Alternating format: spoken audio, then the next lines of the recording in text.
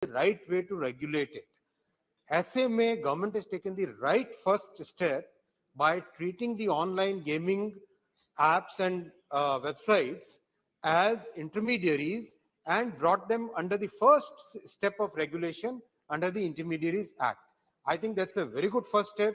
And as we create more consensus with the state governments, as I've said, I think that yes, we should have a central law on this, and the regulation has to be very strict because the society is impacted by addiction to online games and especially by online gambling. T. Sumidhi. Thank you very much, Speaker, sir. As has been rightly pointed out by the Union Minister that there should be consensus with the state government, I would like to draw an attention. Sir, the Tamil Nadu Prohibition, Online Gambling and Regulation of Online Games Bill 2022 stays with the present Governor, Honorable Thiru R.N. Ravi, awaiting assent. Over 40 youths have died so far in Tamil Nadu since the gaming ban bill was not passed in Assembly, but waiting for the assent. Now, my question is, how does the government propose to ensure that the bill actually ends up seeing the light of the day? Does it also intend to ensure that other states also bring up their own legislations until the common legislation is brought forth by the union government? Thank you. Honorable Speaker, sir, already 19 states and UTs have passed their own laws. 17 states have actually amended the Public Gambling Act and introduced the online gambling elements within that Public Gambling Act. If there is something which is happening in a particular state, I don't think this House should be commenting on that. We should, what my point is that we as very responsible lawmakers should come with a consensus, and we should then have a central act which basically has been created, has been drafted in consultation with everybody, and that central act should be effectively regulating the online games and online gambling. Question number 93 club किया जाता है श्री के मुरलीधरन. माननीय मंत्री जी. Table of the House.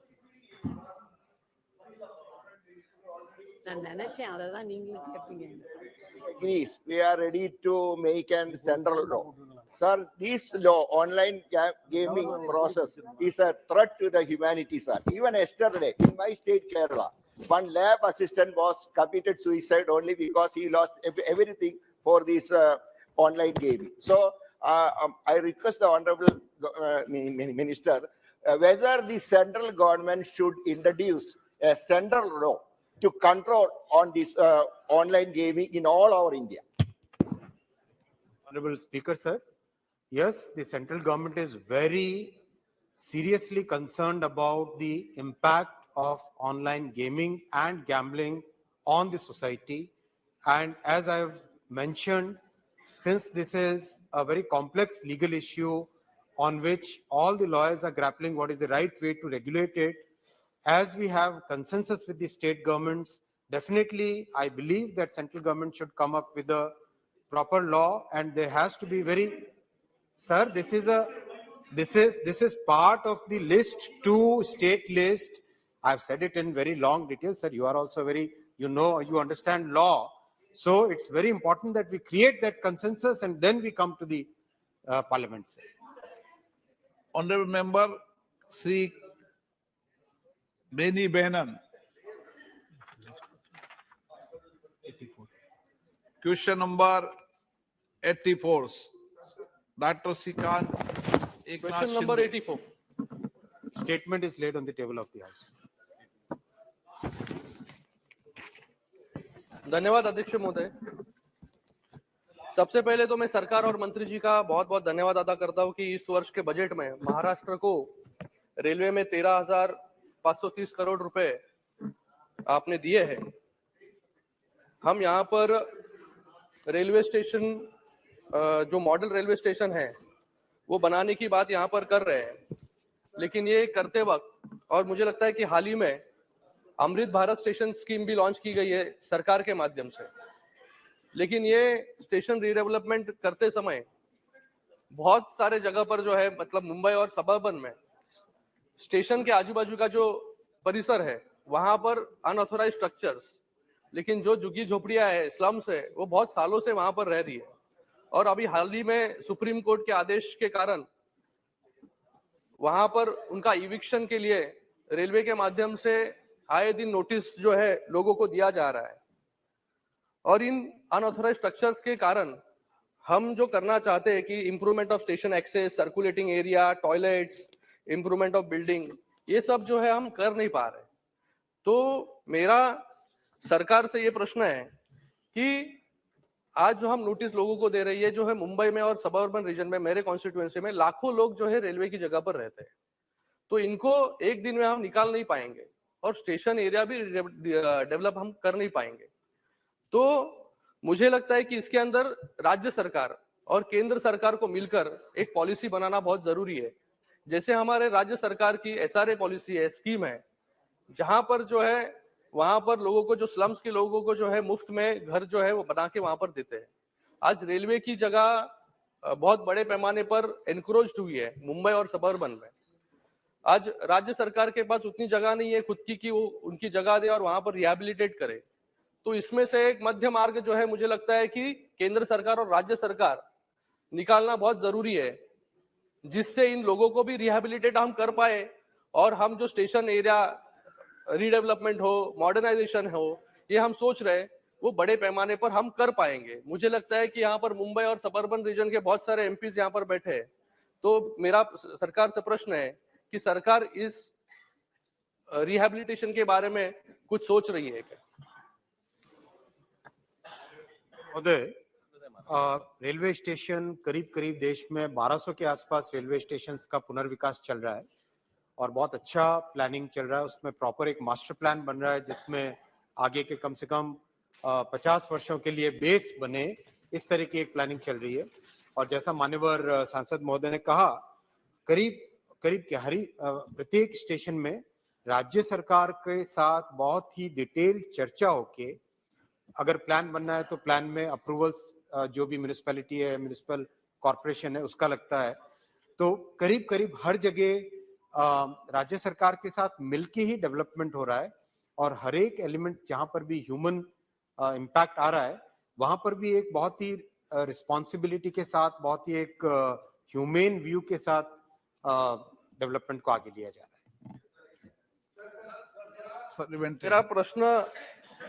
मेरा प्रश्न बहुत specific था सर, कि रिहेबिलिटेशन जो है इन हजारों लाखों लोगों का करना बहुत जरूरी है, तो उसके लिए कोई पॉलिसी सरकार बना रही है क्या? मेरा अगला प्रश्न है, सरकार मेरे लोकसभा क्षेत्र में RLDA के माध्यम से कल्याण और ठाकुरली स्टेशन का रिडेवलपमेंट कर रही है, MRVC के माध्यम से डोंबिवली का कर रही है और अमृत भारत के माध्यम से दीवा और शहाड़। इसके लिए मैं सरकार का बहुत बहुत धन्यवाद अदा करता हूँ। लेकिन कोई टाइम फ्रेम जो है सरकार ने सोची है क्या ये लक्ष्य पूरा करने का? और उसी के साथ में मेरा मंत्री जी से ये प्रश्न है कि सभी स्टेशन के डेवलपमेंट का काम करते वक्त यहाँ पर जो है इन्वेस्टमेंट पूरी तरह सरकार लगा रही है।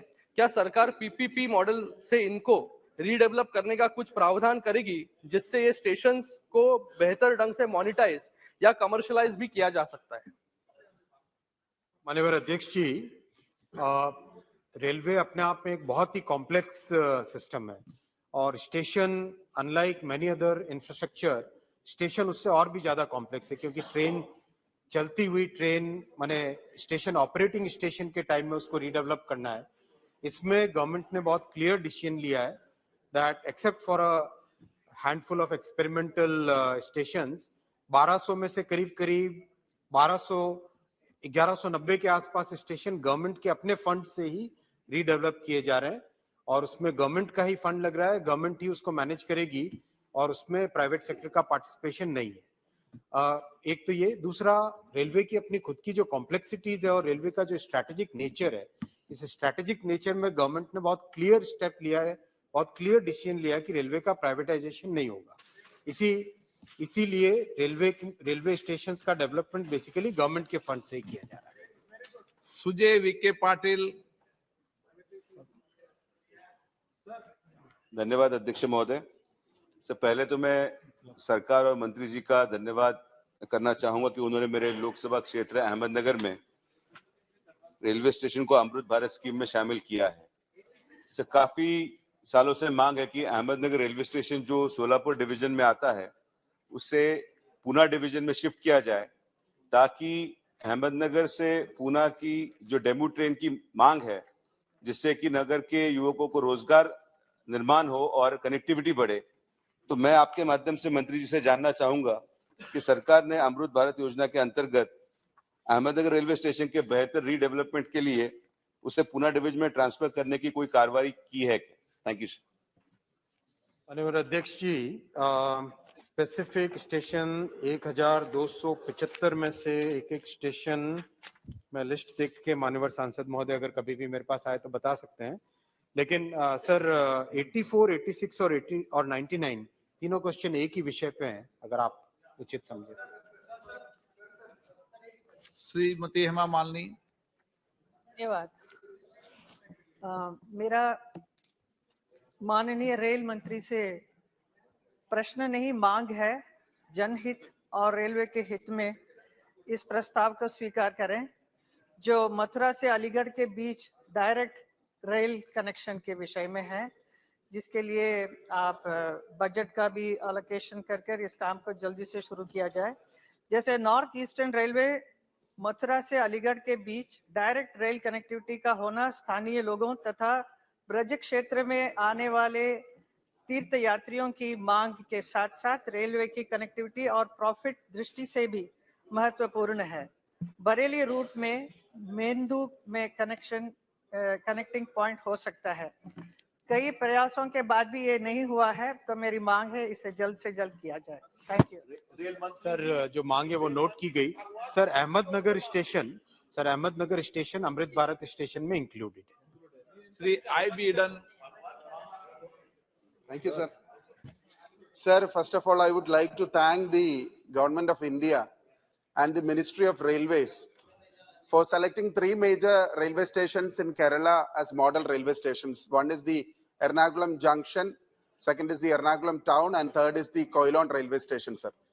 Sir, 444 crore rupees is allocated, is the outlay for the Ernakulam Junction railway station. 225 crores is the outlay for the Ernakulam Town railway station. Sir, my humble request and question to you is, the development work has been inaugurated by the Honorable Prime Minister, but the construction work is at a very slow phase. So would there be intervention from the Government of India to make sure that the work is expedited, finished on time frame? Would there be facilities for women differently abled and also transgender, sir? Sir, women need special waiting arenas as well in this project. The design is very exquisite. I would also like to ask that when you consider both these railway stations, which is at a very stagnant position, no new trains can be allotted.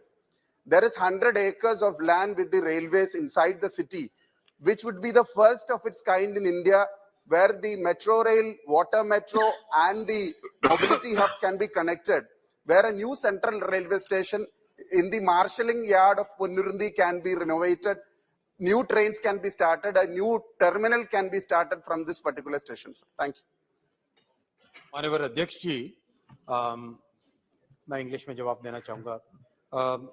The way all the stations are being designed, Honorable Prime Minister Shri Narendra Modi ji gave a very clear vision on the design of stations. In fact, his view was that stations should be actually be integrating both sides of the city first. Second, a new urban space should be created at these stations. Third, all the modes of transportation, as Honorable Member has very rightly pointed out, they should all be integrated with the railway station when we do the redevelopment. And all these elements of design have been kept in mind when we are taking up all these stations. One of the key points is there is a lot of pre-work which has to be done when we are constructing when we are redeveloping a station. What is that pre-work? That pre-work is because the railway has to continue to function. So all the signaling cables, all the control systems, they have to be first shifted and made operational. Then only we can start the actual physical construction work. I mean, it's a technical point, but it's a very important point. So what Honorable Member is saying, please expedite. Yes, we are rapidly moving in the construction, but what we are always keeping in mind is that the train operation should not be disrupted by the redevelopment. Mostly, sir, this kind of activity in the developed countries, generally a project of this complexity, let's say in a European country, would take something like 4 to 6 years. We are targeting completion within 2 to 3 years of each of these projects. इस पर सारी debate private bill पर debate है, इसकी संकल्प पर भी उस समय चर्चा कर लेना, अभी डिटेल में क्या प्रश्न होना। क्वेश्चन नंबर 86 और 99 को क्लब करते हैं। पहले 86 टीआर पारीवेंदर। 85 है सर 86 को क्लब किया।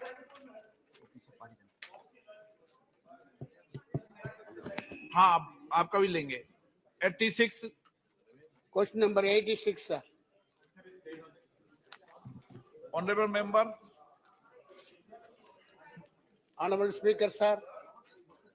Tamil Nadu has received a railway budget allocation of 6,080 crores for the various projects in 23-24. This is 57% higher than the allocation of the previous year. Even in this budget, also my Perambalur constituency, laying new railway line from Ariyalur to Namakkal via Perambalur and Thurayur is not included. This is a 50 years dream of my constituency people since from independence. I would like to ask the Honorable Minister through you, sir, when this proposal will be considered, at least in this Amit Kal, Ministry and Railway Board should consider it positively. Honorable Speaker, sir, although the question relates to stations, an honorable member has asked about a particular project, and I'm aware of that project. Honorable member has discussed that project with me in good detail. We can discuss it whenever you come to the office in what is the progress. What I would like to say, Honorable Speaker, sir, is that Honorable Prime Minister has given a record allocation to railways because he has an emotional connect with the railways, and as a result, most of the states have got very good allocations this year, and I'm very happy to share that Tamil Nadu state, the state of Tamil Nadu has got a record allocation this year at 6,080 crore rupees. So this is a great thing. We should now go beyond politics and make sure that the state and center collaborate and the progress of the projects is fast, because there is a lot of scope within the state government's scope, land acquisition, law and order support, all those things will have to come from the state government support. So I request that this is the time when Honorable Prime Minister's vision of transforming railways can actually be achieved. My supplementary too, sir. I request the Honorable Minister to give stoppage of Guruvayur and Mangur Express at Lalgudi railway station in my Perambalur constituency. Will the request be considered? The matter of stoppages is something very serious. It's of course not connected with the station. Honorable member can meet me and we can discuss it separately.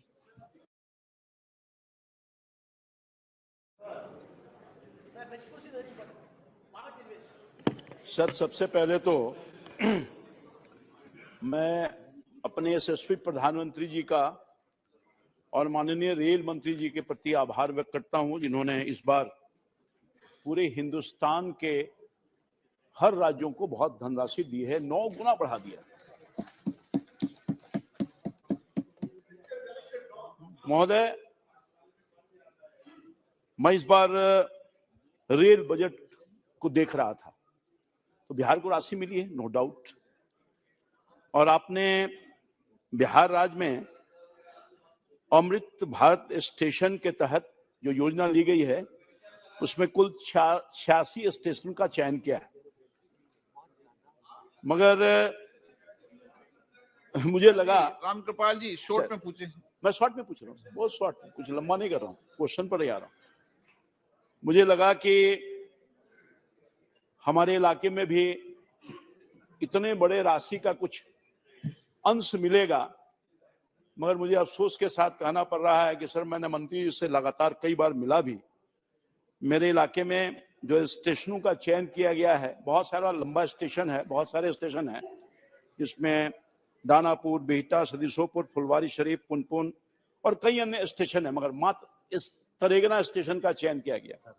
दूसरी बात है, बहुत दिनों से, आजादी के बाद से ही लंबे अरसों से, मैं आ रहा हूं सर, प्रश्न पूछो ना, मैं प्रश्न ही तो आ रहा हूं पूछने के लिए। लंबे अरसों से वहां पर 4 लोकसभा को प्रभावित करने वाला, जनता को असर डालने वाला बिहटा से लेके औरंगाबाद रेल लाइन, इसमें आपने राशि दी है, मात्र 20 करोड़ रुपए की राशि दी है। मैं आपके माध्यम से जानना चाहता हूं कि क्या हमारे जो स्टेशन छूट गए हैं, उन स्टेशनों पर आप गौर करेंगे, अमृत भारत स्टेशन में जोड़ने का काम करेंगे, उसके डेवलपमेंट के लिए जरूरी है। और दूसरा, बिहटा से लेके औरंगाबाद रेल लाइन, जिसकी स्वीकृति आपने पहले से ही दे रखा है, 20 करोड़ रुपए की राशि को बढ़ाने की कृपा करेंगे। धन्यवाद सर। माननीय अध्यक्ष जी, करीब 3 स्टेशन का बहुत सीरियस जब डेवलपमेंट हुआ, गांधीनगर कैपिटल, रानी कमलापति और विश्वेश्वरैया टर्मिनल बैंगलोर में, उसके एक्सपीरियंस के बेसिस पे बहुत सारे स्टेशंस को लिया गया है और ये प्रोग्राम स्टेशन डेवलपमेंट का अब रैपिडली स्केल अप किया गया है। उसके तहत करीब करीब 200 बड़े स्टेशन हैं और टोटल अगर हम देखें तो 1275 सारे स्टेशन मिला के हैं। और जिस तरह से काम आगे बढ़ेगा और भी नए स्टेशन इसी लिस्ट में आगे इंक्लूड होते जाएंगे और इंडिविजुअल प्रोजेक्ट की माननीय सांसद महोदय ने कहा है, मैं बिहार सरकार, आपके माध्यम से बिहार सरकार को भी रिक्वेस्ट करना चाहूंगा कि भूमि अधिग्रहण में सहयोग अगर मिलेगा तो जरूर उसमें हर एक प्रोजेक्ट में और भी फंड रिवाइज्ड एस्टिमेट के टाइम में अधिक दिए जा सकते हैं। बहुत सारी डिपेंडेंस राज्य सरकारों पे है, राज्य सरकार अगर सपोर्ट करे तभी जाके प्रोजेक्ट्स आगे बढ़ पाएंगे। 85 क्वेश्चन नंबर 85 प्रश्न संख्या 85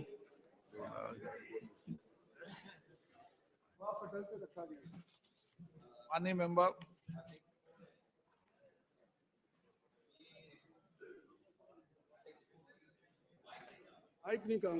अध्यक्ष महोदय, मी समाजातील अतिशय गरीब लोकांचा प्रश्न आपल्या माध्यमातून मी सामाजिक न्याय मंत्र्याला विचारू इच्छितो।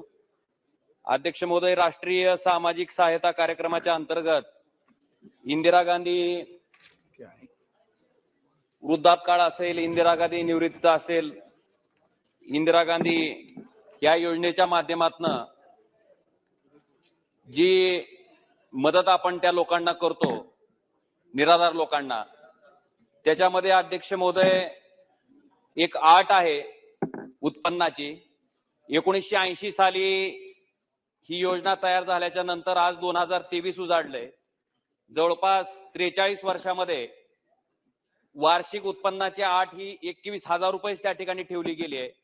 अध्यक्ष महोदय, मी आपल्या माध्यमातून सामाजिक न्याय मंत्र्याला विचारू इच्छितो की आपण नॉन क्रिमिलियरची मर्यादा 1 लाखावरनं 8 लाखावर केली, आपण इन्कम टॅक्सचे स्लॅब त्या ठिकाणी बदलले।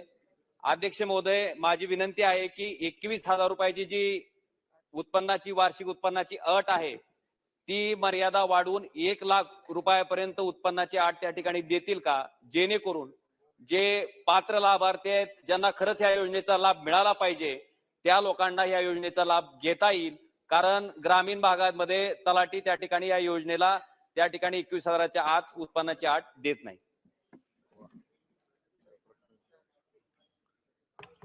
स्पीकर साहब, मेरा इंटरप्रिटेशन काम नहीं कर रहा, तो मेरे को समझ में नहीं आया कि माननीय सदस्य ने क्या पूछा है।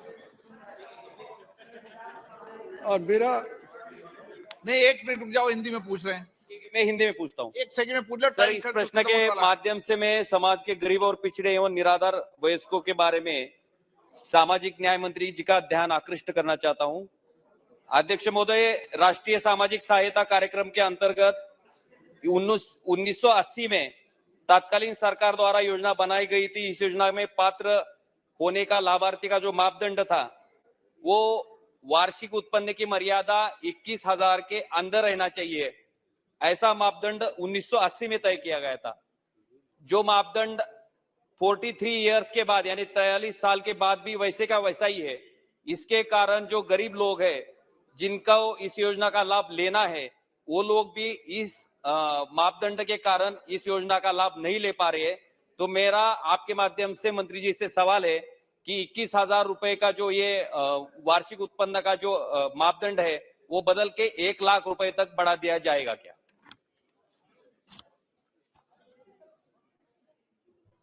जनाब स्पीकर साहब,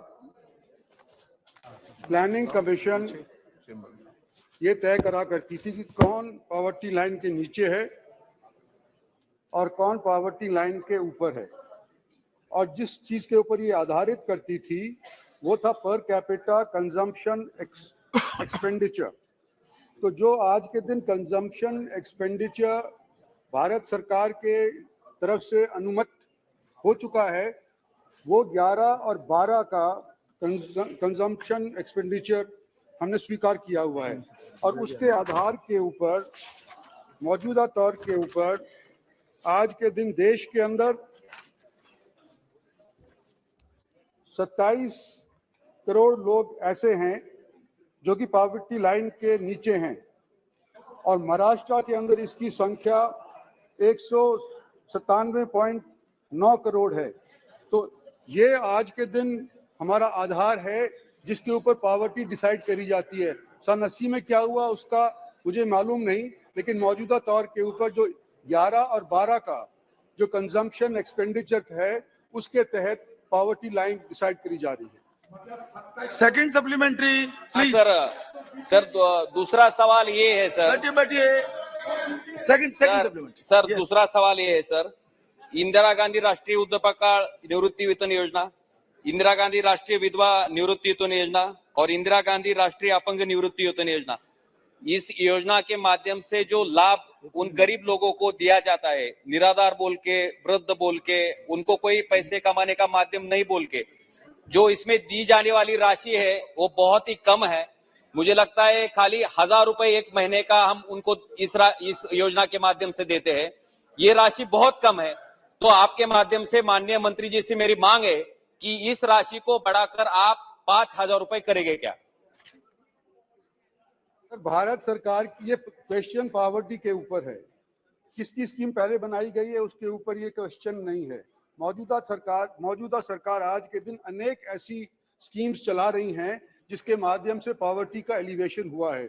और मैं आपको बताना चाहता हूं कि स्वच्छ भारत मिशन के अकेले के अंदर 11.7 करोड़ टॉयलेट्स बने हैं। उज्ज्वला के तहत 9.6 करोड़ LGB कनेक्शन लगाए गए हैं। कोविड वैक्सीनेशन के अंदर 220 करोड़ वैक्सीनेशन दिए गए हैं।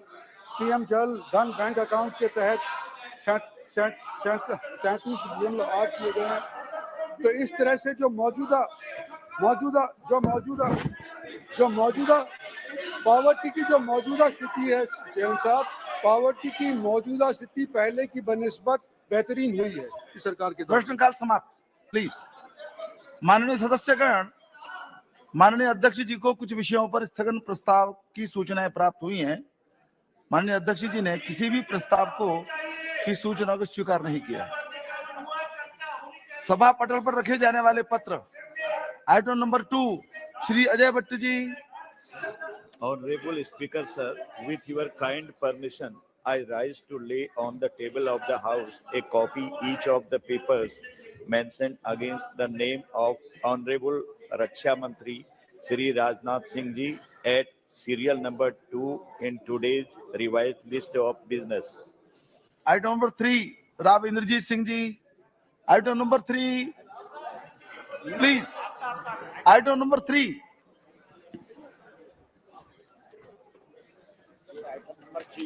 हाँ देख रहा हूँ, दे रहा हूँ यार।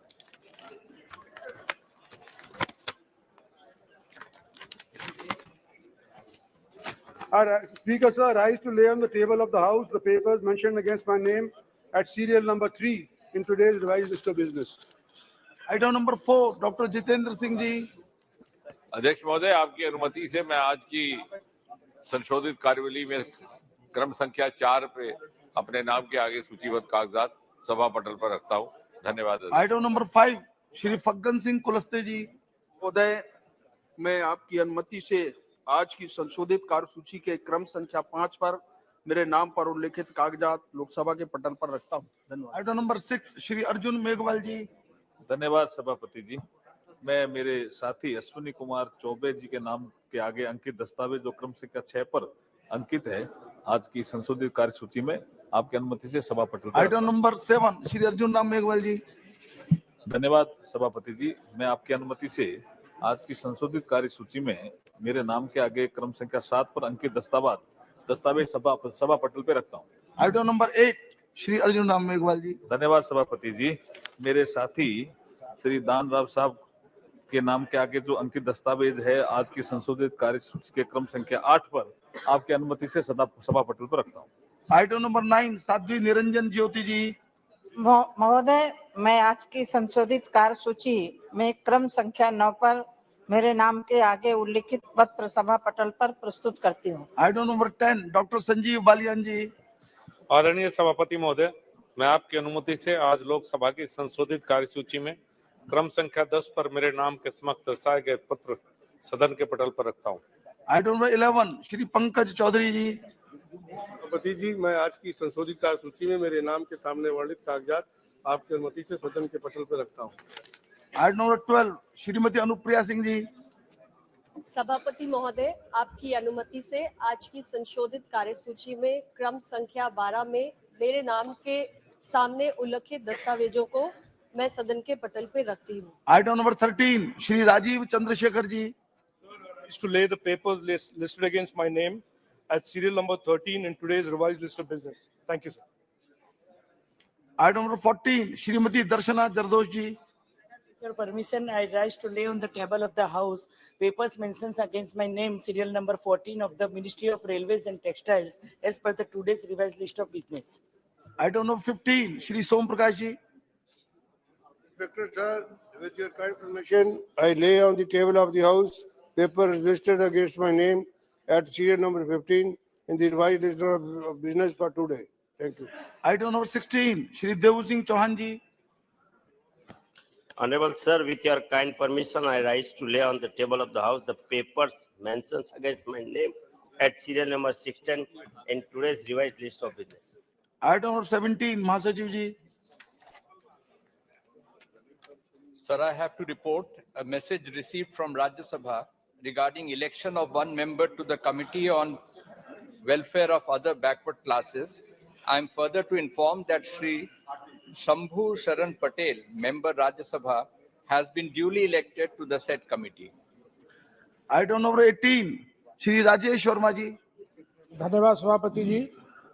मैं आज की कार्यसूची में अपने नाम के सामने यथा सूचीबद्ध अन्य पिछड़े वर्गों के कल्याण संबंधी समिति के की गई कार्रवाई प्रतिवेदनों में अंतर्विष्ट सिफारिशों पर सरकार द्वारा अंतिम की गई कार्रवाई को दर्शाने वाले 2 विवरणों के हिंदी और अंग्रेजी संस्करण की एक प्रति सभा पटल पर रखता हूं।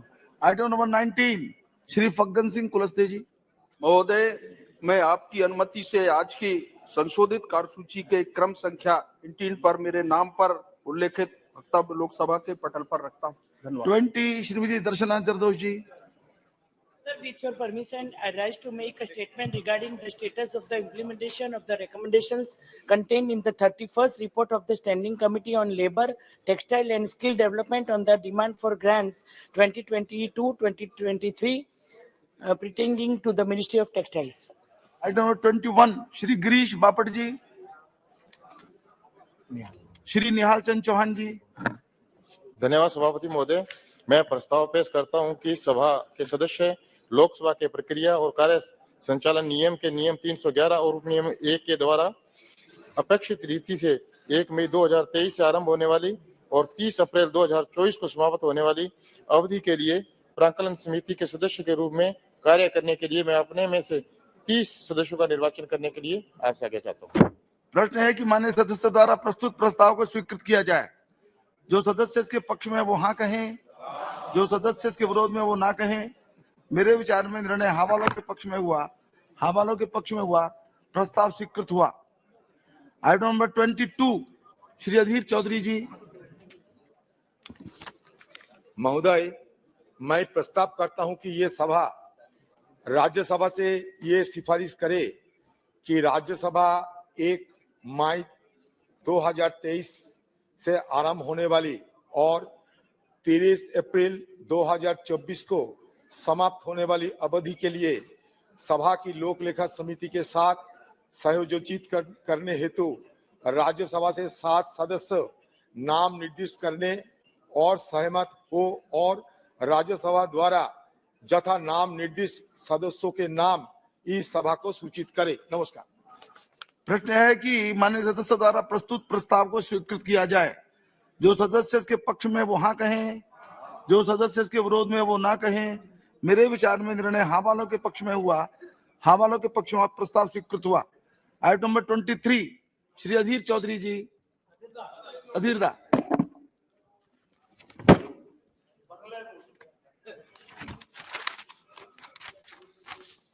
Sir, I rise to move that the members of this House do proceed to elect in the manner required by Sub-Rule 1 of Rule 309 of the Rules of Procedure.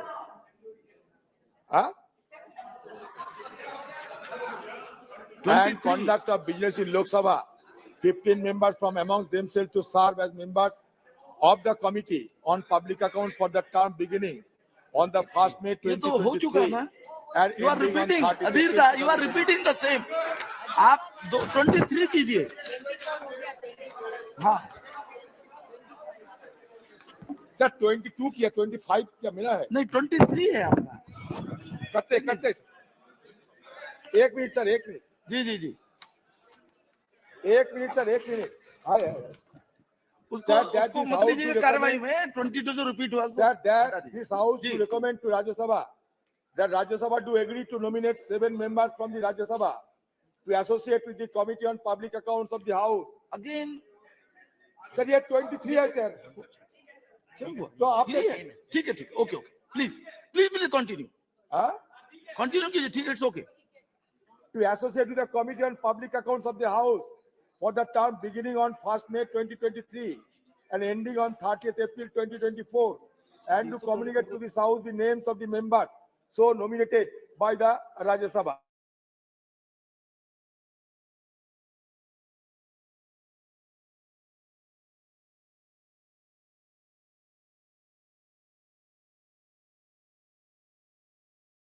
आज उनके नेता की संपत्ति क्या 18 गुना बढ़ी है कि नहीं, क्या 16 गुना बढ़ी है कि नहीं, ये देखिए कि उनकी संपत्ति स्वयं की व्यक्तिगत संपत्ति कैसे 16 गुना बढ़ी, ये मैं ऑथेंटिकेट करता हूँ।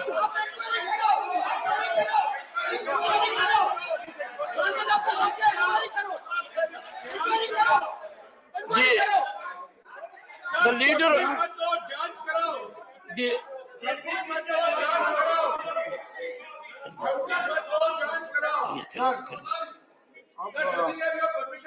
तो मैं देखिए ये इसलिए मुझे बोलना पड़ रहा है। सर एक चीज आपके अनुरोध करूंगा, एक अनुरोध करूंगा, हर बार नहीं, Mr. Chidambaram, please, no, while sitting you are speaking not good, sir. I have a request to make to the leader of the opposition, sir. Every time your member rises, you are a very senior member.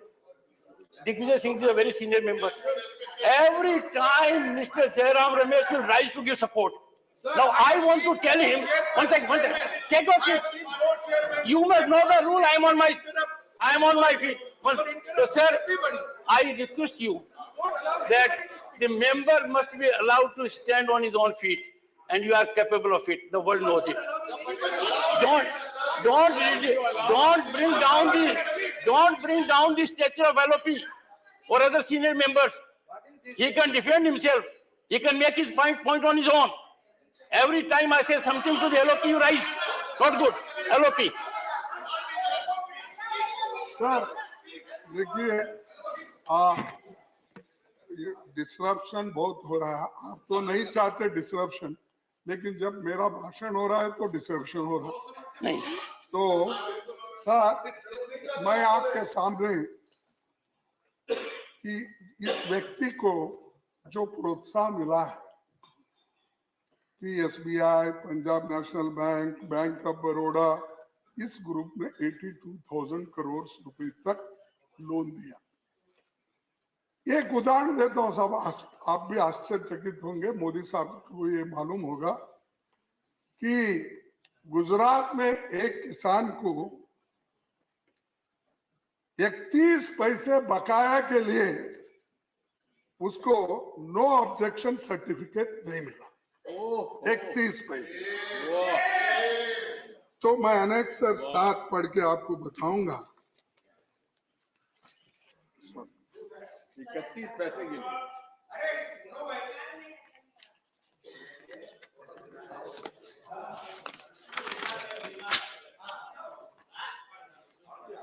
सब धन कुबेरों के 90,000 करोड़ माफ, किसान के 31 पैसे वसूलने पर अड़ा state bank of India. Gujarat high court ने कहा कर चुकाने के बाद भी किसान को नहीं दिया नो ड्यू सर्टिफिकेट। 13 पैसे के ऑथेंटिकेट कर दो सर, 13 पैसे के लिए ऑथेंटिकेट करो सर, अगर यहाँ ऑथेंटिकेट ये तो है नहीं sir, sir it will have to be authenticated. No, लीजिए नहीं आप in accordance with rules the statement of fact is required to be authenticated. You are yet to do it. कुछ ही समय बाद पूरा ऋण चुका The honorable LOP is called upon to authenticate this information के जमीन during course of the day. Record में अपने नाम दर्ज नहीं कराने दे रहा। जमीन के नए मालिक 2 वर्ष पहले उच्च न्यायालय पहुंचे, जिस पर बुधवार को सुनवाई हुई और कोर्ट ने यह कहा कि भाई 50 पैसे तक तो ये माफी है। देखिए, न्यायमूर्ति करिया ने कहा बैंकिंग अधिनियम के मुताबिक 50 पैसे से राशि को नजरअंदाज कर सर्टिफिकेट जारी किया जाना चाहिए, क्योंकि मूल कर्जदार ने पहले ही ऋण को पूरा चुका दिया था। तो ये 13 पैसे के लिए, हाँ सॉरी, हाँ 31 पैसे के लिए ये करोड़ों रुपए लूट रहा है। और ये करोड़ों रुपए लूट के Sir, what you have read is required to be authenticated for 3 reasons. One, ये कोर्ट का ऑर्डर नहीं सर, ये कोर्ट का नहीं है। Honorable LOP ये कोर्ट का नहीं है। You put that on the table of the house during course of the day. अच्छा ठीक है। Now do it, authenticate it. Yes. देखिए, और दूसरी चीज ये है कि ये जो उनको देखिए शॉर्ट पीरियड में defence, airport, port, highways, solar, wind gas, media, cement अब मेरे पास भी आ गए। गुलबर्गे में एसीसी सीमेंट फैक्ट्री भी परसों ही खरीदी। वो अब भाषणों में, चुनावी प्रचार में मोदी साहब मेरे पीछे लगे, ऐसे में सीमेंट वो लेकर वहां पर कारखाना मेरे पास शाहबाद में खरीदे ना। ठीक, तो ये इनको पैसा तो पब्लिक सेक्टर ने दिया, बैंकों ने दिया, पैसा भी मेरा, यानी मेरा मीन्स जनता का पैसा भी हमारा, एयरपोर्ट, पोर्ट, रोड भी हमारे। चलो हमारे ही पैसे से पब्लिक सेक्टर खरीदो। और इसमें जो सामान्य लोगों को नौकरियां मिलते थे पब्लिक सेक्टर में, वो सब डूब गए। अगर पब्लिक सेक्टर जिंदा होते तो उसमें रिजर्वेशन मिलता।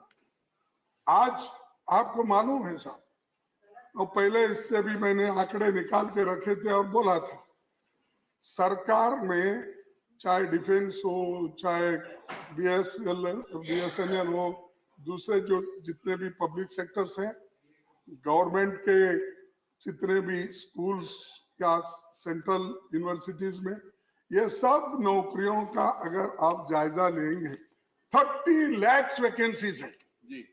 30 लाख में 30 लाख तो 30 लाख में 15 लाख तो रिजर्वेशन को मिलते हैं, एससी को, एसटी को, बैकवर्ड को, सब आप भी उसी में आते शायद, उसी में आते शायद, ये बैकवर्ड्स में, ओबीसी में आते शायद, आपको भी उसका फायदा होता था। तो 15 लाख और 15 लाख नौकरियों में से फिर 10 लाख और 10% इकोनॉमिकली वीकर सेक्टर, ये नौकरियां क्यों नहीं दे रहे, किस लिए नहीं दे रहे, क्यों भर्ती नहीं कर रहे, और ये प्राइवेटाइज कर करके इनको नौकरी भी नहीं मिल रही है, और एश्योर्ड जॉब जो लोगों को मिलता था वो भी खत्म हो रहे, और आप तो गरीबों के लिए ज्यादा काम करने वाले हो, तो ये क्यों कर रहे हो? पब्लिक सेक्टर को मजबूत करो ना, प्राइवेट सेक्टर में पूरा पैसा भेज रहे 82,000 करोड़, उसके बजाय पब्लिक सेक्टर में इन्वेस्ट करो। 10 लाख लोग पब्लिक सेक्टर में काम करते हैं, और अदानी के पास 82,000 करोड़ आप देख के उसके पास सिर्फ 30,000 लोग काम करते हैं, 30,000, फिर भी उसको प्रोत्साहन मिलता है। One second, please take your seat. One second. India has robust mechanism where how people get contracts. One second. No. Honorable LOP. No. One second. Take your seat. No. We cannot send a signal. India. No. We cannot allow. Mr. Chidambaram, you know it more than anyone else. We have a transparent, accountable, robust mechanism. I am only cautioning the LOP. He is trying to give an impression that India is a country where contracts can be given like this. No. Contracts are given on the basis of accountability and mechanism. No. I know the rules are such. LOP will bear this in mind.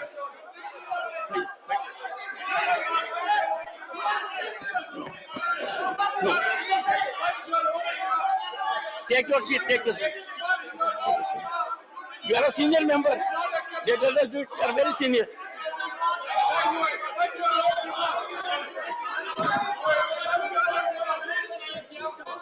One second. No.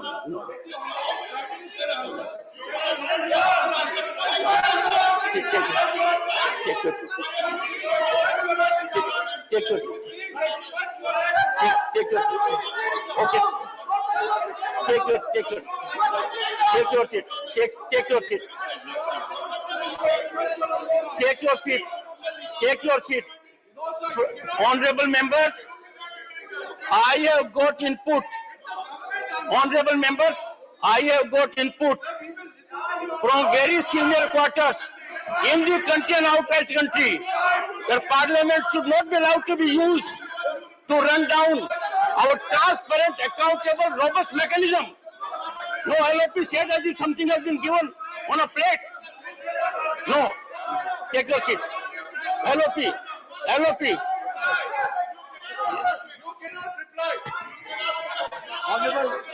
Honorable Chair, give me a minute. Honorable Chair, the opposition is trying to allege that the chair should not have made these comments. I would like to point out to the honorable leader of the opposition and his other colleagues that the chair.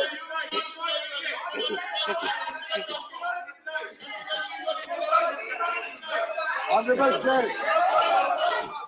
Chairman, I would like to urge the honorable leader of the opposition and his other colleagues that the chair is duty bound to protect the dignity of India. The chair is duty bound to ensure that national interests is not compromised. This is the Council of States. If any member LOP makes a wants to say comment something. which insinuates, LOP wants to say and I have the definition of insinuation, Take your- if he makes a comment which insinuates, Sir, you cannot reply. Please take your seat. Take your seat. Yes, sir. You reply. Take your seat. Take your seat. Take your seat. Honorable members, take your seat. We have to say from this platform only that which is in national interest. No. Authenticated. It can't be allegation without substantiated. No. LOP. LOP.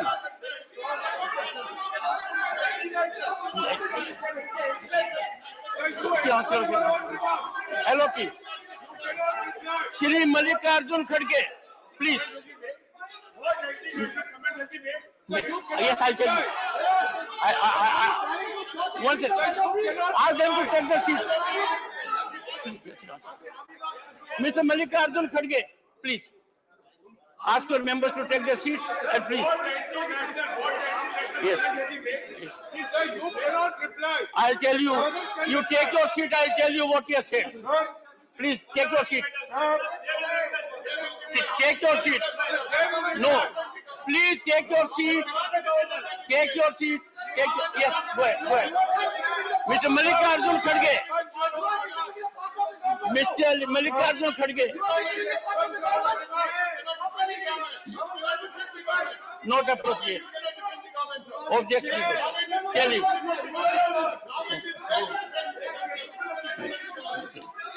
Mr. Mallikarjun Kharge, please resume your address. Please.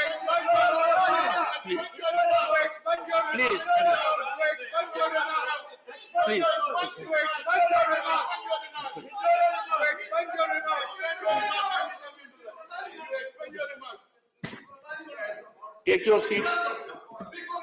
Take your seat, Mr. Jairam Ramesh. Take your seat. Why I said so? An impression was explicitly given by the leader of the opposition that the largest democracy on earth is giving context like this. No. Not the context. No. LOP. Please, LOP. Leader of the opposition. Yes. Sir? Yes. Mr. Mallikarjun Kharge, please.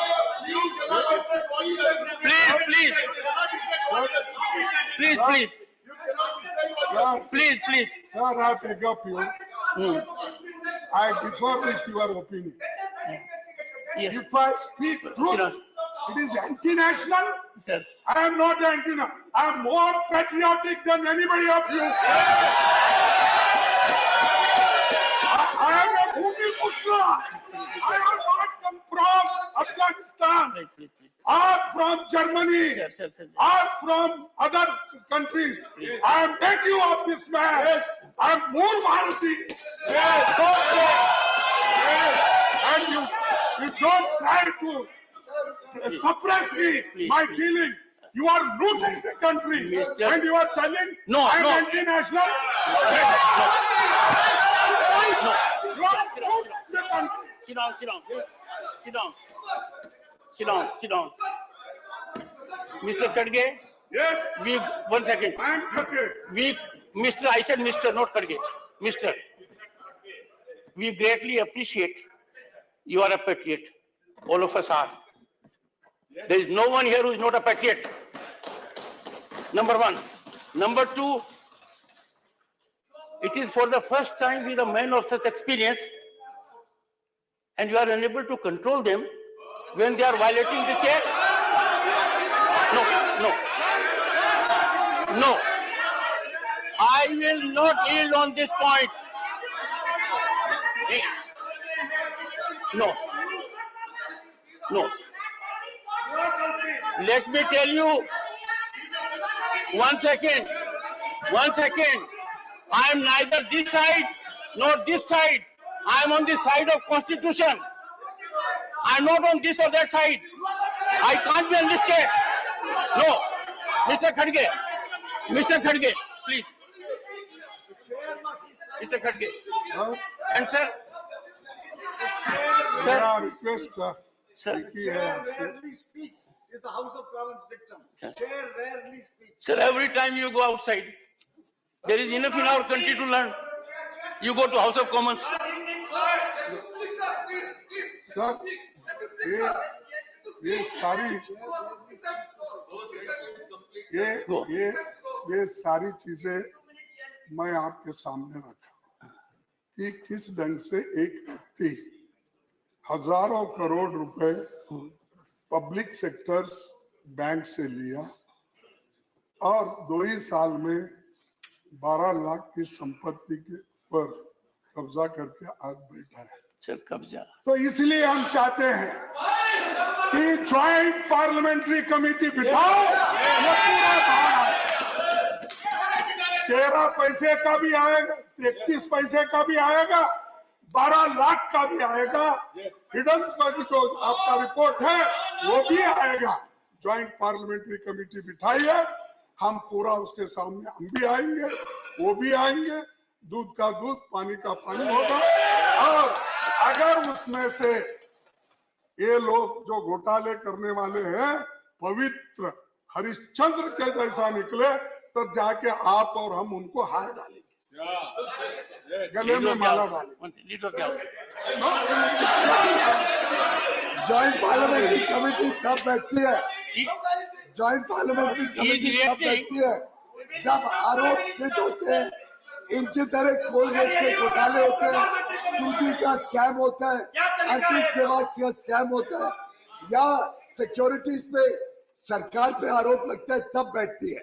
ऐसे इनके हिसाब से अगर कोई एक private individual के issue में joint parliamentary committee बैठने लगे तो कल तो ज्वाइंट पार्लियामेंट्री कमेटी ये भी तय करे कि जो स्कार्फ पहना हुआ है मल्लिकार्जुन खड़गे जी ने, ये लुई विटॉन का स्कार्फ ये कहाँ से आया, किसने इसके पैसे दिए, कितने का स्कार्फ पहने, इनकी वेल्थ कहाँ से आई।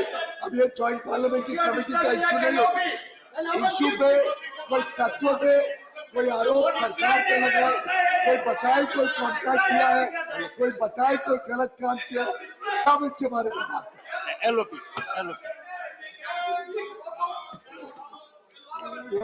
ज्वाइंट पार्लियामेंट्री कमेटी से क्यों भाग रहे मुझे मालूम बताया अभी। तो आप भागते जाओ, हम पीछे आपको पकड़ेंगे। सर, एक तो ज्वाइंट पार्लियामेंट्री कमेटी की हमारी डिमांड है, सभी पार्टियों ने यहाँ पर रखा है और पूरे पार्टी के लोग एक होकर एक वॉइस में इस सदन में हमने पूछा है, उसको आप मानिए देश के हित में। ये इसमें तो देशद्रोही का मामला नहीं ना, ये तो देश के हित में है ना। और हम तो इलेक्टेड रिप्रेजेंटेटिव्स हैं, हम तो कहीं बाहर से ऊपर से तो नहीं टपके। तो इसीलिए मैं और डिमांड करूंगा, बार बार डिमांड करूंगा, ज्वाइंट पार्लियामेंट्री कमेटी आप बनाए। दूसरी चीज, अब डेमोक्रेटिक इंस्टीट्यूशंस पे अटैक हो रहे इतना कि एक तरफ तो आप तो संविधान बहुत पढ़े हैं क्योंकि बहुत ही जाने माने एडवोकेट हैं और आपने कहा You will not have to authenticate it. Go ahead. नहीं, आपने इतने अच्छे साहब, आपने मुझे बताया, या बताऊं क्या नको मुझे मालूम नहीं, बताना ऐसा तो कुछ नहीं होगा। मैं भी बहुत सी बातें बताऊंगा तो ठीक नहीं रहेगा। अच्छा, छोड़ देता हूँ फिर। साहब वो नहीं, वो ज्यादा गंभीर है। नहीं, वो नहीं बोल रहा हूँ मैं। बहुत ज्यादा गंभीर है। नहीं, जब आप वकालत करते थे शुरू में, आपने कहा था कि हाथ से गिनते थे। हाँ, ये तो ठीक है ना, तो हाथ से पैसे गिनते थे। जब इनकी वकालत बढ़ते गई, एक मशीन खरीदे और मशीन से पैसे गिनने लगे। ऐसा मैंने नहीं कहा। ये साहब, ये आपने कहा, आप सदन को नहीं, ऐसा है, मुझे लगता है कि आप मेरे पर जेपीसी बैठा दोगे कि मुझे तब क्या मिलता था अब क्या मिलता था। तो मैंने आपको ये तो कहा, आपकी मेहनत और लोग आपको चाहते थे, ये हमारे वकील हैं, यही सक्सेसफुल कर सकते हैं, तो लोग पैसे देते गए, अब गिनने को फुर्सत नहीं, तो आप मैडम को कहा मशीन से गिनते जाए। प्रधानमंत्री मोदी जी ने अरे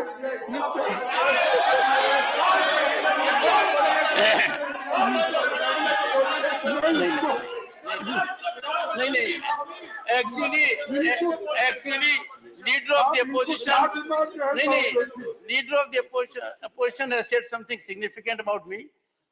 leader of the house has missed it. इन्होंने ये कहा है, मेहनत करते जाओ, छलांग अपने आप लगते जाएगा। इन्होंने जो ताना बाना बुना था, उसका जवाब दिया है कि when there is geometrical rise, manifold rise, it is on account of labor, planning, hard work. ये कहा सर आपने? And contact. Yes. I had contact with you there.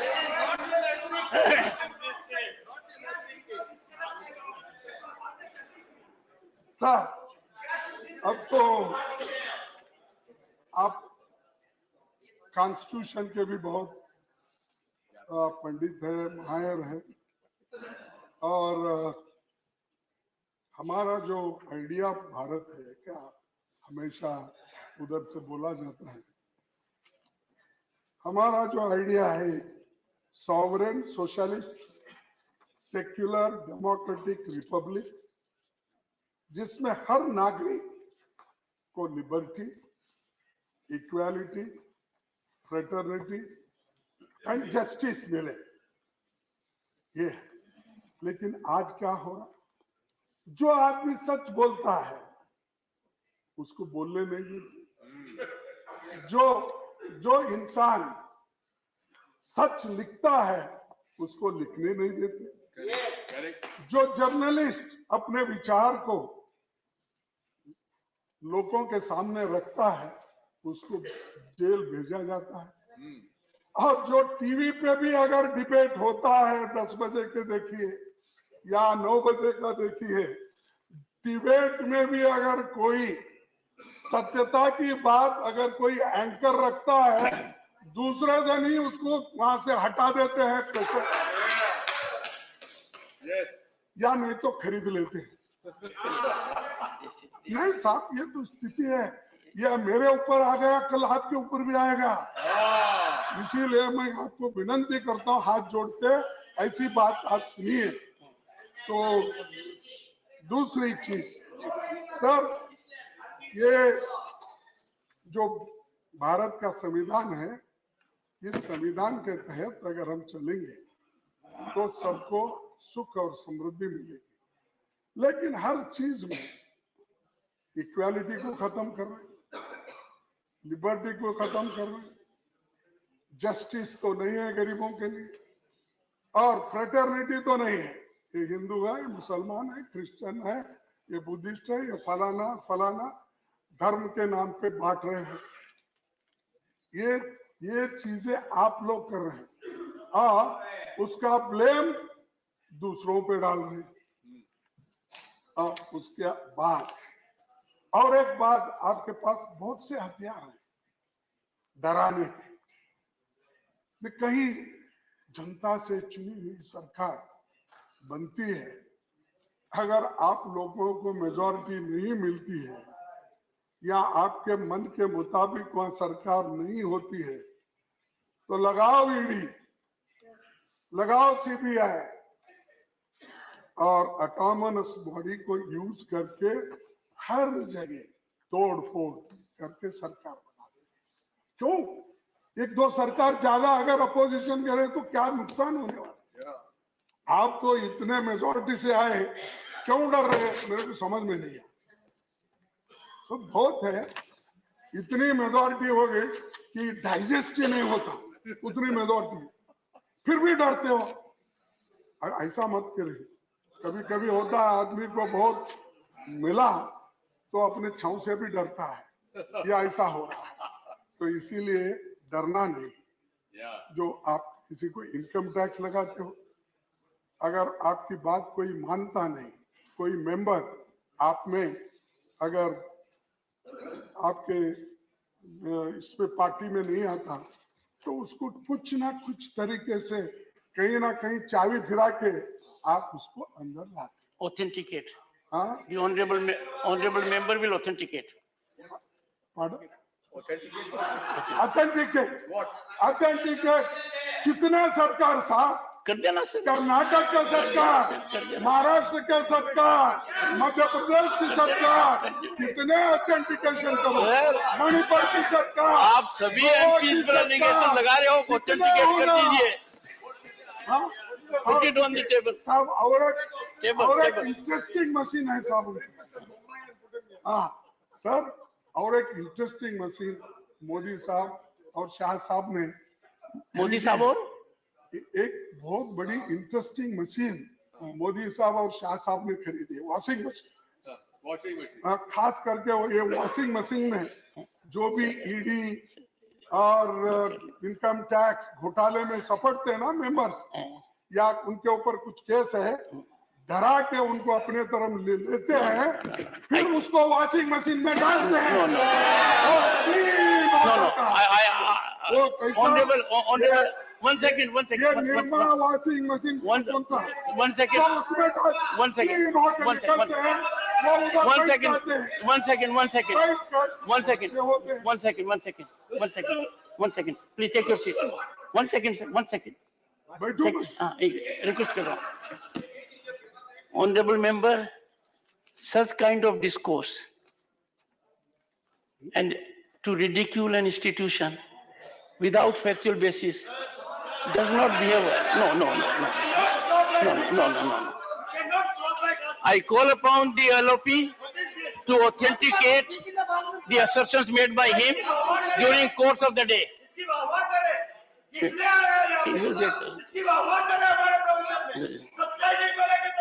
I can understand. Sit down. Shakti Singh, use your Shakti later on. That's it. What have I done? No. I tell you. No. Let me tell the honorable member, whatever LOP says is to be responded by them. But.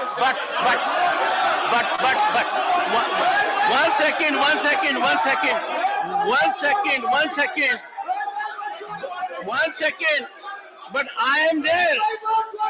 I will have to ensure. No. One second. The ruling party cannot invoke the provisions that I have. If a member makes an allegation against another member, it is my duty to live up to constitutional requirement.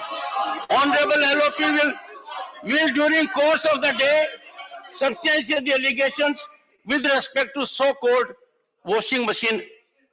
He will do it. What? Ask him to sit down, sir.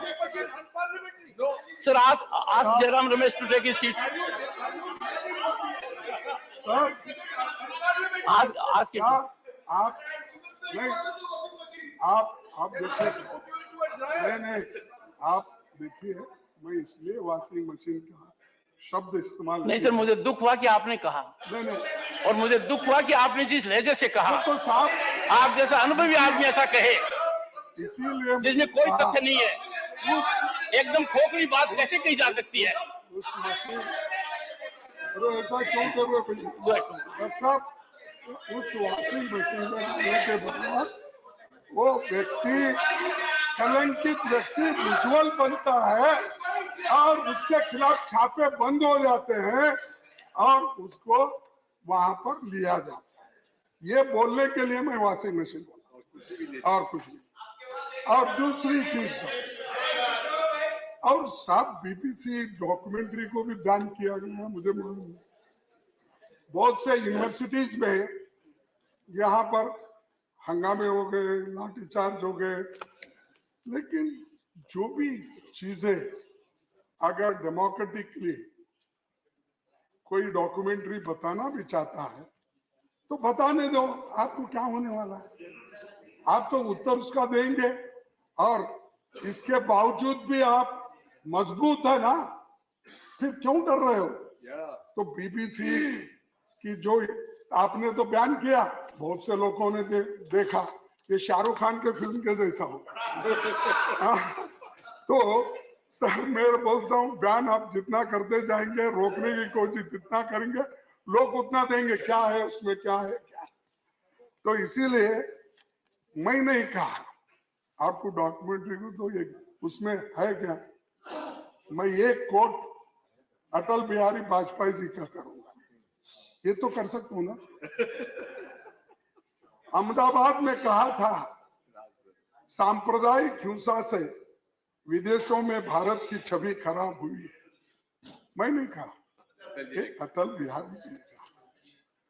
क्या मुंह लेकर विदेश जाऊंगा, राज धर्म का पालन नहीं हो। ये मेरा नहीं है, ये मेरा नहीं है, ये Atal Bihari Vajpayee.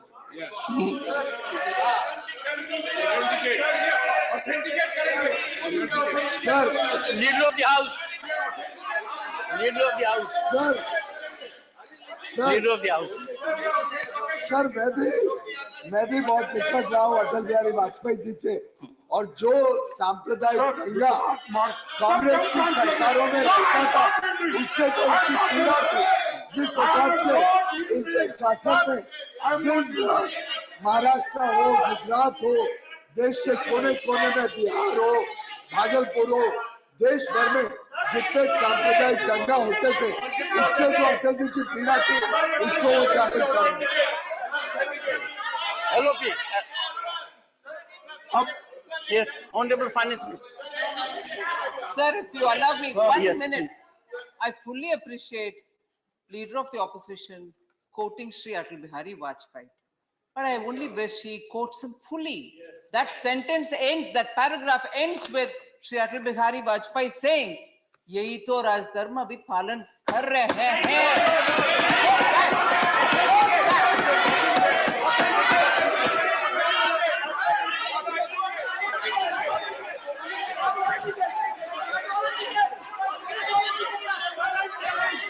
Both.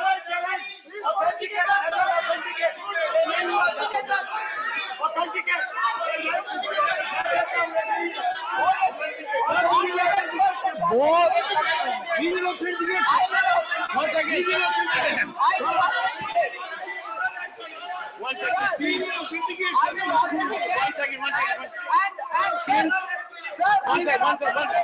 One second. Since a reference has been made,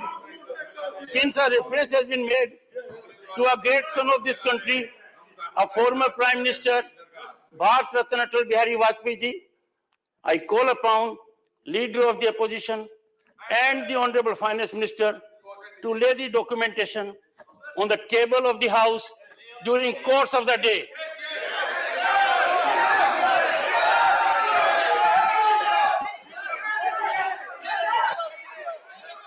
Yes.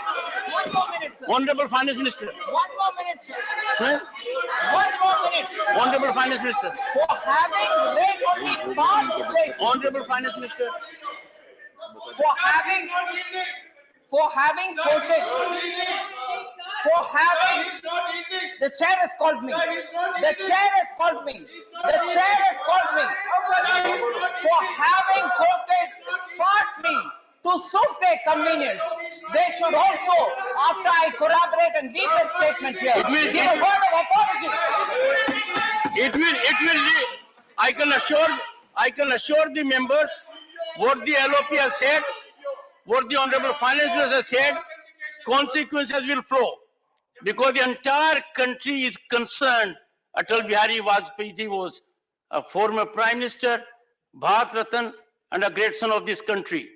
Any observation made by him, if truncated, suited, or not given properly this side or that side, it is duty of the chair to deal with the situation. Take your seat, take your seat, take your seat. Yes. Yes. Sir मैं मेरे मुंह से नहीं ये 4 अप्रैल का है, अगर आपको डिटेल होना है तो मैं ला No sir, newspaper reports are no substitute to documentation. सब You have to authenticate what is said.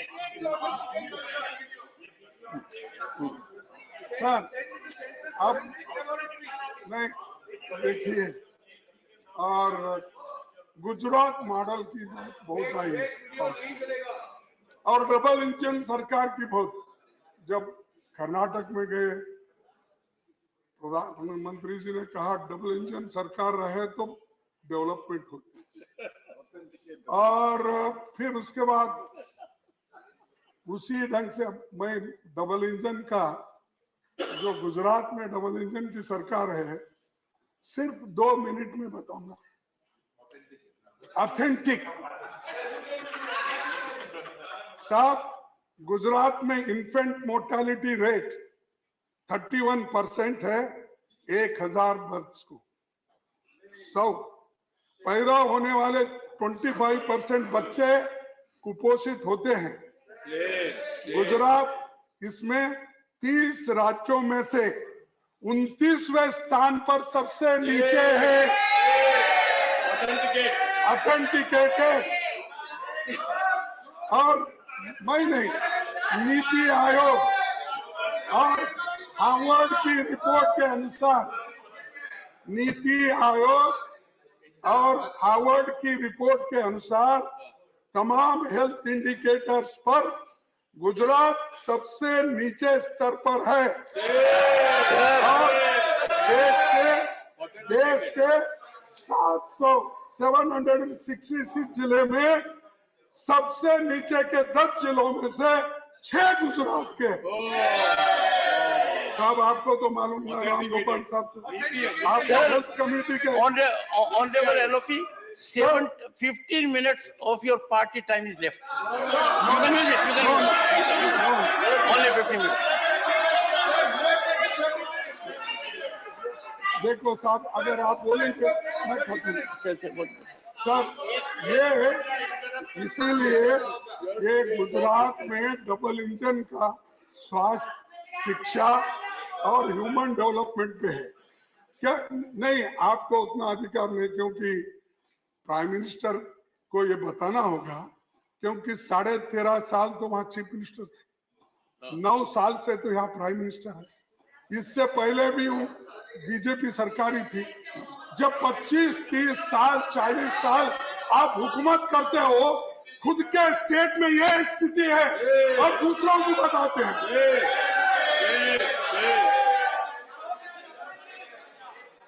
Sir मैं इन्फ्लेशन की तो बात नहीं करता, क्योंकि सभी ने तो कहा रिकॉर्ड इन्फ्लेशन इस देश में कैसा महंगाई हुआ, एलपीजी, पेट्रोल, डीजल और इन सारे चीजों में। और यूपीए की आप बात नहीं करते हो, जब यूपी के पेट्रोल डीजल के 70 रुपए दाम थे और सिलेंडर 410 में था और तेल के कीमत तो हाई थे, लेकिन आज तेल की कीमत में भी गिरावट आई, लेकिन एलपीजी और पेट्रोल एक्साइज में तो बढ़ती जा रही।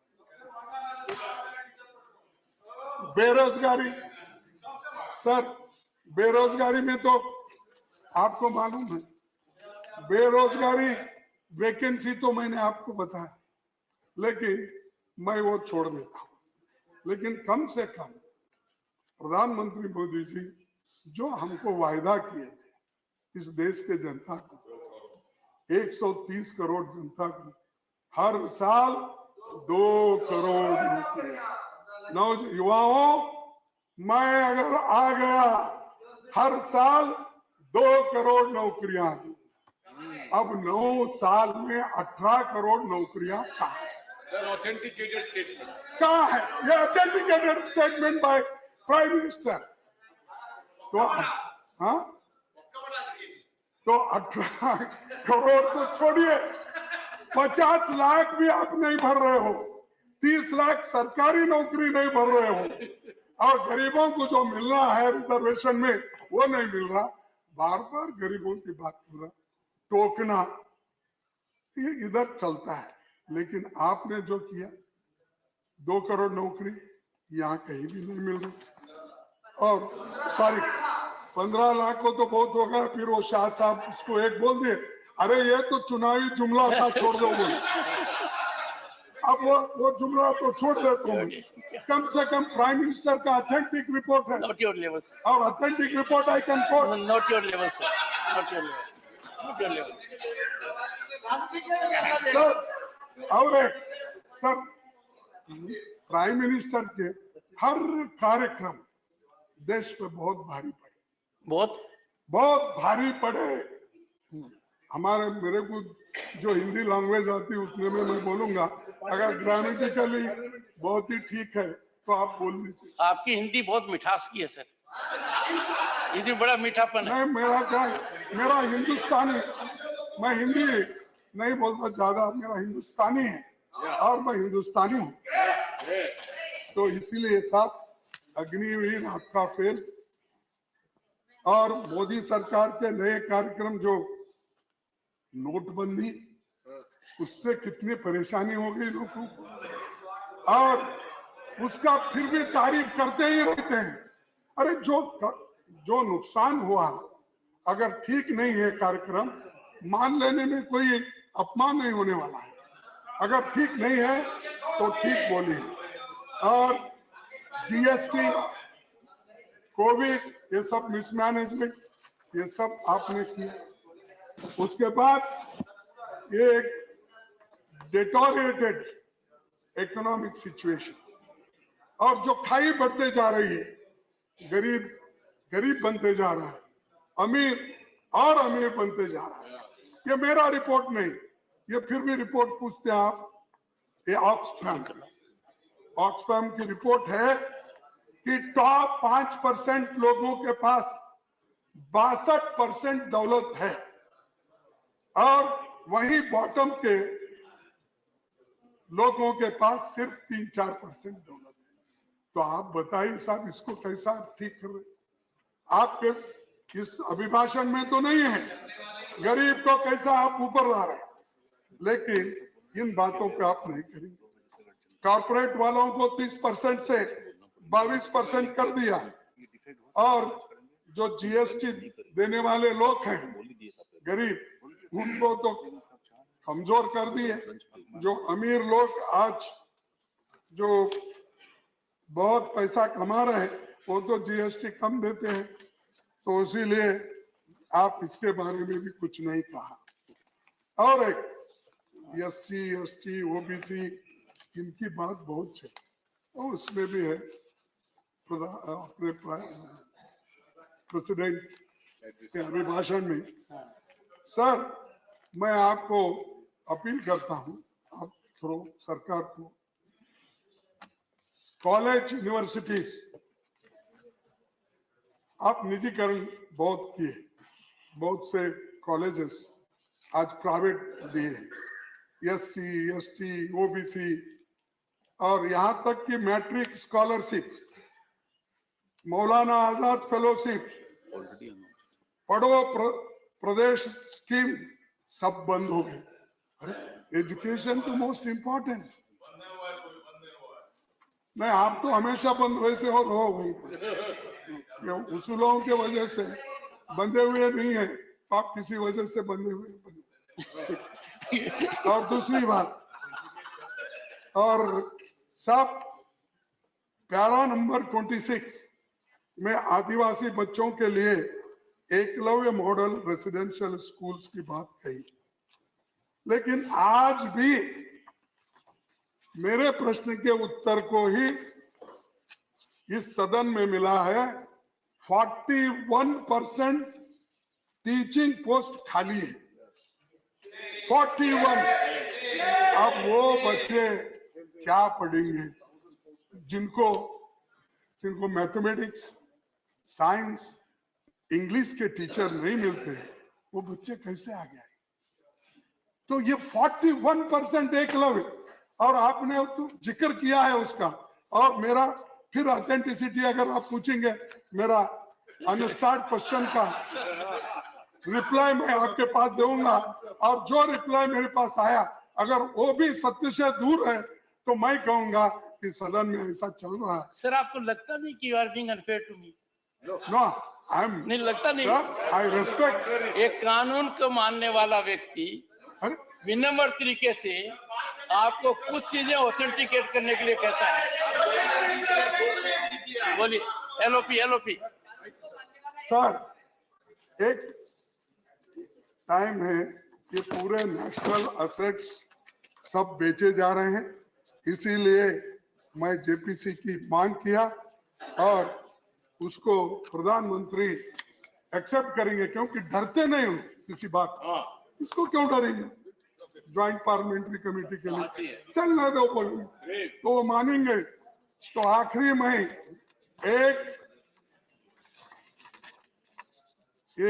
अमीर गरीब के बारे में और जो आपकी चिंता है तो उसका मैं समाप्त करूंगा, क्योंकि समय तो मेरा पूरा हाउस में पार्टी का खत्म हो गया है। नहीं, पूरा हाउस में खाए, पूरी पार्टी खत्म हुआ है। तो एक 4 शब्द बोल के, सिर्फ 4 शब्द बोलूंगा, मैं समाप्त करूंगा।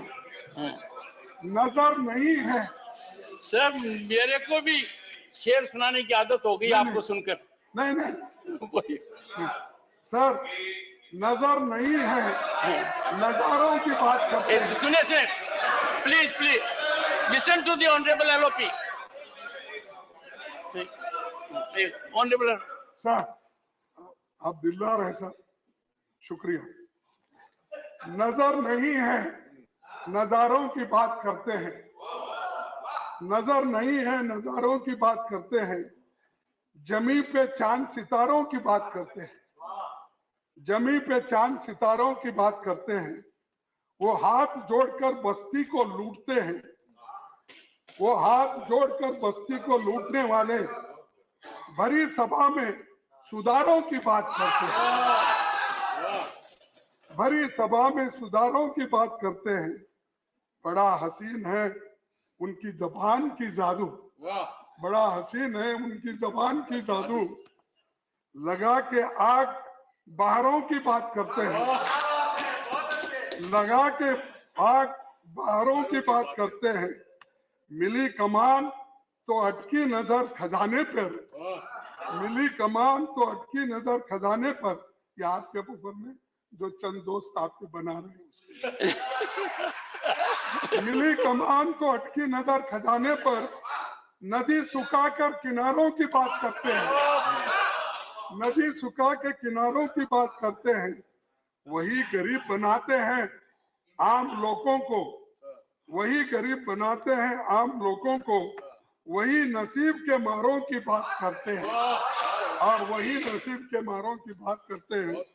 मैं इतना कहते हुए विश्राम लेता हूँ। आपने मुझे समय दिया, आपको धन्यवाद। और एक बार ये ज्वाइंट पार्लियामेंट्री कमेटी बिठाना और ये सब घोटाले का बाहर आ जाएगा और दुनिया को ये मालूम होगा साहब हम 3 दिन वेस्ट नहीं करें, हम न्याय के लिए करें। हम जो यहाँ पर आपसे बार बार पूछे, बार बार विनंती किए सारी पार्टी के लोग, ये न्याय के लिए किए और न्याय के लिए जेपीसी आप बिठाएंगे ऐसी आशा करते हुए मेरे भाषण को समाप्त करता हूँ। मेरे को भी माननीय खड़गे जी से प्रेरणा मिल गई और मेरे में भी कुछ शायद जाग गया। उम्र भर गालिब यही भूल करता रहा। धूल चेहरे पे थी, आईना साफ करता रहा। ये मेरा है, ये I am the author, don't bother. और एक बात जो मैंने कही और ऑथेंटिकेशन के लिए क्यों कही, ये संस्कृति नहीं हो सकती कि न खाता न बही मैं कहूं सो सही, ये नहीं हो सकता। श्री जवाहर सरकार Mr. Chairman, sir, thank you very much for giving me the honor of speaking on the President's address. The President's address is mooted on one concept of Amrit Kal, we have noticed. So I would like to know from you, sir, and from our other friends, what is this Amrit Kal? Amrit Kal hai kya? Have we crossed Achhe Din?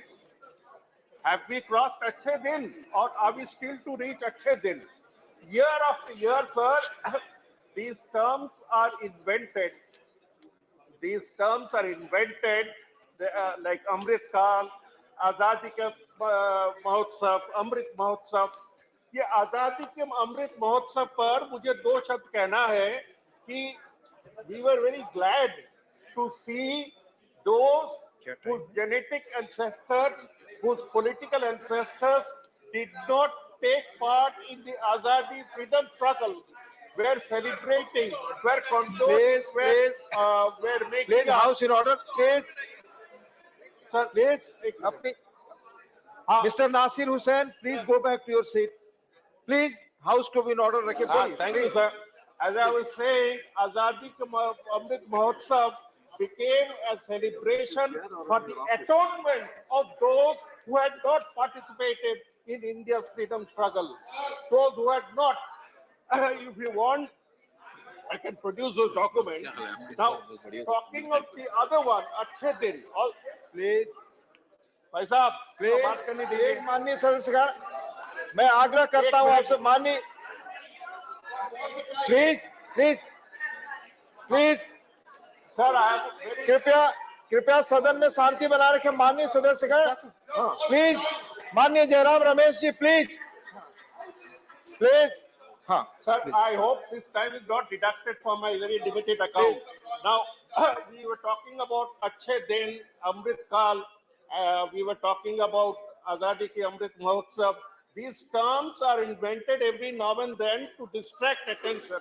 As I said, Azadi Ki Amrit Mahotsav was celebration, was an atonement by those who did not take part in the national freedom struggle. Aage badhiye, Achhe Din. Sir, I was most expectant, like many other Indians, to be part of the Independence Day of last year, 2022, because several promises were made that would happen by Independence Day 2022. The first promise was farm income will be doubled by 2022 August. Has it happened? I leave it to the wisdom of the House. There was another promise that was repeated and repeated over the social media and the IT cell of a particular party, that we are heading to a $5 trillion economy and that will be complete by 15th August 2022. Sir, we were nowhere near the $5 trillion economy. We were promised that we will ride the bullet train on 15th August 2022. Sir, only 25% of the work is complete.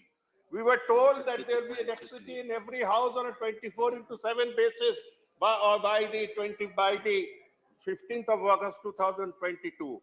Whether it has happened or not, I leave it to the House. We were promised that Indian astronauts will be up there in space by that date. I started looking up, but I couldn't find any Indian astronaut. I don't know whether these are promises, whether these are Achhe Din, whether these are part of Amrit. Somebody called them, from their party, called them Jumla. Now, this biggest Jumla was, as you know, that 15 lakhs in everybody's pocket. That is nowhere in the scene. Nowhere has it happened. But the movie that was opposed, Pathan, that represents the essence of plurality, that represents the essence of our oneness, has won through, has secured record earnings. Maybe the 15 lakhs will come from there. Sir, we believe in multiculturalism. We believe in multi-regionalism, looking at the smallest regions. Sir, one appeal that I make on behalf of my party and on behalf of the neglected people of Meghalaya is that Garo and Khasi be placed in the 8th schedule of the Constitution. An official request has been made, I repeat it. Now, coming back to the President's address, I repeat, I draw sustenance from paras 9, 10, 13 where discussion has been centered on corruption. As you can guess, the most live issue of corruption now is about a particular conglomerate. Now, enough has been spoken about that issue, but the only thing that I would like to highlight is the role of the regulatory authorities. Sir, I have observed the regulatory authorities and the civil service, the way the regulatory authorities collapsed in the face of hard facts when Adani Green Energy's share value shot up by 5,500% in 2 years, 2.5 years. No regulator, SEBI, did look the other way around. At every point of time, the Reserve Bank has failed us. At every point of time during this economic scam, the DRI has failed us. Of course, DRI did take some steps, to be correct, but certainly not consummate with the steps that should have been taken. The most glaring example of missing in action was the Enforcement Directorate and the PMLA.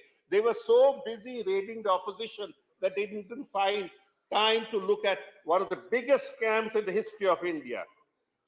Our party has supported the claim to send this to a JPC.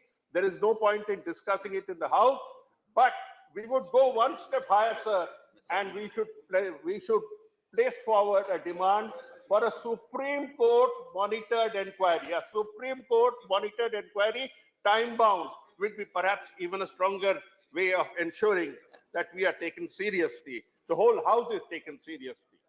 Sir, this report mentions about poverty. But poverty, what poverty are you talking about? I mean, I'm unable to understand, because the entire basis is a report, that's the Consumer Expenditure Survey that was done last in 2011-12, before this government came, 11 years ago. In the last 11 years, or rather 9 years of this government, they did not undertake any consumer expenditure survey. One report that came out in 17-18, they took it off the website because it showed an uncharitable picture of this government. We repeat that the final consumer expenditure survey that is finally happening should be put out in the public domain as soon as possible, so we know whether India's poor constitute 8 crores or more. Sir, the Prime Minister and others have said with a lot of pride that we have been giving free food to 81 crores. 81 crores Hindustanis are lining up for free food grades, and nobody can remove it now. Does it mean that 81 crores out of 240 crores are poor? You revise your lines of poverty. You revise your norms of poverty. But come forward with facts. Come forward with facts. And in tackling poverty, as everyone knows, it's popular schemes like Narega and others that help. But Narega has been slashed from 111 crores to 89 crores last year, and to 60 crores. And out of this, West Bengal has been selected out maliciously for complete stoppage of Narega. You should come to Bengal to see how welfare schemes are conducted.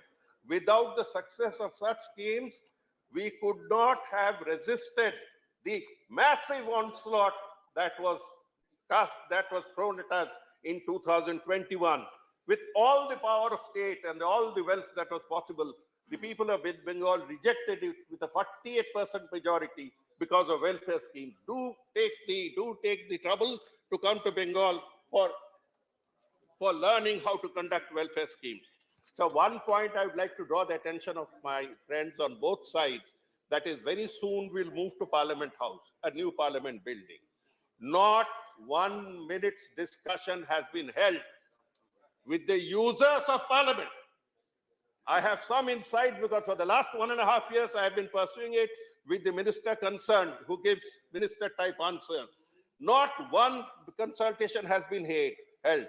We do not know what facilities are there. I inquired, they said, no, we don't have State Bank. Aapko State Bank ya banking ke liye bar whose building says building karna hai. This space has been utilized for grand halls far beyond our requirement in the near future. And I see a plan behind these large halls. And you know that, sir. As it is, 50% of the members are outside in the lobby and doing their other important thing. So when the camera pans at this house, it looks half empty, as it is even now. But if the hall is made 1.5 times more, the TV camera will show that honorable MPs do not take the house seriously. It is part of the narrative that Parliament is not required. Parliament has to be belittled. And in one state, assembly, I'm talking of the state of Gujarat, assembly sittings were reduced to 29 days in a year. Our is some similar grand plan of belittling the legislature also on in the national parliament. Secondly, sir, why did we talk of consultation? It is not only facility. Look at the building. Look at the grandeur of this building that has lotuses, that has all Indian symbols all around. And you see that triangular buildings store. You won't get the same gravitas. You won't get the same splendor. There is, at every point of time, and aesthetics has been cast upon us. That will be, the aesthetic will remain as a permanent memory of poor art. And this has been done by an architect specially chosen from Gujarat, who's taking 250 crores. 250 crores for advising on a completely unaesthetic building. We come to health, sir, because that is another point that has been repeatedly mentioned. Ayushman Bharat has saved 80,000 crores. I have gone through the entire health expenditure budget and find this is almost 100% of the budget. Where do they give these figures from? Where do they obtain? If the officers are misleading them, then let them question, where do you get such figures? You talk of 9,000 kendras. Sir, one kendra for 155 lakh people. And you are mentioning that proudly in your report. 155 lakh people will go to one store. Sir, is par dimag lagaiye, koi na koi dimag lagaiye. Now. Sir, 1 minute more, because 1 minute more only. The total is, our health expenditure total is just 3.6% of the GDP. I couldn't help mentioning. And the Western world has 12 to 19%. China has 5.5%. Mexico has 6%. And we are half. We should hang our heads in collective shame that we have not been able to look after the health sector the way we should have looked after it. So I thank you for the time given. Thank you, Manya Jawahar Sarkar ji. Honorable N.R. Elango. Please. Honorable Deputy Chairman, I thank you for the opportunity given to me to speak on the Honorable President's address. Sir, the special address of the Honorable President is to inform the Parliament of the causes of the summons as per Article 87 of the Constitution of India. It is always expected to inform the Parliament that the causes of the summons, namely what the government was doing the last year and what it is going to do the next year.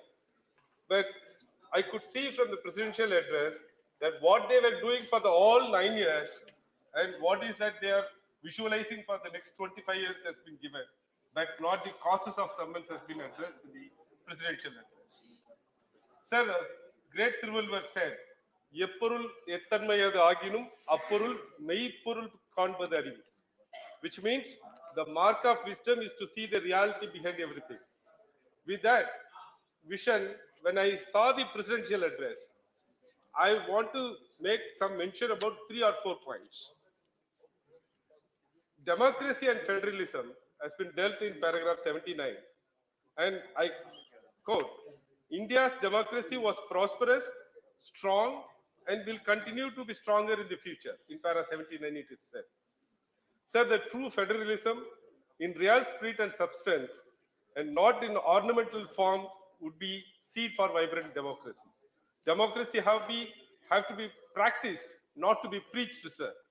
Where all democracy has been violated, I can quote, "Union shall not attempt centralization and should envisage decentralization by permitting the states to exercise powers of legislation and executive.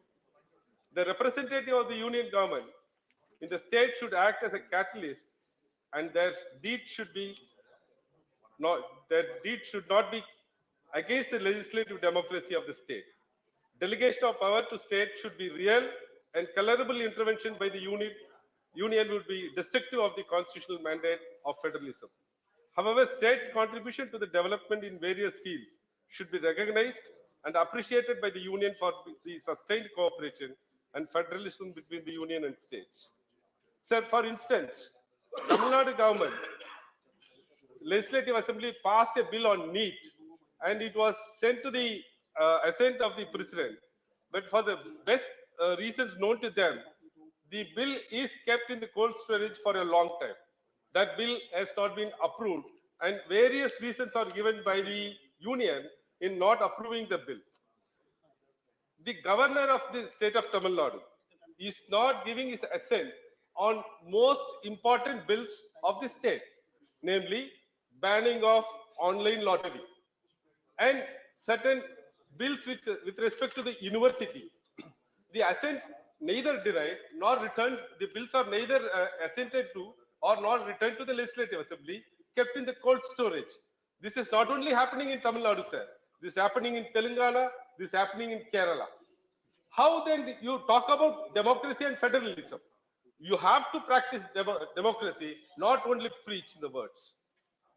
Sir, the judiciary is concerned. Fair and independent judiciary is the hallmark of the civilized society. And it's common knowledge that the law declared by the Honorable Supreme Court is the law of the land under Article 141 of the Constitution. Sir, Article 50 is given a complete go-by, and we are in the recent past hearing the highly placed executives are making certain remarks against the collegium system and the basic structure propounded by the Supreme Court.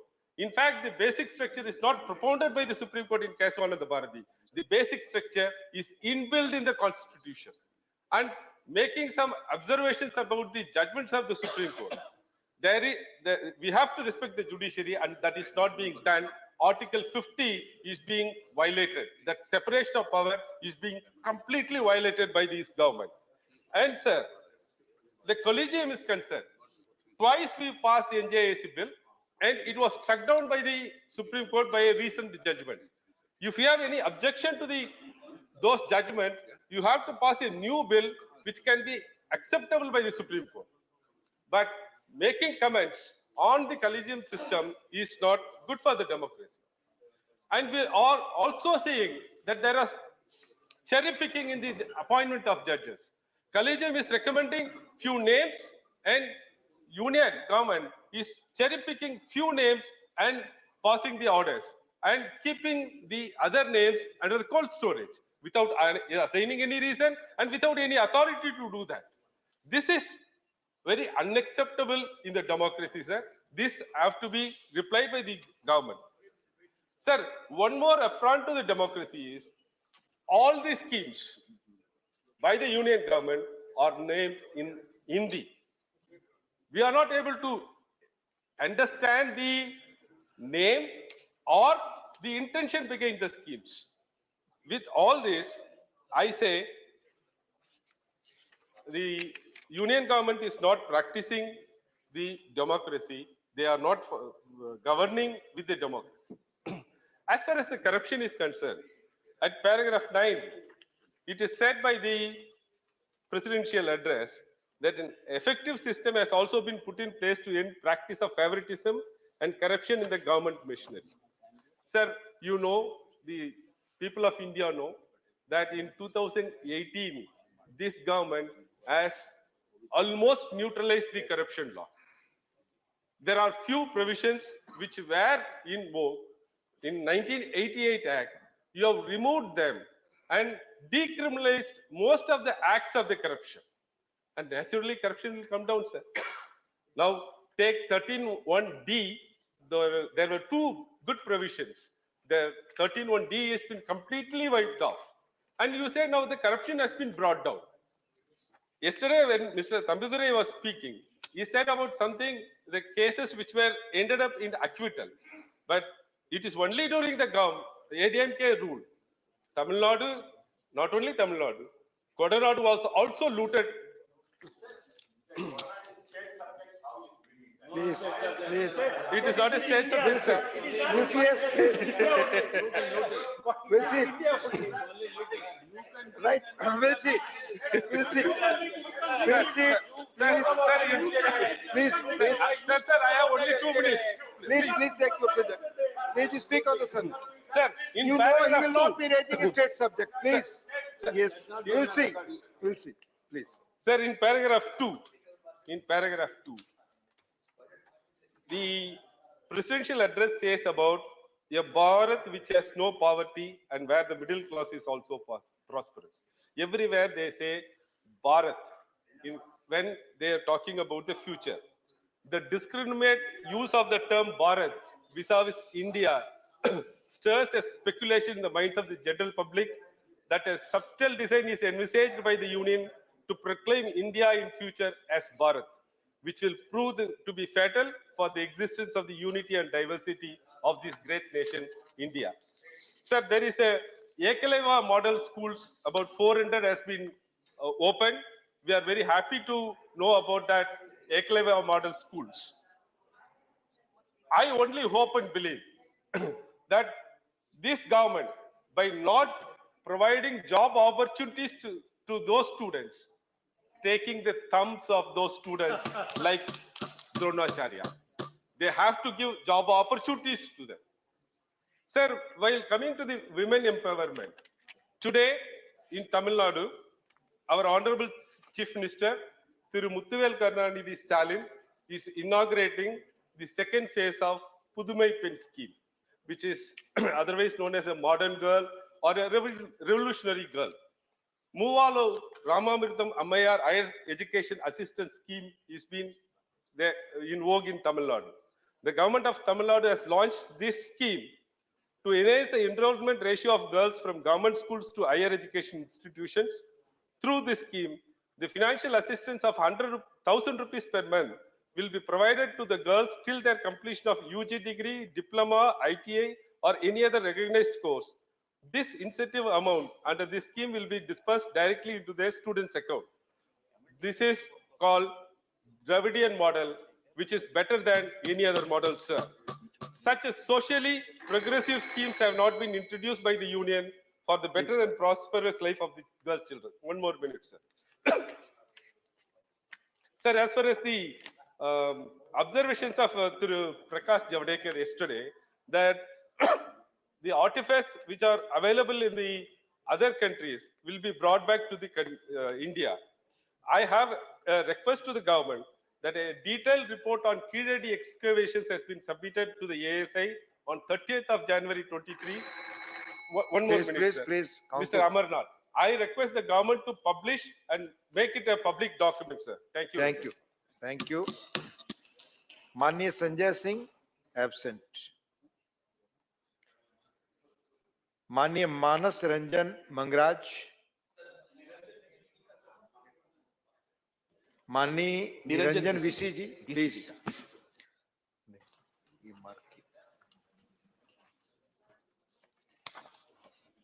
Thank you, Honorable Vice Chairman, sir. I stand here to support the motion of thanks on the speech delivered by the Honorable Vice President, Honorable President of India, the first tribal woman president, who is proud of tribals of India. However, I, on behalf of my party, BJD, for the development of tribals of Odisha, want to highlight some important issue concerned to my state of Odisha and demand attention of the central government on these important issues of Odisha. Firstly, inclusion of 169 tribal groups or parts of such tribes pertaining to Odisha, as recommended by our Honorable Chief Minister Sri Naveen Patnaik. The left out scheduled tribe are Sora, Tamadia, Bhanjapurana, Kolanga, Paharia, Jhodia, Mankidia, Durua, Chuktia, Bhanja, Paudia, Bhanja, Amanatya, Beldargond, Budu Kandha, Buda Sabara, Bhakta, Boigodaba, Berenga, Jhodia, Paraja, Cherenga Kolo, Champua Kamaro. Such type of 100 of tribal communities. These communities proposed for inclusion are actually subsets or phonetic variation of the name of the existing ST communities, but are still deprived of the benefit availed by ST with similar tribal characteristics residing in different parts of the state, who have since been notified as ST.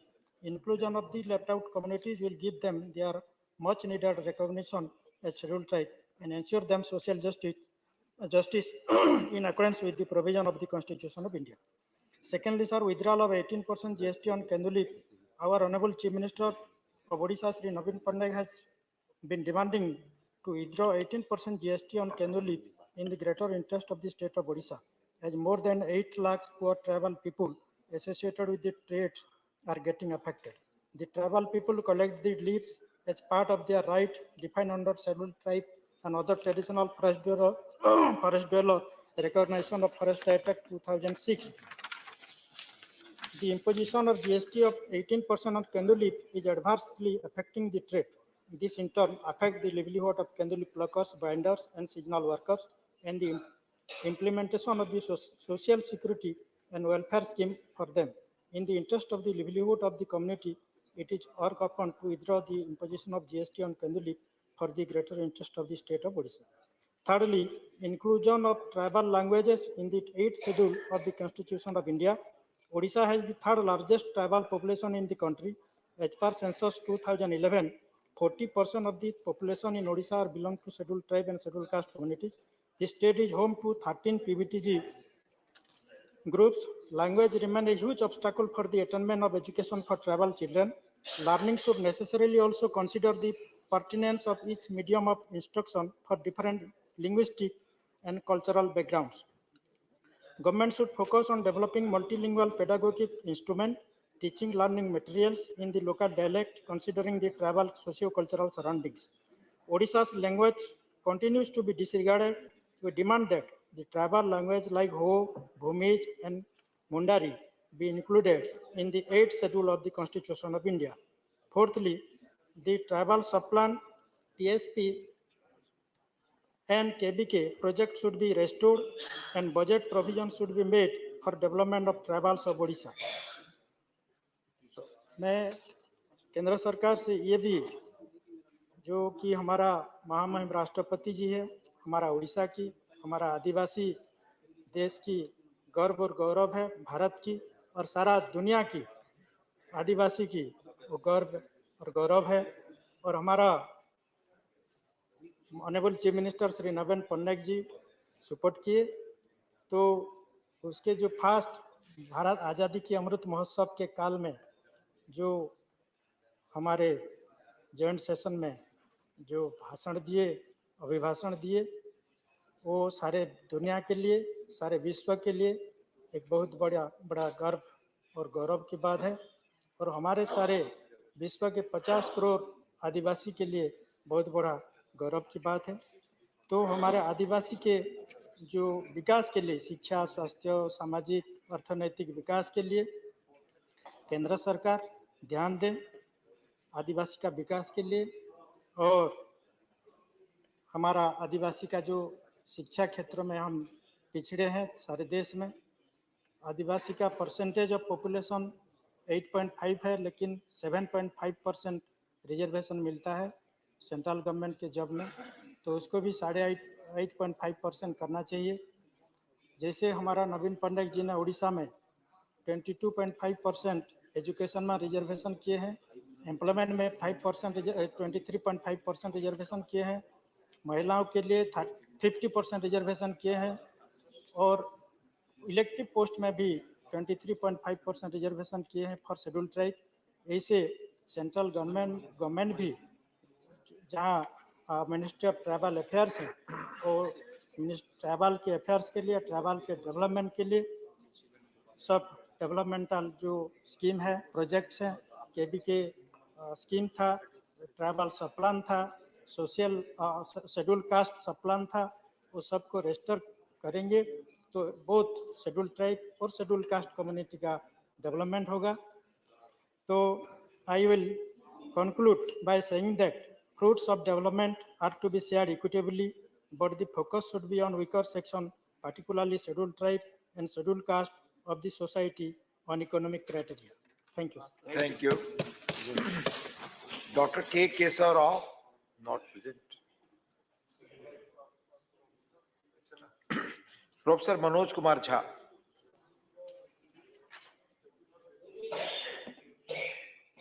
शुक्रिया sir. शुक्रिया उप सभापति महोदय। जया जी हैं यहाँ। Please please. नहीं, एक संदर्भ था इसलिए आप ही से कह रहा हूं सर कि एक फिल्म थी कभी कभी, उसमें एक शाहिर की बड़ी अच्छी लाइन थी, कभी कभी मेरे दिल में एक ख्याल आता है। तो बाकी जो आगे है वो नहीं कहूंगा क्योंकि संदर्भ दूसरा है, लेकिन कभी कभी मेरे एक दिल में एक ख्याल आता है कि राजनीतिक जिंदगी में अगर हमारी महामहिम राष्ट्रपति खुद से अपना स्पीच लिखने लगे, अभिभाषण, तो शायद ये स्तुति गान ना होता जो इतने पन्नों का मिला है। अब ये कब होगा सर? ये हमेशा से होता रहा होगा, लेकिन कई चीजें जो हमेशा से होती रही हैं वो अच्छी हो ये आवश्यक नहीं है। क्यों सर? क्योंकि जमीन की हकीकत और अभिभाषण के तथ्य मेल नहीं खाते हैं सर, और ये चिंता का विषय है। मसलन मैं शुरुआत करूं एक छोटी सी चीज से। पैरा 2 कहता है स्थिर सरकार। अरे समाज अस्थिर है तो स्थिर सरकार का क्या करें? उस ऑर्केस्ट्रा में जाकर के हम भी गाना गाएं।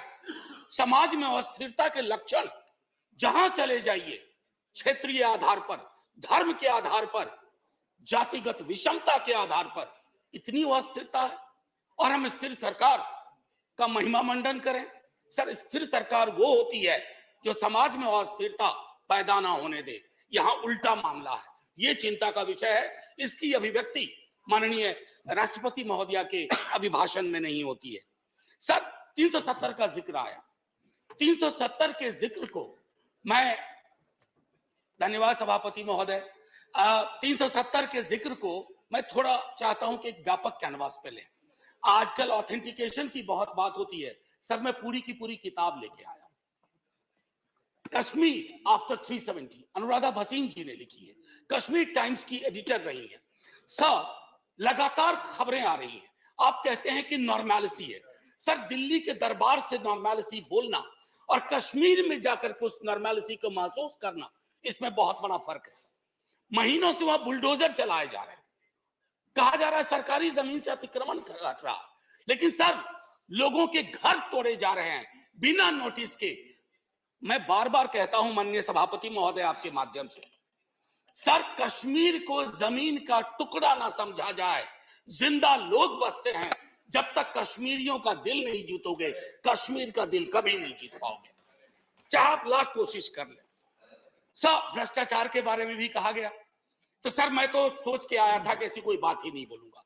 अचानक आपको देखा और आप आए, बीच में प्रवेश की, एक कहानी याद आई। एक राजा को तोतों का बड़ा शौक था, कारोबारी तोते रखते थे राजा साहब, तोते का बड़ा शौक था। नहीं, आप बताइए, मुझे देखते ही आपको भ्रष्टाचार की क्यों याद आ गई? नहीं सर, भ्रष्टाचार की नहीं, राजा की याद आ गई। इसको क्लैरिफाई कीजिए। सर, राजा की याद आई। We have a distinguished member here from the same fraternity. Sir Raja की याद आई।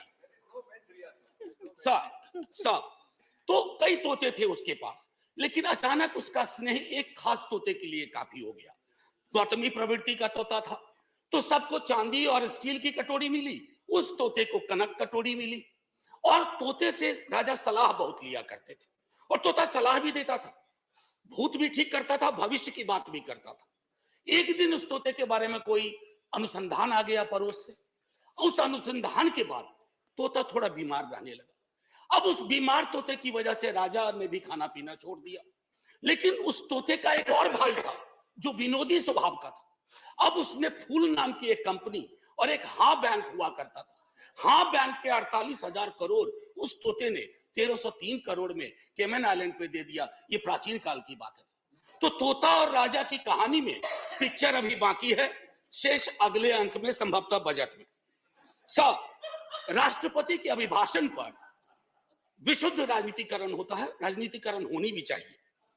लेकिन सर 2018 से लेकर अब तक जब अभिभाषण में आप कंटेंट एनालिसिस करो तो 43 बार 2014 का जिक्र होता। सर, इतना तो 1947 का जिक्र नहीं होता जब हम आजाद हुए थे। 2014, ये कौन से इतिहास की समझ विकसित कर रहे हैं कि 2014 से पूर्व इस देश में अंधेरा था और 24 में अगर कुछ और हो गया तो देश में सन्नाटा हो जाएगा। सर, शून्य और सन्नाटे के बीच में सर सर मैं माननीय सभापति महोदय, टॉलरेंस 1952 में बाबू राजेंद्र प्रसाद। एक बड़ा दिलचस्प किस्सा है कि 2014 की खासियत क्या है। I was elected to parliament in 89। तो एक second, let's be little decorous. हाँ, be little decorous. These snipe swords should not be there. They don't give any dignity to anyone in the house.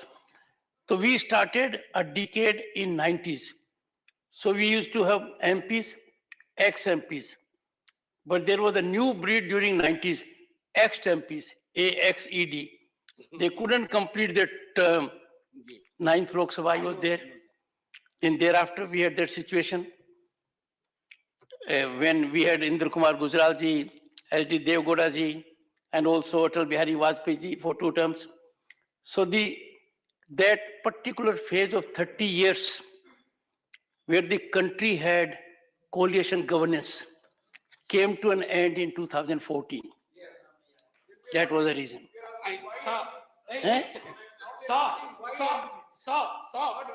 Jairam ji, अच्छा, I said AXED.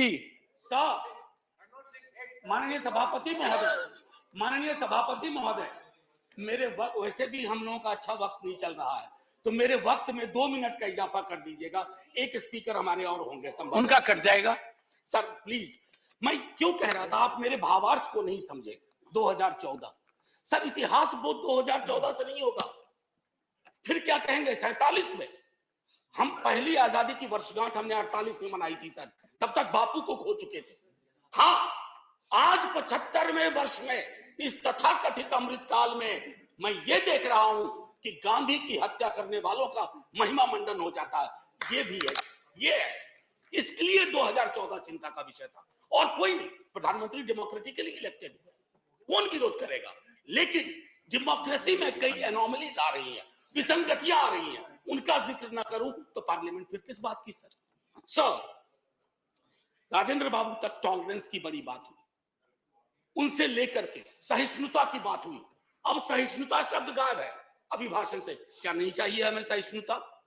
क्या हम नहीं देख रहे हैं कि हमारे समाज में कटीली दीवारें लगाई जा रही है कौमों के बीच में? बुलडोजर प्रतीक बनता जा रहा उत्पीड़न का, माइनॉरिटी राइट्स के हनन का।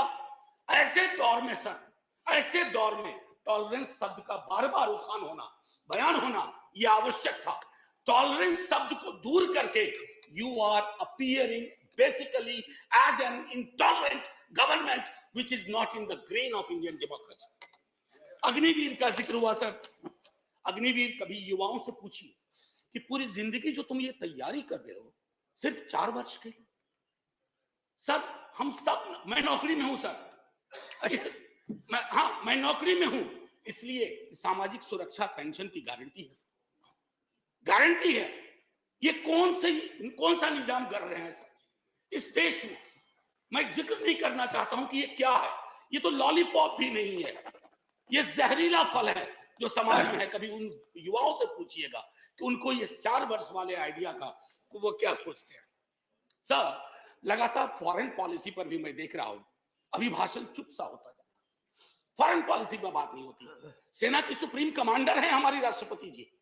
सेना के सुप्रीम कमांडर को क्या यह अंदेशा नहीं है कि चाइना के बॉर्डर पर हालात उचित नहीं है? मैं माननीय रक्षा मंत्री के बयानों को सुनता हूं तो चिंता होती है, लेकिन डिनायल है, डिनायल है सरकार की तरफ से। एक पड़ोसी के लिए तो लाल आंख निकाल देते हैं, दूसरे पड़ोसी के नाम पर आप चुप हो जाते हैं। Honorable member, security is a very sensitive subject, and you are a professor. We expect such a subject to be taken up very seriously, and let it not be usual discourse. Go ahead. Sir, I am a student of political science and history. In 1962, when India was at war with China, we had debated that in this parliament. Sir, national security, definition of national security is not the core prerogative of the ruling party. We are equally concerned. और मैं तो कहूंगा कि तराजू उठा लो ना भाई, आविष्कार करवा लो किसके अंदर कितना पेट्रियोटिज्म है, पता चल जाएगा हकीकत क्या है और फसाना क्या है, अफसाना क्या है। ये मैं कहना चाहता था। लगातार बीते वर्षों में अगर मैं कहूं, फिलिस्तीन का जिक्र हुआ करता था। हमारे सारे प्रेसिडेंट वाजपेयी जी के टाइम तक फिलिस्तीन पे चुप हो गए। काहे को? क्या वजह है? क्या हम अपनी विदेश नीति में ये ताकत नहीं पैदा कर सकते कि oppressed community anywhere is our shall have our concern? कितना बदल गए हम सर। मैं जानता हूं हिंदुस्तान के नजरिए से देखिए, लेकिन हिंदुस्तान की नजर मत बदलवाइए। जो 47 में नींव रखी थी गई थी, उस नींव को मत हिलाइए। उस नींव को हिला दीजिएगा तो पार्लियामेंट की बिल्डिंग भी ढा ढा के गिर जाएगी। ये चिंता का विषय है सर। जुडिशियरी, उसके बारे में भी जिक्र था। जुडिशियरी पर आजकल मैं देख रहा हूं 2 चम्मच सुबह 2 चम्मच शाम के हिसाब से बयान आते रहते हैं सरकार की ओर से। साहब हम सब जानते हैं कि जुडिशियरी में रिप्रेजेंटेशन होना चाहिए। हमारा दल राष्ट्रीय जनता दल और हमारे नेता लगातार कहते रहे कि वंचित समाज SC ST OBC का जब तक प्रतिनिधित्व नहीं होगा, न्यायपालिका और न्यायालय दूर रहेंगे हमसे। लेकिन सर मामला अब बेसिक स्ट्रक्चर पर आ गया और बयान ऐसे आ रहे हैं जिनको ना मौलिक की समझ न संरचना की समझ। बेसिक स्ट्रक्चर पर मैं तो और किसी को नहीं कहूंगा, आप आडवाणी जी को देख लीजिए, उनको पढ़ लीजिए, पता चल जाएगा। माननीय प्रेसिडेंट साहिबा के बयान में जातिगत बहुत बातें हुई, SC ST OBC। सर पूरे देश में एक लहर चल रही है जातिगत जनगणना की। आपके भी लोग अब बोलने लगे सत्ता पक्ष के। सर मैं 12वें मिनट पे खत्म कर दूंगा, हालांकि 2 मिनट आपको जोड़ना भी था सर, माफी के साथ। मैं सिर्फ ये कहना चाहूंगा सर कि जातिगत जनगणना के लिए सरकार आपका कोई नुकसान नहीं होगा। मैं आपको यकीन दिलाता हूं, थोड़ा फायदा होगा। हकीकत देखिए कौन कहां खड़ा है, इसलिए बिहार में हम सर्वेक्षण करवा रहे हैं। प्रेरणा लीजिए ताकि जिनका हक, जिन जो वंचित रहे हैं। अब ब्लास्ट फ्रॉम द पास्ट अक्सर आता है, नाम बदलो नाम बदलो। डेली पार्लियामेंट के बाहर कोई पूछता है आज वो फलाना का नाम बदल रहा है। मैंने कहा यार पीस मिल में क्यों करते हो, खुदरा खुदरा कर रहे हो, थोक में करो, थोक में करो। अभी मंत्रिमंडल का विस्तार शायद होगा, एक मंत्रिमंडल बनाओ, नाम बदलो मंत्रालय, एक साथ बैठ करके एक बार में हिसाब करो। अरे साहब नाम बदलने से इतिहास बदलता ना, तो नाम बदलने वाले खुद बदल गए, इतिहास नहीं बदला। हड़प्पा की सभ्यता से लेकर जो कुछ आज तक हुआ इस मुल्क में वो हमारी धमनियों में है, किसी को कमतर मत दिखाइए। और रही बात मुगलों की, आपके अंदर तो एक बहुत बड़ा मुगल है, वो भी बिल्डिंग बनाने का शौकीन था, अभी बहुत शौकीन है। एनीवे सर, मैं आखिरी टिप्पणी ये करूंगा आपके समक्ष सर, बिना नाम बताए बता रहा हूं। हम सबल केंद्र चाहते हैं, लेकिन केंद्र की सबलता संविधान से आती है, किसी दल के सत्ता पर एक अधिकार से नहीं आती। यदि केंद्र का व्यवहार न्यायपूर्ण नहीं रहा, यदि दलगत आधार पर प्रदेशों के साथ भेदभाव या पक्षपात किया गया, तो प्रदेशों में केंद्र विरोधी भावनाएं जन्म लेंगी। मैं नहीं सर, अटल जी 74 का भाषण। बस सर आखिरी, कुछ मित्रों ने इसे अनावश्यक कर्मकांड, यानी इस बहस को कर्मकांड का, मुझे तो यह सारा दृश्य प्रहसन सा प्रतीत होता है। राष्ट्रपति का अभिभाषण ही नहीं, इस पर होने वाली यह चर्चा करने वाला यह सदन, यह संसद कुछ अर्थों में बेमानी, व्यर्थ, जनजीवन से कटा हुआ। मैं नहीं, अटल जी, ये हमारे लिए आईना होना चाहिए। सर आखिरी सर, एक जय हिंद तो बोलने दीजिए सर, जय हिंद बोल देने दीजिए, 2 मिनट मेरा जोड़ना भी है आपको। सर मैं सिर्फ ये कहूंगा, जय हिंद बोलने से पहले सर ये अवसर होते हैं, सदन में जितने लोग हैं मैं सबका शुक्रिया अदा करता हूं, लेकिन लोकतंत्र नहीं बचेगा ना सर, तो सिर्फ अगर तंत्र बच गया तो कुछ बचेगा नहीं। जय हिंद सर, शुक्रिया बहुत बहुत। और आपके मन में कभी कभी ख्याल आता है, वो बाकी चेंबर में बताइए। जी sir. Shri Vikas Ranjan Bhattacharya. Good Chairman, sir, for giving me this opportunity to deliberate on the speeches of the Honorable President of India. I offer my thanks to the Honorable President of India, but I really cannot offer any thanks or give any credence to the speeches which she has made. If you kindly go through the entire speech and in line between, you will find this is not the speech which reflects the Indian constitutional ethos or constitutional morality. It really reflects the idea of Hinduism. It reflects the basic idea of BJP, who wants to really establish a Hindu Rashtra following the RSS guideline without implementing the Indian constitutional goal. This is based on misrepresentation of ideas and facts. You see, it is said that the Rajpath is now Kartabbapath because Rajpath is the symbol of colonialism. I don't know where from do they get this fact. During the colonial period, it was Kingsway and Queensway. That had been changed to Janapath and Rajpath. Raj is not a colonial word. The Raj is a concept which is available in Indian cultural history. Now, you want to take a false credit and try to pose as anti-colonial, though your history to fight the colonial government is very poor. Now, again, you find throughout this speech, there are references of many scholars, but unfortunately, we being the country of multicultural heritage, we have the heritage of different ideas, but this speech only contains the ideas of Hindu leaders, Hindu seers. What do you mean to communicate? Do you want to keep the country united on the constitutional principle? Or your intention is to divide the country on the religious line, which is the practice now being followed by the government, unfortunately. You see, you have a false claim. I don't know who had advised the Honorable President to make this statement. Triple Talaq. Triple Talaq was the contribution of the Honorable Supreme Court of India. Honorable Supreme Court of India had declared this unconstitutional. The government doesn't have any credit to this. They were bound to make a law after the declaration of the law made by the Honorable Supreme Court. But here it is said the government has the credit of abrogation of Article 370 to Triple Talaq. Why this false information you want to communicate to the country through the President of India? Now you say we have poverty eradication. Kindly see, the Constitution wants the scientific temper, and here you are really trying to communicate most unauthentic, unscientific idea.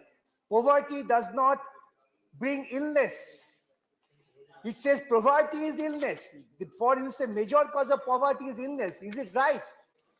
Or illness is because of poverty? You want to try to put the cart before the horse. You do not want to eradicate poverty, but you want to eradicate illness. This is a wrong concept by which you cannot neither eradicate poverty nor you take care of illness. And in the name of taking care of illness, you want to take credit the Ayushman Bharat. What the Ayushman Bharat has done, your claim that 80 crore of people has to be fed with the rice, 5 kg of rice, does it reflect your confidence in the country, economy, or it reflects your weakness? You want to take the credit out of nothing, and the President of India, unfortunately, was made to make these statements. Now can you see how we have destroyed the country, its eco-balance?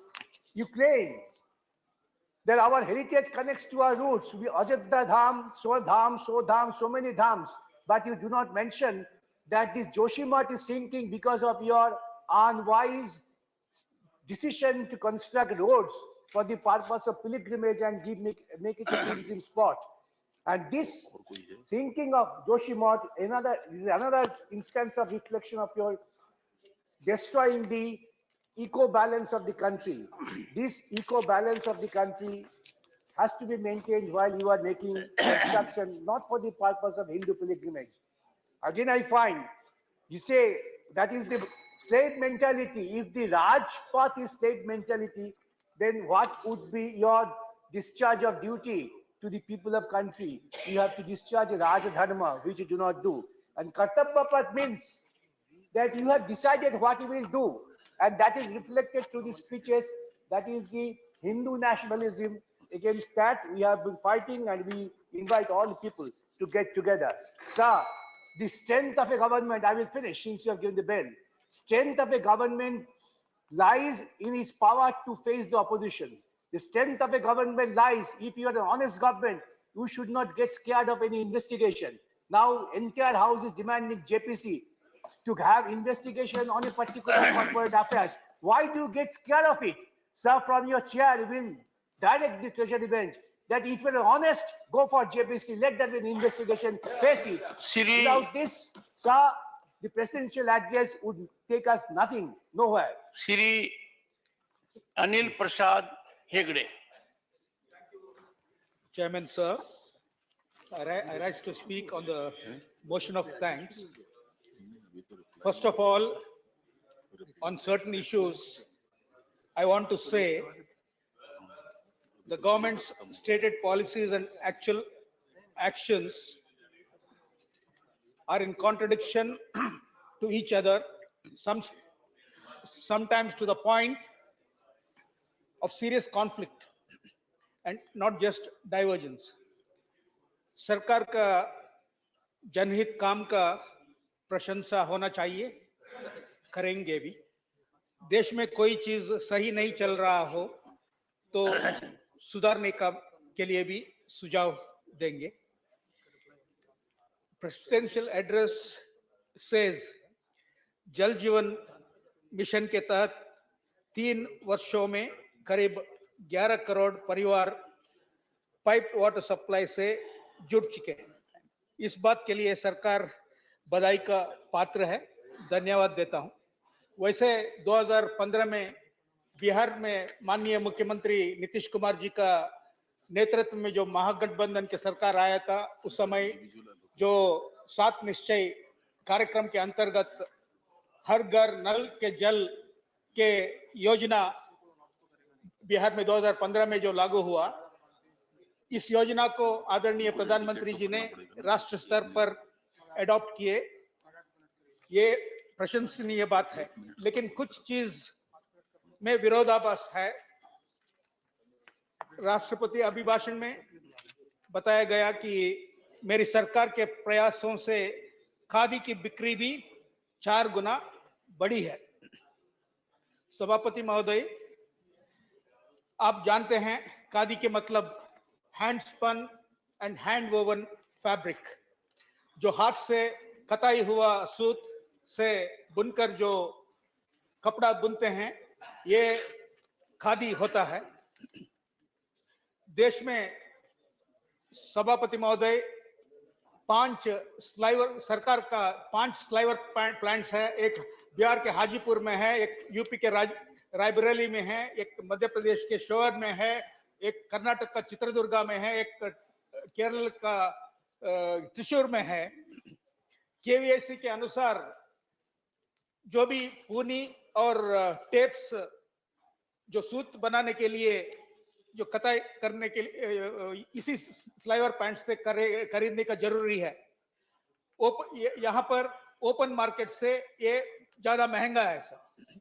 खतिन बुनकर और इन लोगों को काम देने वाले स्थानीय संस्थाएं जो है, ये 3 से कोई एक नहीं होने से खादी कपड़ा नहीं बन सकता है।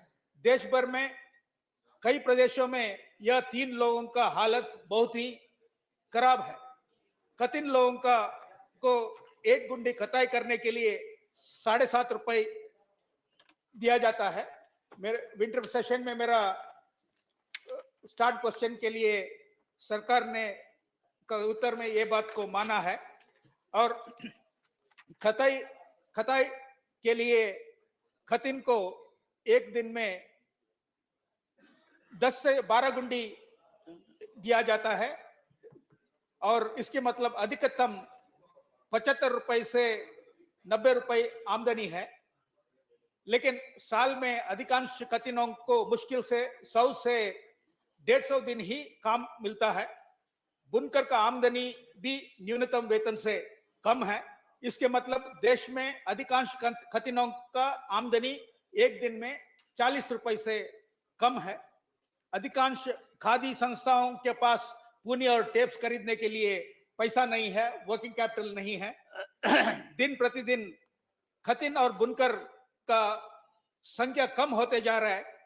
जब खतिन और बुनकर कम होते जा रहे हैं, मुझे समझ में नहीं आ रहा है कि प्रोडक्शन 4 गुना कैसे बढ़ा है।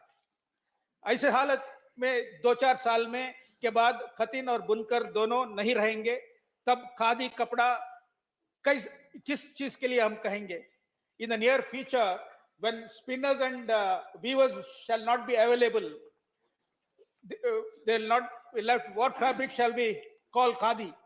दूसरी बात यह है कि केवीआईसी द्वारा एमएमडीए जो संशोधित बिक्री विपणन सहायता जो दिया जाता है, अधिकांश देश के अधिकांश जगह पे खतीन बुनकर और खादी संस्थाओं को जनवरी 2022 से दिसंबर 2022 तक नहीं मिला है. Sir, as I said earlier, the government's stated policies and actual actions are in contradiction to each other. To illustrate my points, I want to give one more example. Sir, the president's address says, आज भारत में प्रगति के साथ ही प्रकृति का भी संरक्षण करने वाली सरकार है. Sir, while the government is talking about promotion of organic and natural farming on the one hand, and has indeed set aside funds too, like never before, it has also approved genetically modified mustard, which is herbicide tolerant. So whatever clever packaging the government might want to give to GM, genetically modified mustard, by denying that it is herbicide tolerant crop, the reality is that if farmers spray glufosinate on this GM mustard crop, it will tolerate the deadly chemical. Sir, this will increase toxic chemical usage in our farms, and residues will increase in our food. This will affect lives and livelihoods of farmers, agricultural workers, beekeepers, honey exporters, as well as organic farmers. Sir, in the year 2009, when the then government gave approval to the BT brinjal, my party's chief minister, Mr. Nitish Kumar, realizing the environmental damage it is going to cause, and also it is going to contaminate the desi seeds, he wrote to, my chief minister Nitish Kumar wrote to the then environment minister Jairam Ramesh. Sir, I congratulate Mr. Jairam Ramesh that, listening to the opposition, immediately he held 7 public hearings in different parts of the country, and when he also realized the harm on that tomorrow, incidentally tomorrow being 9th February, on the 9th of February 2010, Jairam Ramesh ordered a moratorium on this. He listened to the opposition, sir.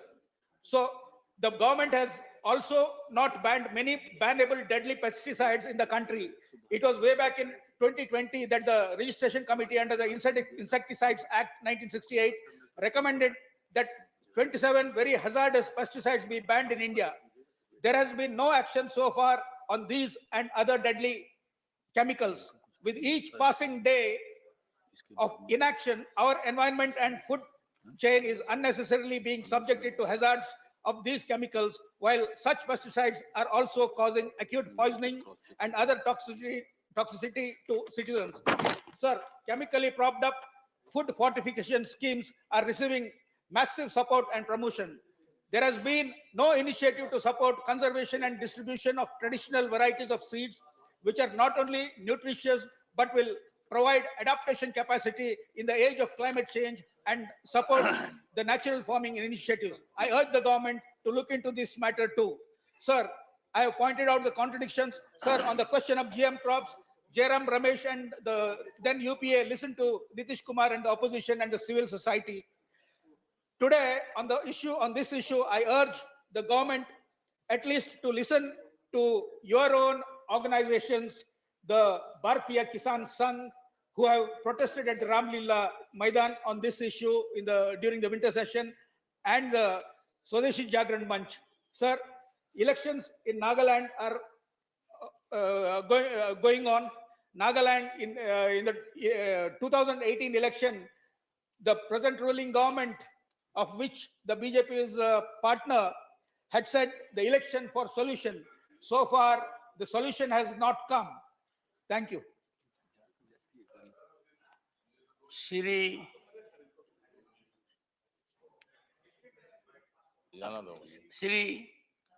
Ghulam Ali maiden speech.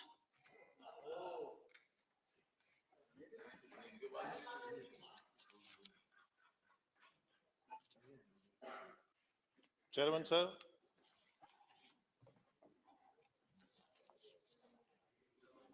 मैं जम्मू कश्मीर से आता हूं और जम्मू कश्मीर के बारे में और देश के बारे में बहुत कुछ यहाँ डिस्कस हुआ है। देश के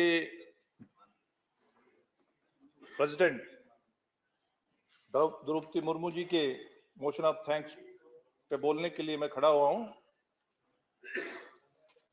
मैं बड़े ध्यान से स्पीचेस सीनियर जो ऑनरेबल मेंबर्स हैं सुनता हूं, लेकिन दुख हुआ कल कि प्रेसिडेंट के लिए भी कुछ अल्फाज अच्छे नहीं इस्तेमाल हुए।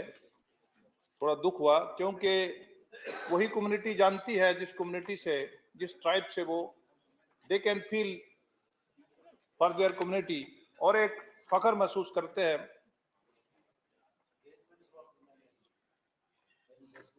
जहां तक देश तभी चल पाता है जब देश की सुरक्षा जो है, सिक्योरिटी जो है, वो मजबूत हो और उन हाथों में हो जो देश की जो एक कन्विक्शन रखते हैं और एक मजबूती के साथ इस अर्थ पे, इस भारत को एक मजबूत ताकत की एक नियत रखते हैं। कई बार पिछले 30 सालों में जो कश्मीर में जो पाकिस्तान की तरफ से क्रॉस बॉर्डर टेररिज्म हो, जहां हमारी सिक्योरिटी फोर्सेस को मार्टियर्स किया हो या सिविलियन का कत्ल हुआ हो,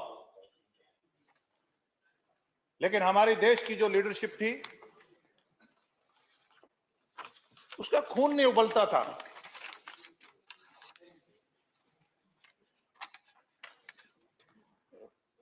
और पिछले आपने पुलवामा अटैक पे देखा होगा कि हमने पाकिस्तान के अंदर घुस के अटैक करा और देश की जो वजूद है और जो सिक्योरिटी है और उसको करारा जवाब दिया।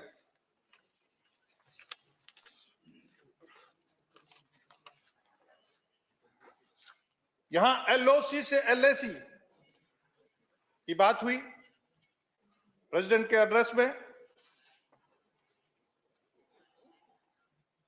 ये एलओसी भी हमारी क्रिएटेड है, जो सत्ता थी यहां देश में, कुछ चंद फैमिलियों को सत्ता सौंप के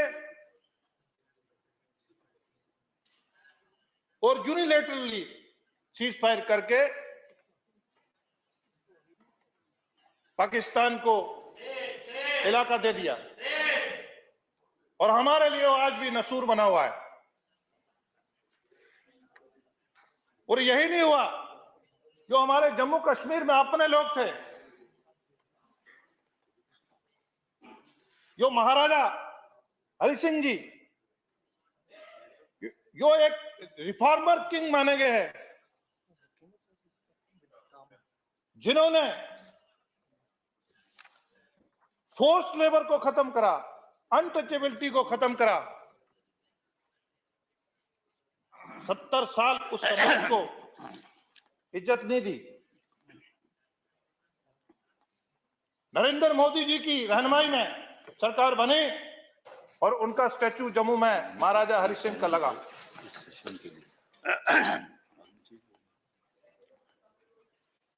कश्मीर का गरीब कश्मीरी हो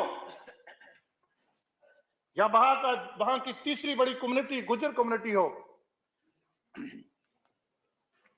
इन्होंने इंटेंशनली पीओके को इसलिए यूनिलेटरल सीज फायर करा था कि अगर ये कम्युनिटी इधर रहेगी तो कुछ फैमिलीज को जिनको लॉन्च करा था उनकी कभी हुकूमत नहीं बन पाएगी। पहली बार देश के वजीर आजम नरेंद्र मोदी जी तब चीफ मिनिस्टर थे, उन्होंने ललकार रैली, जम्मू में एक बहुत बड़ी सलाब रैली हुई, उसमें हजारों की तादाद में मुस्लिम समाज ने शिरकत की। वहां उन्होंने कमिटमेंट करी थी कि जिन कम्युनिटीज को 70 साल पॉलिटिकल एम्पावर नहीं करा गया, अगर मैं देश का वजीर आजम बनूंगा, मुझे मौका मिलेगा तो मैं उनको पॉलिटिकल एम्पावर करूंगा। देश के वजीर आजम नरेंद्र मोदी जी ने बनते ही वहां पंचायत पे रिजर्वेशन दिया, वहां ब्लॉक डेवलपमेंट काउंसिल्स में वहां honourable chairman, block development councils का कंसेप्ट ही नहीं था। बड़ी बड़ी बातें करते थे हम, 73 अमेंडमेंट, 74 अमेंडमेंट, लेकिन प्रैक्टिस में नहीं करा। और वहां डीडीसी और पूरी रिजर्वेशन, जिस समाज ने सोचा नहीं तक नहीं था, उसको भी, वो भी जिला परिषद के डीडीसी के चेयरमैन जिलों में बने। ये नरेंद्र मोदी जी के होते ही मुमकिन हो सकता है। आज क्रॉस बॉर्डर टेररिज्म अपना लास्ट उसमें है, बुखलाट में। आज नहीं, कभी स्टिकी बम लेके आता है, कभी टनल निकालता है, कभी ड्रोन से हमारे इलाके में हथियार फेंकता है। लेकिन आज मिलिटेंट की, टेररिस्ट की उम्र जो है, जो क्वेश्चन उठाते हैं वहां नॉर्मलसी नहीं है, जिनकी आंखों से दिखता नहीं है। आप टेररिस्ट का एज को देखिए कि वो कितना जल्दी न्यूट्रलाइज होता है। इसी का नाम कन्विक्शन है, इसी का नाम नरेंद्र मोदी है।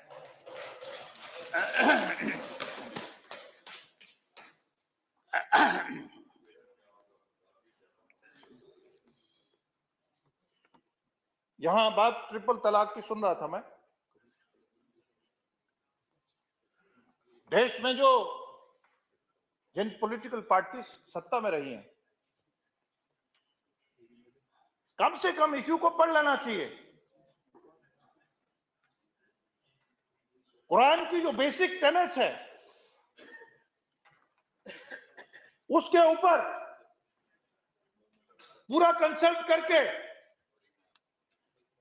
3 महीने का जो तलाक का टाइम होता है, वो नरेंद्र मोदी जी के टाइम में ही हो सकता है। लेकिन वो पॉलिटिकल पार्टीज जिनका वोट बैंक मिनॉरिटीज हैं, वो उनको डराती हैं। हमें डराना नहीं चाहिए। आज खुली फजा में, आज सोशल मीडिया का जमाना है, आज नॉलेज का हब है।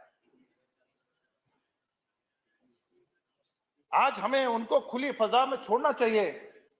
और देश का वजीर आजम ही है जो पूरी, नरेंद्र मोदी जी हैदराबाद की वर्किंग कमेटी हो या अभी रिसेंट वर्किंग कमेटी हो, उसमें पसमानदा मुसलमान की बात करते हैं, उनकी तरक्की की बात करते हैं।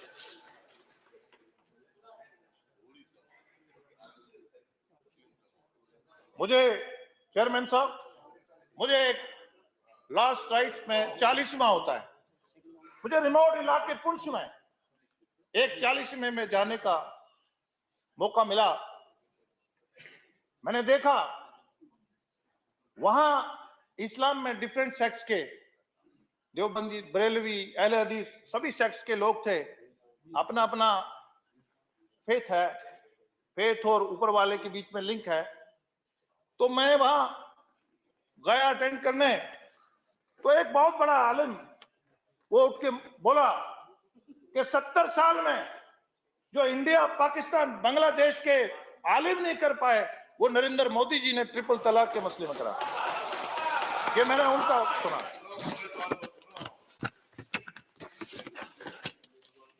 अभी हम G20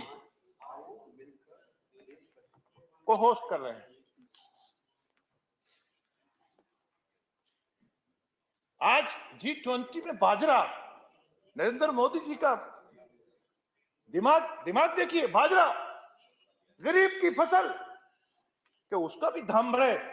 आज बाजरा को एक फेस्टिवल, और बाजरे की इतनी वैरायटी, और ये सिर्फ डिप्लोमेटिक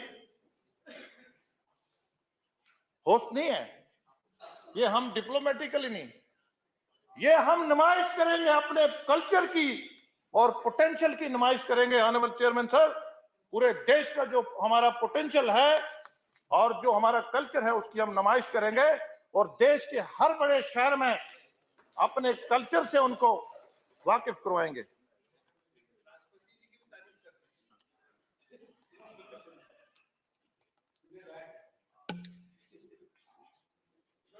आपको डाइजेस्ट होगा क्या? कल तो डाइजेस्ट हुआ नहीं।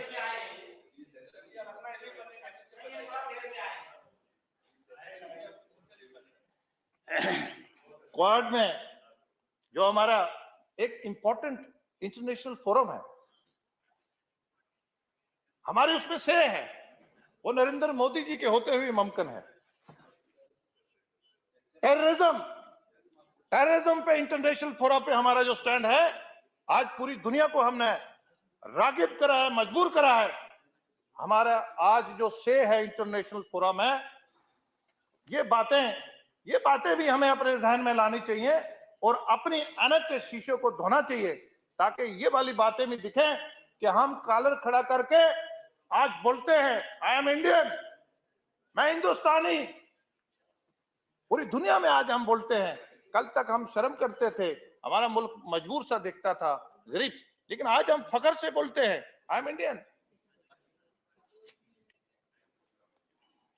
आज इंटरनेशनल ऑर्गेनाइजेशन की रेलेवेंस को कभी हुआ कि देश भारत आज इंटरनेशनल फोरम को रेलेवेंस को क्वेश्चन करता है, उनकी एफिकेसी को।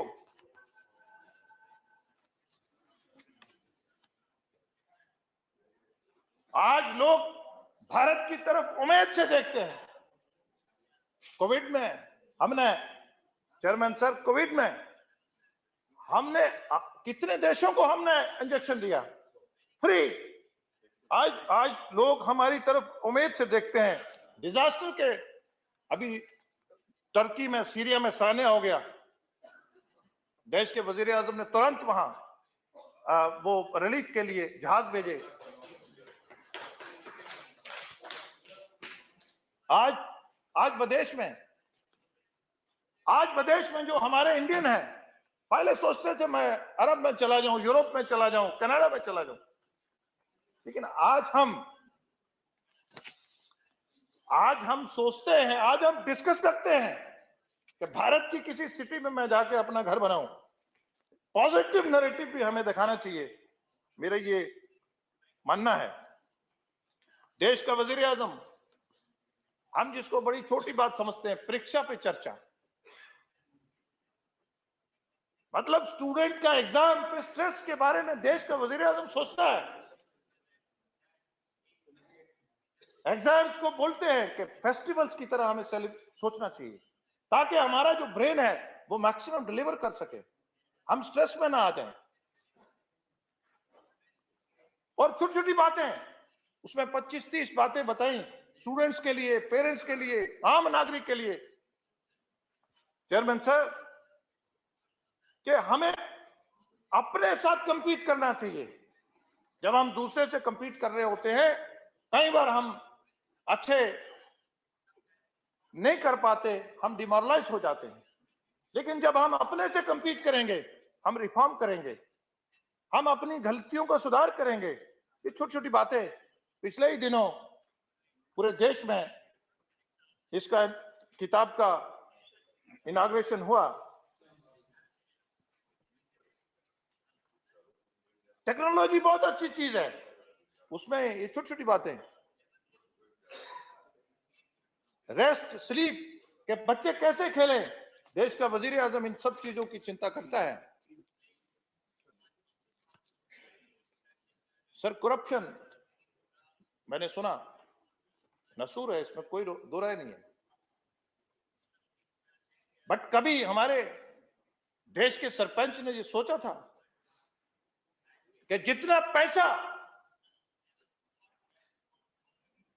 दिल्ली से आएगा उतना ही उसके अकाउंट में जाएगा। वो पहले वीडियो एसीडी डायरेक्टर के चक्कर लगाता था, कमीशन देता था। ये ट्रांसपेरेंसी है, ये डिजिटल जमाना है। कभी हमने सोचा था कि हमने सोचा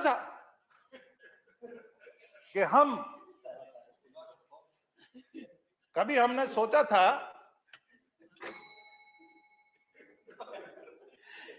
अभी तो शुरुआत ही नहीं हुई।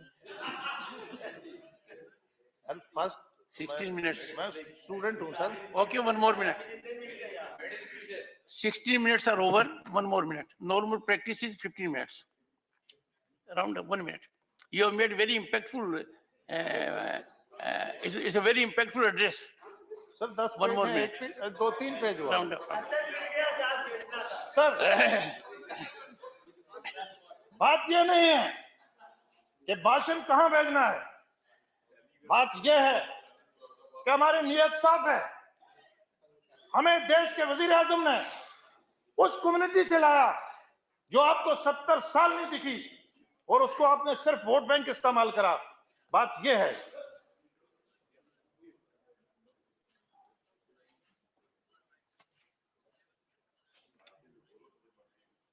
बिगेस्ट अचीवमेंट यह है सर कि हम सेल्फ कॉन्फिडेंस हर भारतीय का बढ़ा है और यहां बहुत सारी बातें करी गई।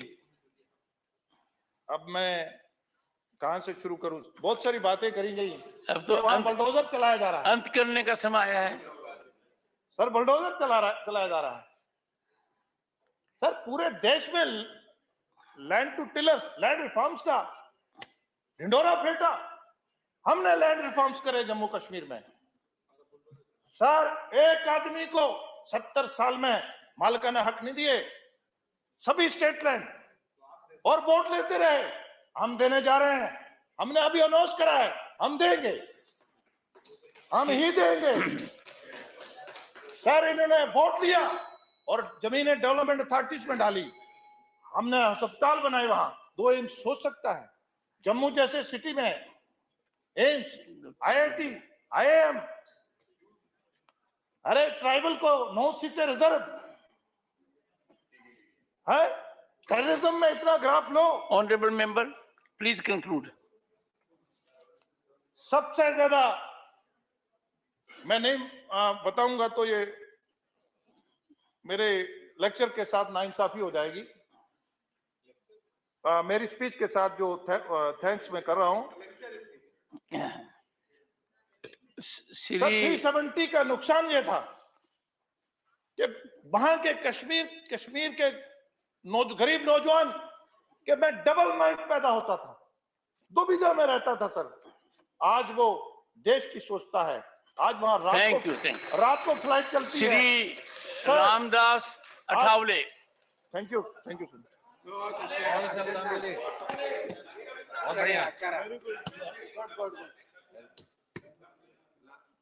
हमने भी आज शेरशाही की है। आदरणीय चेयरमैन सर, राष्ट्रपति जी का अभिभाषण मजबूत करेगा भारत नेशन।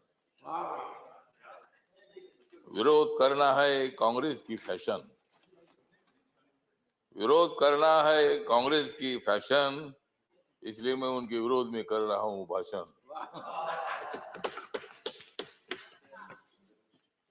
कांग्रेस वालों जितनी बढ़ानी है उतनी बढ़ाओ दाढ़ी।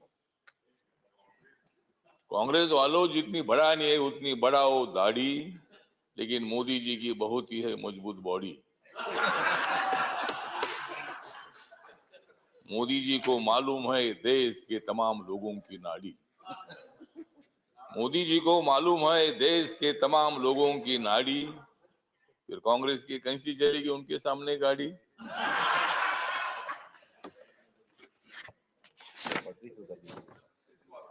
मोदी जी आदमी है खास, मोदी जी आदमी है खास, इसलिए उनके साथ है रामदास। यस। मोदी जी को विकास की है आस, मोदी जी को विकास की है आस, इसलिए राजनीति में वो हो गए हैं पास। कांग्रेस वाले हमेशा मारते हैं भास, कांग्रेस वाले हमेशा मारते हैं भास, इसलिए राजनीति में हो रहे हैं नापास। तो आज यहाँ माननीय राष्ट्रपति के अभिभाषण पर चर्चा हो रही है और कांग्रेस वालों का और अपोजिशन का आभार व्यक्त करता हूँ। मतलब वो रोज वेल में आ रहे थे, ये तो मतलब राष्ट्रपति का अभिभाषण ये है मोदी सरकार के विकास की गंगा। काय के लिए लेते हो उनके साथ पंगा? तो दंगा छोड़कर आपने इस चर्चा में भाग लिया, इसीलिए कांग्रेस पार्टी का मैं आभार व्यक्त करता हूँ, अपोजिशन का आभार व्यक्त करता हूँ और यही आशा व्यक्त करता हूँ कि आप हमेशा उधर ही रहेंगे और हम इधर ही रहेंगे। तो मतलब आप टीका करने के लिए, क्रिटिसाइज करने के लिए आवश्यकता है तो राष्ट्रपति जी का अभिभाषण जो है पॉइंट टू पॉइंट था। सभापति महोदय, राष्ट्रपति जी ने दलित समाज है, आदिवासी समाज है, ओबीसी समाज है, अल्पसंख्यक है, जनरल कैटेगरी के लोग हैं। मोदी सरकार ने जनरल कैटेगरी के लोगों को 10% आरक्षण देने का निर्णय लिया। मोदी सरकार ने schedule caste and schedule tribe का जो एक्ट है उसमें अमेंडमेंट करने का निर्णय लिया।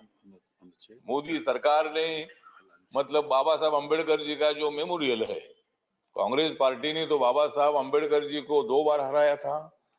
बाबा साहब अम्बेडकर जी को लोकसभा में आने का मौका नहीं दिया था, लेकिन बाबा साहब अम्बेडकर जी का 125वां जन्म दिवस नरेंद्र मोदी जी ने बनाया।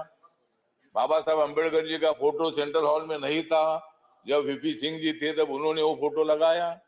कांग्रेस पार्टी को उसकी भी जानकारी तो नहीं थी कि भाई बाबा साहब का फोटो जी सेंट्रल हॉल में बैठकर बाबा साहब ने संविधान लिखा।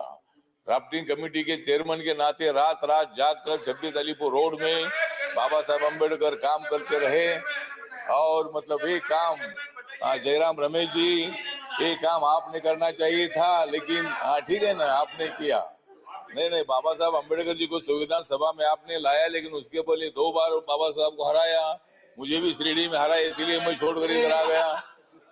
मुझे भी शिरडी ने आप लोगों ने हराया, तो इसीलिए ठीक बात है। तो इसीलिए बाबा साहब अम्बेडकर जी के लिए संविधान बदलेंगे, ये बोलते हैं कि भाई संविधान बदलेंगे, कैसा बदलेंगे? हमने तो कांग्रेस को बदला है, संविधान क्यों बदलेगी? संविधान बदलने का विषय नहीं है। जिस मोदी ने 2019 में सेंट्रल हॉल में संविधान को माथा टेक कर उन्होंने शपथ ले ली है कि बाबा साहब के संविधान का भारत में खड़ा करूंगा, सबका साथ सबका विकास, इसलिए दिख रहा है यहाँ अच्छा प्रकाश। तो मतलब मोदी जी ने सबका साथ सबका विकास की भूमिका रखी है और आप चल रहे भारत जोड़ने के लिए। बाबा साहब अम्बेडकर जी ने और संविधान ने भारत को जोड़ ही दिया है। झगड़े होते रहते हैं लेकिन फिर भी हम एक है। या कोई पाकिस्तान का संविधान हमारा तो नहीं है, यहाँ कुछ भी हो जाएगा लेकिन देश टूटेगा नहीं। जम्मू कश्मीर भी हमारा है। अभी हमारे साथी बोल रहे थे कि 370 को हटाया है, पहले हमने कांग्रेस को हटाया, फिर 370 को हटाया। तो इसीलिए मतलब हटाने का विषय तो नहीं है। इसीलिए मतलब सभापति महोदय, राष्ट्रपति जी मतलब हमारी अनुसूचित जनजाति के राष्ट्रपति जो है पहली बार बनाया। मतलब शेड्यूल कास्ट का जो राष्ट्रपति है नरेंद्र मोदी जी ने बनाया, आपको भी बनाया, मुझे भी बनाया। तो इसीलिए मतलब ये राष्ट्रपति का जो अभिभाषण है, तो इसका सपोर्ट करने के लिए जो मेरी रिपब्लिकन पार्टी ऑफ इंडिया है, बाबा साहब अम्बेडकर जी ने स्थापित की हुई पार्टी है, इस पार्टी की तरफ से इस अभिभाषण का सपोर्ट करने के लिए मैं यहाँ खड़ा हूँ और सभी लोगों को मैं निवेदन करना चाहता हूँ, ये अभिभाषण जो है, ये अभिभाषण देश के विकास को आगे ले जाने वाला है।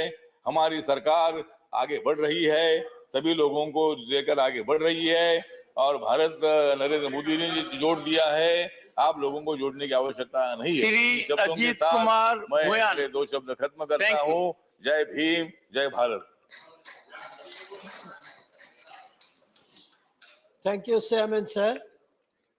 Since I belong to Assam, a lone voice of opposition from Northeast region in this upper house, I will not speak on major concern of inflation and unemployment gripping across the nation, as my learned colleagues have already enlightened. And there is a time factor is also there. So I will like to continue myself on the specific concerns of the Northeast region. As I was listening very first joint session presidential speech of Mahamahim Drupadi Murmu, I had a very high expectation that she would dwell ethnic diversity of the Northeast region and its complexity. Sir, Assam was a single unit of governance except Tripura and Manipur when India got independence in 1947. And it was very rightly debated in the Constituent Assembly that ethnic diversity of the region would be protected, and even the small tribes and their identity and culture would be protected in post-independence era. The tribal community of the Northeast region had hope that their identity and culture would be protected under the guidance of Mahamahim, who is herself a tribal. Sir, very sorry to say that now tribals are facing in Assam illegal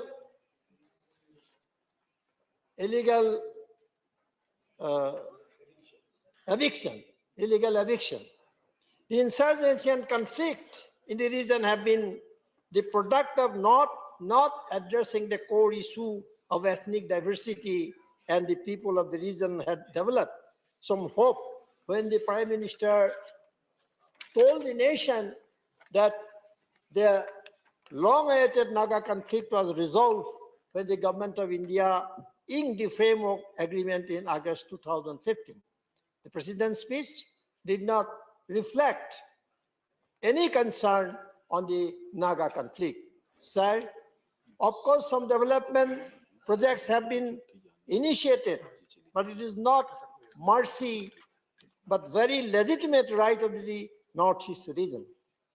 However, peace and development of the region will be sustainable when the government of India addresses the very core issue. Sir, please allow me to highlight the very promise of the Prime Minister Narendra Modi, who assured the 6 communities of Assam to be given the special scheduled tribe status, and almost the second tenure of the government is coming to end, but no such intent has been reflected on the presidential speech. Sir, a high-level committee headed by the retired Justice of the Guwahati High Court was formed by the Home Ministry in July 2019. It was to examine the effectiveness of actions taken since 1985 to implement Clause 6 of the Assam Accord and to suggest and recommend measures as may be necessary to protect, preserve, and promote cultural, social, linguistic identity and heritage of the Assamese people. So the committee has submitted its report in February 2020. This report has not been released so far. Nothing has been mentioned in the presidential speech for the indigenous people of Assam. Sir, during the general election in 2014, Narendra Modi promised in a public meeting in Assam that within 100 days, every problem of Assam will be solved. But nothing has been solved so far. Sir, I fail to understand the two powerful cabinet ministers who themselves are tribal and belong to the region are not pursuing the concerns of the tribe. Have they become voiceless or scared of the mighty notion of the DO, Narendra Modi and Amit Shah? Sir, the region is represented by 39 MPs of both houses, which is bigger than Gujarat representation. It is always claimed that the Prime Minister has been visiting the region very often. वो लोग 40 times बोलते रहते हैं. But can we say that Modi has the same concern as he has for Gujarat? Sir, I have no intent to frame him for Gujarat bias, but there certainly mere visit should not be the parameter of concern, but truthful initiative in the interest of the region. Yes, here I will like to appreciate the former Prime Minister Dr. Manmohan Singh for his novel initiative of development of the region, though he was not frequently visiting the region. Sir, now projects are being inaugurated, as our leader of the opposition has rightly said. Those projects were initiated by Dr. Manmohan Singh, and now they have simply inaugurated these projects. Sir, I will conclude by the famous say that the human being is not known by physical appearance, but honestly conceived intent of idea than action. Thank you. Shri Vivek Thakur.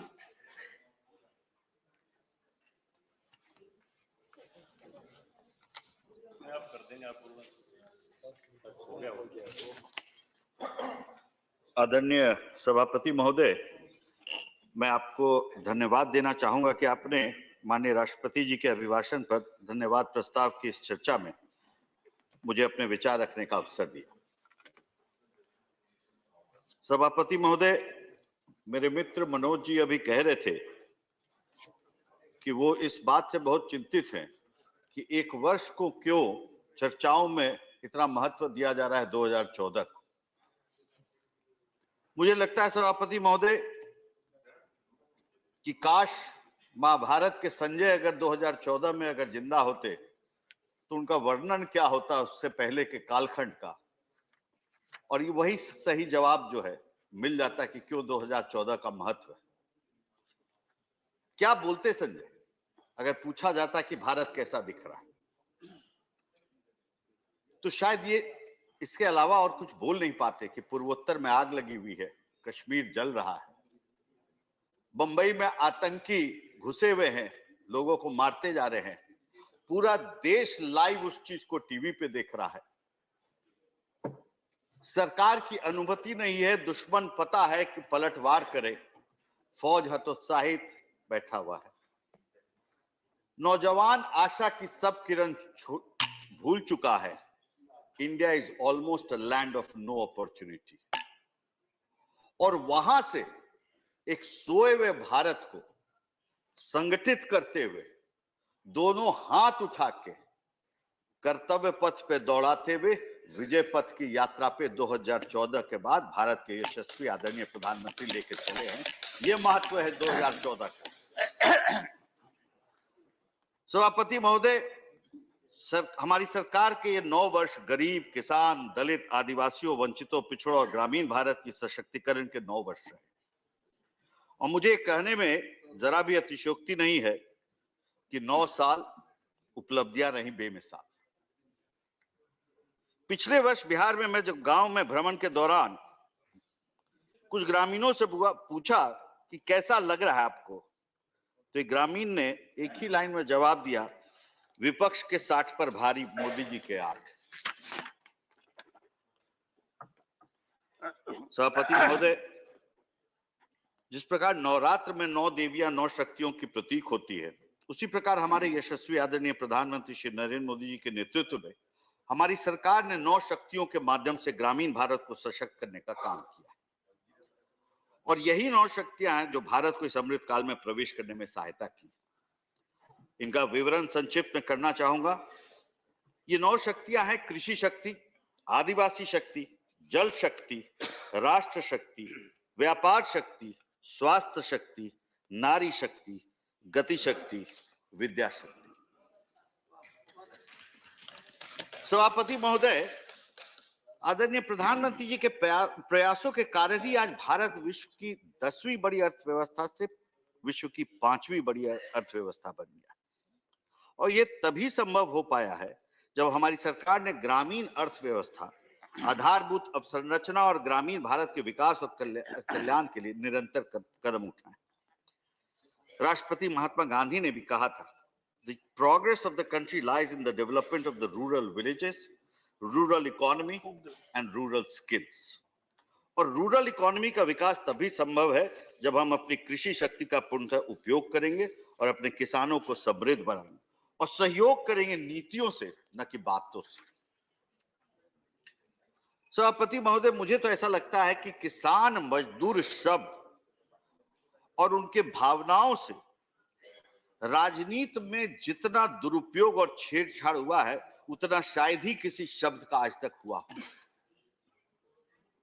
अगर ये शब्द को vocabulary से अगर हटा दिया जाए तो शायद मेरे समाजवादी और वामपंथी दोस्त जो है बड़े असमंजस में पड़ जाएंगे, कहां से शुरू करें, कहां से आरंभ करें। लेकिन पहली बार ये एक ऐसी सरकार आई जो कि शांत जुबान बंद किसान को, मजदूर को, गरीब के बारे में उनके भावनाओं को समझने की कोशिश की और यह एहसास किया कि किसान को भी सीधे मदद की जरूरत है। इस क्रम में हमारे सरकार ने प्रधानमंत्री किसान सम्मान निधि की शुरुआत की और 4 वर्ष पूर्ण होने जा रहे हैं सभापति महोदय। इस योजना में 2.24 लाख करोड़ रुपए भारतीय किसानों को प्रदान किए जा चुके हैं और जिसमें से 1.7 लाख करोड़ रुपए कोविड महामारी के दौरान दिया गया और लगभग 11.78 करोड़ किसानों को लाभ अभी तक पहुंचाया जा चुका है। सभापति महोदय, कृषि शक्ति का एक महत्वपूर्ण पक्ष है प्रधानमंत्री गरीब कल्याण अन्न योजना। ये सामान्य बात नहीं है। जब नेशनल लॉकडाउन लगा था तो बड़ा शोर मचा कि जो रोज कमा के खाते हैं लाखों की संख्या में मर जाएंगे। एक व्यक्ति नहीं भूखे मरा इस देश में, एक व्यक्ति नहीं मरा और 80 करोड़ परिवारों को मुफ्त अनाज तब से देते देते आज उसको एक सिक्योर्ड आबादी के रूप में नेशनल फूड सिक्योरिटी एक्ट के तहत हमारी सरकार जो है निरंतर उनको मुफ्त राशन दिए जा रही है। और सभापति महोदय, नोटिस करने वाली ये बात है कि इकोनॉमिक सर्वे प्रस्तुत किया है कि यूएनडीपी के रिपोर्ट के हवाले के जरिए कि इन दोनों योजनाओं के कारण भारत की गरीबी में कमी की महत्ता को उसने स्वीकार किया। सभापति महोदय, विपक्ष के दोस्त हमारे पीएम सम्मान निधि के बारे में क्या क्या राय रखते रहे, इसलिए मैं आपको 2019 में जब ये योजना की शुरुआत हुई थी तब ले जाना चाहूंगा, जब देश के ज्ञानी पूर्व वित्त मंत्री और कांग्रेस के बड़े नेता जो हमारे सदन के भी सदस्य हैं क्या कह बैठे थे। Nothing can be more shameful in a democracy than bribe for votes। अर्थात देश का मुख्य विपक्षी दल किसानों को रिश्वतखोर समझता है, रिश्वत देकर वोट देते हैं, इससे बड़ी शर्म की बात कुछ भी नहीं हो सकती है। और यही लोग कोविड-19 की महामारी के समय चिल्ला चिल्ला कर कहे कि गरीबों के हाथ में पैसा पहुंचाना पड़ेगा, पैसा पहुंचाना पड़ेगा। हमारी सरकार ने 1.73 लाख करोड़ रुपए कोविड-19 महामारी में सीधे जनता के हाथों में दिए और उन्हें यह योजना रिश्वतखोरी दिखाई देती है। लेकिन अब क्योंकि विदेशी संस्थाएं भारत के विस्तृत आकलन में इसकी तारीफ कर चुकी हैं, मुझे लगता है कि अब हमारे मित्र इसे अच्छा मानने में कोई दिक्कत नहीं होगी मित्रों को। अच्छा, हमारे संस्था पे उन्हें विश्वास ही नहीं है। एक और यूएनडीपी की रिपोर्ट का हवाला देना चाहूंगा। यूएनडीपी की multi dimensional poverty index report में वर्ष 2005 और 6 में जिक्र है कि 65 करोड़ भारतीय गरीबी रेखा के नीचे थे और आज 2019 से 21 में यह संख्या 23 करोड़ तक पहुंच गई। अर्थात भारत ने 41.5 करोड़ भारतीयों को गरीबी रेखा से बाहर निकाला। गरीब के जीवन में मूलचूक सुधार के पीछे हमारी सरकार की कल्याणकारी योजनाएं और जो लोग किसानों की आय को दोगुना करने का मजाक उड़ाते हैं उनको मैं यह बताना चाहूंगा कि हमारी सरकार के 9 वर्ष के दौरान पर कैपिटा इनकम दोगुना होकर 1.97 लाख रुपया हो गया है। अर्थात हमारी सरकार ने लोगों को विशेषकर किसानों की आय को दोगुना करने में महत्वपूर्ण भूमिका निभाई। सभापति महोदय, ग्रामीण भारत की दूसरी महत्वपूर्ण शक्ति आदिवासी शक्ति पर आता हूं। पिछले 9 वर्षों के दौरान हमारी सरकार ने आदिवासी शक्ति के माध्यम से देश को बहुत मजबूती प्रदान करने का काम किया है। जब ग्रामीण विकास की बात हो, आदिवासियों, दलितों, वंचितों की बात पर देश के विभूति स्वर्गीय नानाजी देशमुख का उल्लेख न हो तो यह बात अनुचित होगी। उन्होंने कहा था कि हम अपने लिए नहीं, अपनों के लिए हैं और अपने वो हैं जो सदियों से पिछड़े, वंचित और उपेक्षित हैं। इन्हीं विचारों से प्रेरणा लेते हुए हमारी सरकार ने प्रधानमंत्री आदि आदर्श ग्राम योजना की शुरुआत कर 36,000 आदिवासी एवं जनजाति गांवों के कल्याण का मार्ग खोला है तथा इस बजट में सर्वाधिक उपेक्षित घुमंतु जनजातियों के लिए 15,000 करोड़ की धनराशि के साथ PM PVTG particularly vulnerable tribal group योजना की शुरुआत भी की। सभापति महोदय, जनजाति समुदाय को उनकी मातृभाषा में शिक्षा प्रदान करना अति आवश्यक और इसलिए हमारी सरकार 689 एकलव्य मॉडल रेजिडेंशियल स्कूल द्वारा आदिवासी क्षेत्रों में शिक्षा प्रदान करने का महत्वपूर्ण काम भी कर रही है। इसी बीच में सभापति महोदय, गरीब किसान की पीड़ा को समझते समय मुझे लगा कि गुलजार साहब की 2 पंक्तियां यहां पर जरूर रखना चाहूंगा। उन्होंने कहा, अब लिखा है इनफैक्ट, खबर सबको थी कच्चे मकान की, खबर सबको थी कच्चे मकान की, फिर भी लोगों ने दुआ में बरसात ही मांगी। गरीब किसान की पीड़ा समझिए। एक तरफ वह बरसात भी मांग रहा है, लेकिन एक तरफ वह यह भी सोचता है कि बरसात का महीना किसी तरह निकल जाए और उसकी छत न गिरे। इस भाव को हमारी सरकार ने समझा, इसलिए प्रधानमंत्री आवास योजना ग्रामीण के तहत 280.53 लाख पक्के मकान बनाए जा चुके हैं और जिसमें लगभग 97 लाख मकान आदिवासी एवं दलित परिवारों को दिए गए। सभापति महोदय, हमारे विपक्ष को हमारे बातों पर भरोसा तो है नहीं, इसलिए प्रधानमंत्री आवास योजना ग्रामीण पर national institute of public finance and policy NIPFP का एक अध्ययन मैं उसका जिक्र करना चाहूंगा। उन्होंने यह पाया कि न केवल लोगों को पक्का मकान मिला, बल्कि योजना के तहत इस्तेमाल किए जाने वाले कंस्ट्रक्शन मटेरियल भी उच्च गुणवत्ता के थे, जो अपने आप में इस योजना की सार्थकता को सिद्ध करता है। सभापति महोदय, क्योंकि दलितों, वंचितों, किसानों, आदिवासियों की बात हो रही है और मैं बिहार के 2 महान विभूति, अभी तक के देश के सबसे बड़े किसान नेता स्वामी सहजानंद सरस्वती और राष्ट्र कवि रामधारी सिंह दिनकर का उल्लेख न करूं, यह अनुचित होगा।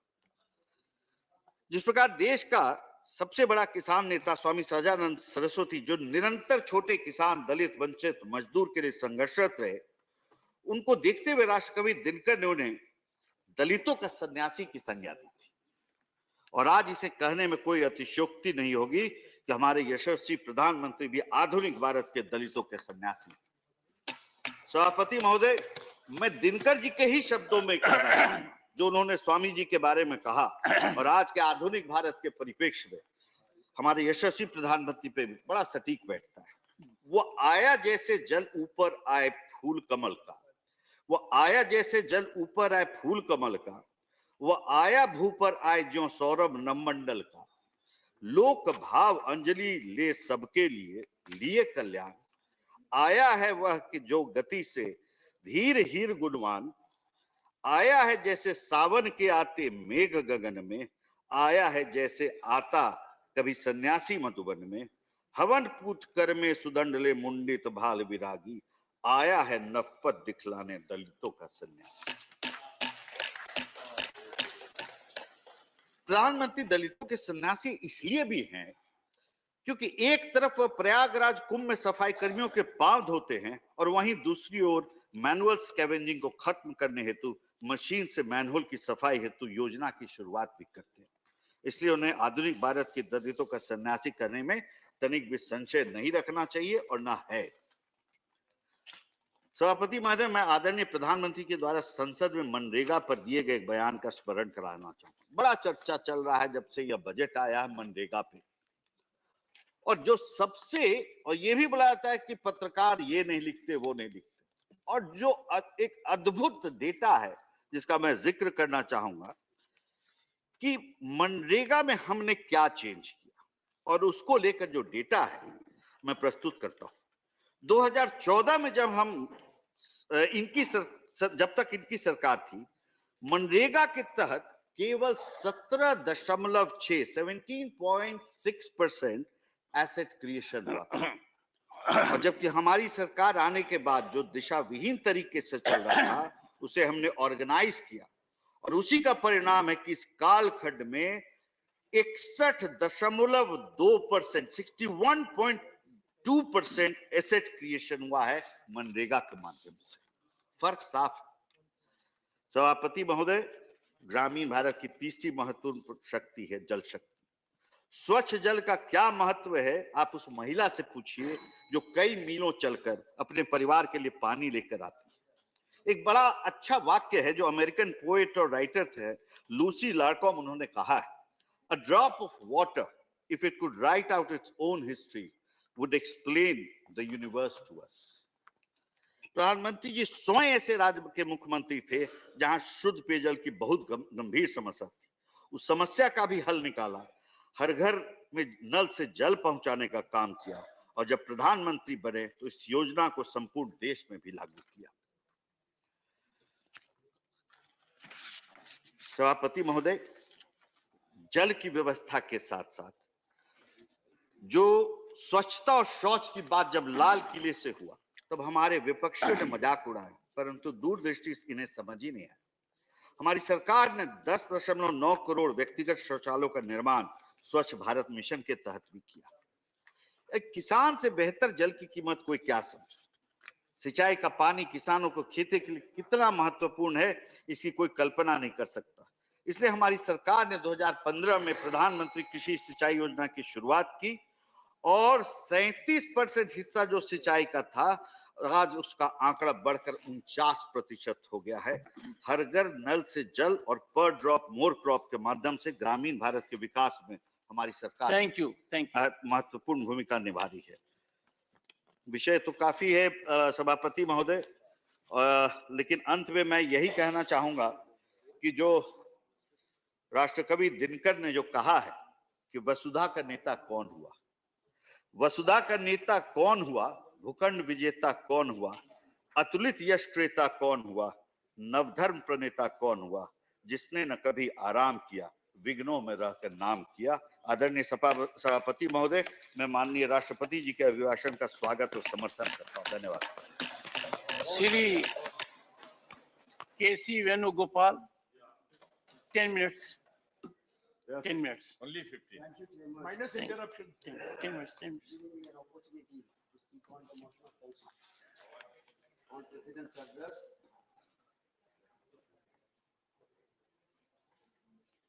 Sir, last 9 years, we are hearing the beautiful slogan all over India of Sabka Saath, Sabka Vikas.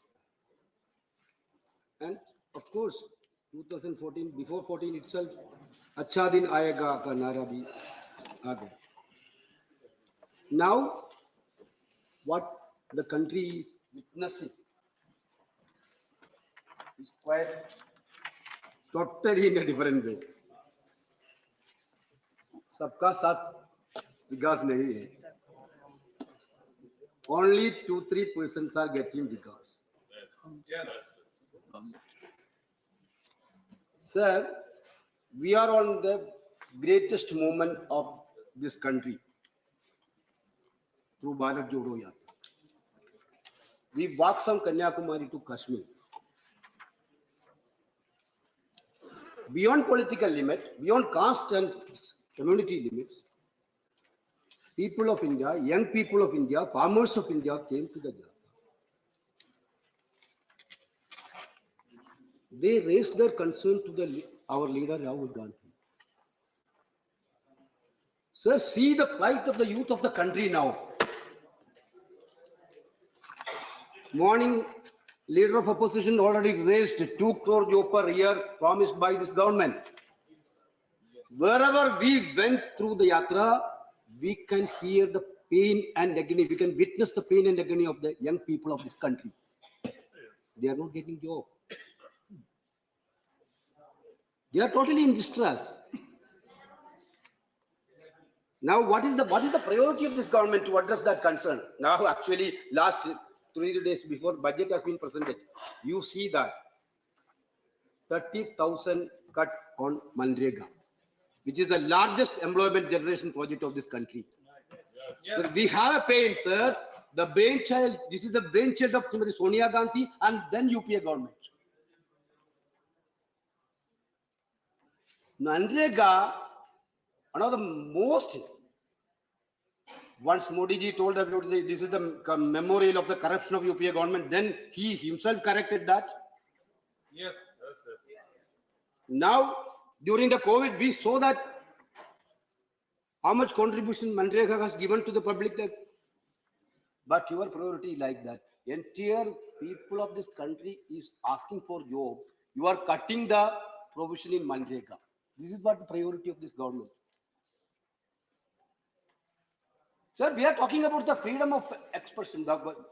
Kargeji, Honorable LOP already mentioned about that. BBC documentary.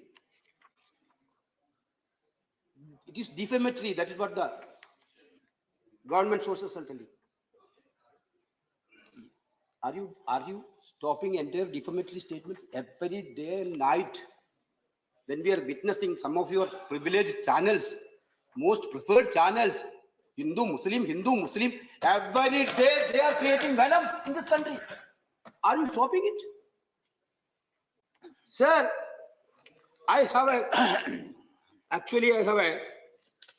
document of that Jamia incident was happened. Unfortunate incident was happened. Delhi police arrested so many people. Finally, Delhi police had alleged that they were involved in committing offences such as rioting and unlawful assembly during the violence and ensured the university in 2019. Jamia University. In his detailed order on Sakhi Court, Judge Verma heavily criticized the Delhi police for filing an ill-conceived charge sheet and added that their case was devoid of irrefragable evidence.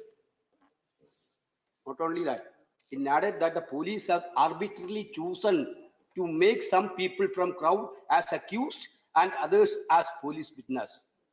This cherry picking was detrimental to the perception of fairness. One more thing is Justice Verma is saying. Dissent is an extension of the inviolable fundamental right to freedom of speech and expression, which was a right that the court we are shown to uphold. Sir, you are one side. The government is trying to stop entire voices of the dissent. On the other side, when BBC documentary, which Modi ji, when he was the chief minister, just now I am remembering, he narrated BBC is the most credible media in the world. Yes, 2013. Yes. In 2013, I have a video. If you want that evidence, I will prove. I will authenticate it. As for our Prime Minister, BBC is the most. Prime Minister told, don't believe the Indian media. Don't believe Indian media. Only believe in BBC. Yes. You are now asking that BBC documentary is totally discreditable. How can we agree, sir? I have a point. You are only given time to me. You are to. Yes, yes. What is the point of order, sir? So rule. Rule 238. Rule. 238. What is that rule? सब rule 1.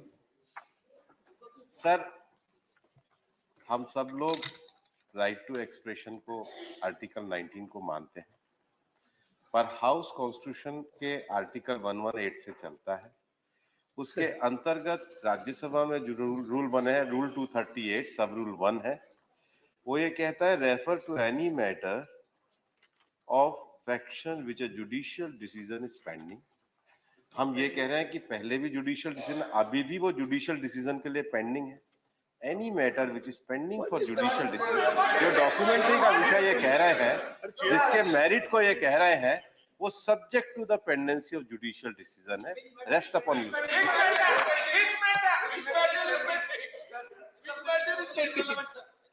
Sir, my point is only is that He's authenticating. whenever you are talking about some discreditable media houses, you have to be neutral on what is happening in the Indian media. If some media is okay with you, some of the media is not okay with you. No, it is very, very evident nowadays. If morning we discuss about this, somebody is talking freely about some incidents, next day he will get a call if it is not in favor of the government. So this type of things the government is doing, that is what I want to mention. Sir, last 3-4 days, we are debating on a single subject before you, sir, for a JPC inquiry. Why we have witnessed so many this type of demand in this house. This house has a greatest tradition. That house also greatest tradition. Whenever this type of big scam has been raised in the public domain, it is the right of the parliamentarian to ask an inquiry from the government. Yes. If the government is not need to hide any truths, they used to come for an inquiry. In UPA time, how many inquiry, JPC inquiry we have done? My simple question is that is what we are asking. Why you are running away from the JPC? Therefore, that is there something is there somewhere. Digvijay ji yesterday asked, how can a man suddenly jump this much income without the government support? Sir, I came this house in 2021. 2021, I got an opportunity to speak on aircraft maintenance act, Aircraft Amendment Bill 2020. During that bill discussion, raised 2-3 questions, which I didn't go to reply on that day. With your permission, I would like to ask that question again, sir. Sir, Adani has given 6 airports. In 2019, government awarded Adani the right to purchase 6 Mr. major. Venugopal, you say Adani has been given 6 airports. What does that mean? No, public, because No, no, no. private test is No, not no, airport. I mean, one second. I mean, out of 6 One second. airports, One second. 5 airports are One- profit-making airports. One These 5 profit-making One second. government has given. Take your seat. You have been heard by everyone, rapt attention. I want everyone to be heard like this. And therefore, you will take note of what I'm saying. Yes. If on the floor of this house, a statement is emanating from a senior member of the opposition that a particular industrialist has been given 6 airports, that is baffling for 2 reasons. One, our country is governed by law, and whoever gets something is out of evolution of a process.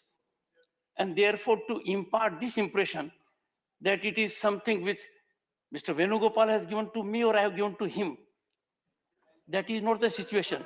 I would therefore, one second, I would therefore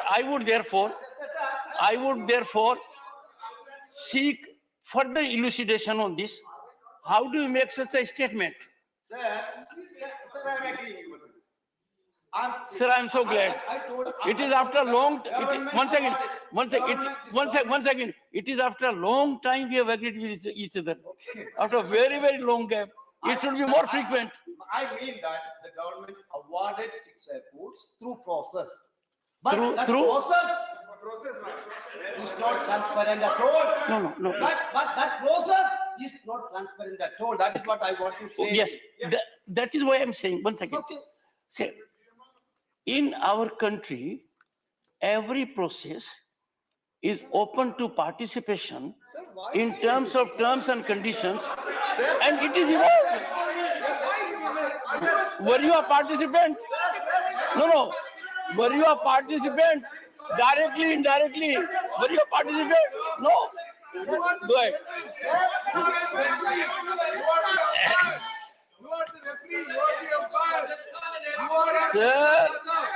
Sir, let me tell you one second.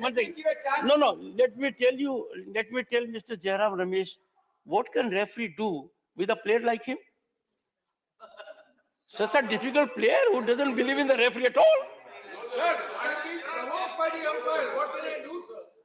Mr. Venugopal, please. Sir, 2019 government awarded 6 airports through a process. I think which is not at all. I'm only just making a suggestion. You may perhaps to check up who awards. The government. No. You'll have to check up. Yes. Okay. I'll tell you. Otherwise, it will be a situation very different. Go ahead. Go ahead. Okay, Mr. Venugopal only. Please. Sir, I told you, I am quoting from my old speech of this parliament itself. You can verify that. No, sir, you don't have to authenticate your speech. That's the PPP cell of the DEA. That point of time, I am pointing out.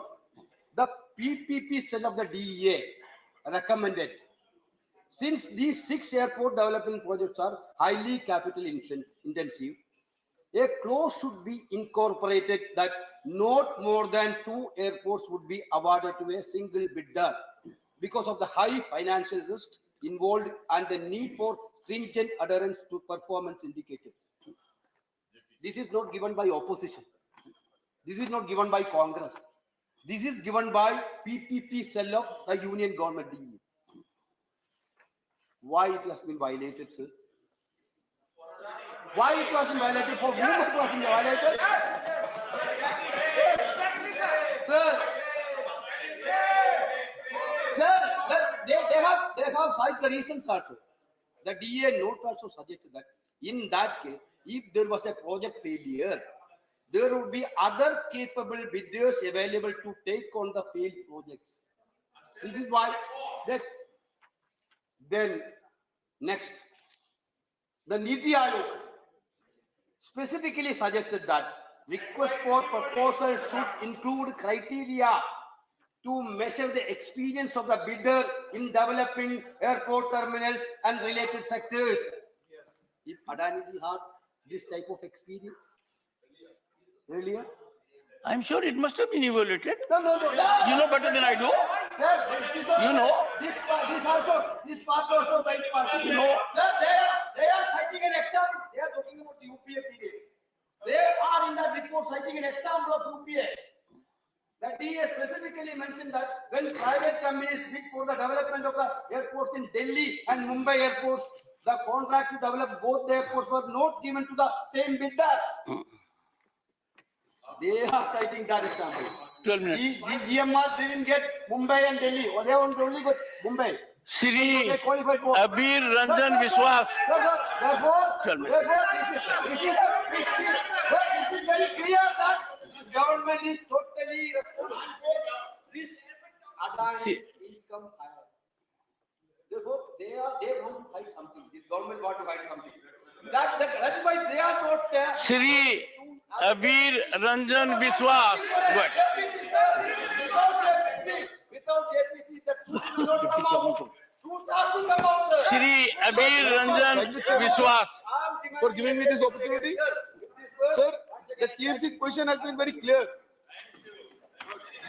Thank you.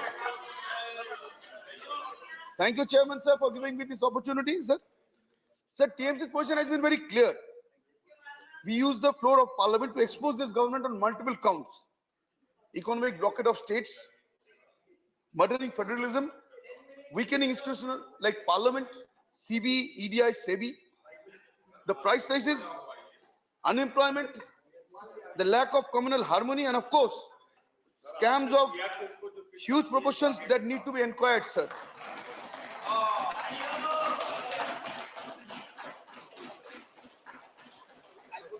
The immediate inquiry of the big scam, which is currently creating much furor, can happen in two different ways.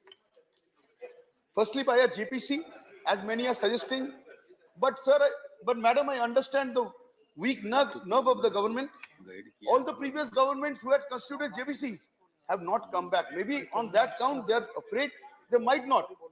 On the second part, of course, we could have a Supreme Court monitored committee to conduct this inquiry in a time-bound manner.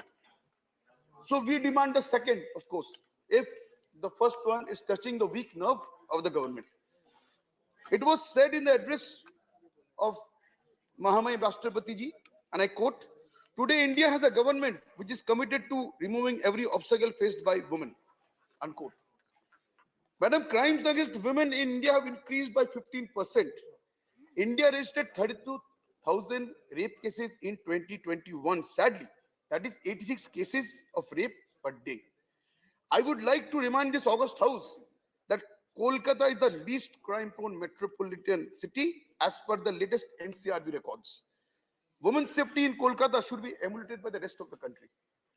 Another statement in the address is, and I quote, "The digital network that India has built is source of inspiration even for developed countries." Madam, I would like to showcase the digital service delivery achieved by Bengal. The Bengal government recently received the Platinum Award from the Honorable President at the Digital India Awards for its flagship scheme called Dware Sarkar, which literally means the government at your doorsteps. This was for excellence in design and implementation of a public digital platform. The initiative by the Mamata Banerjee government has widespread coverage.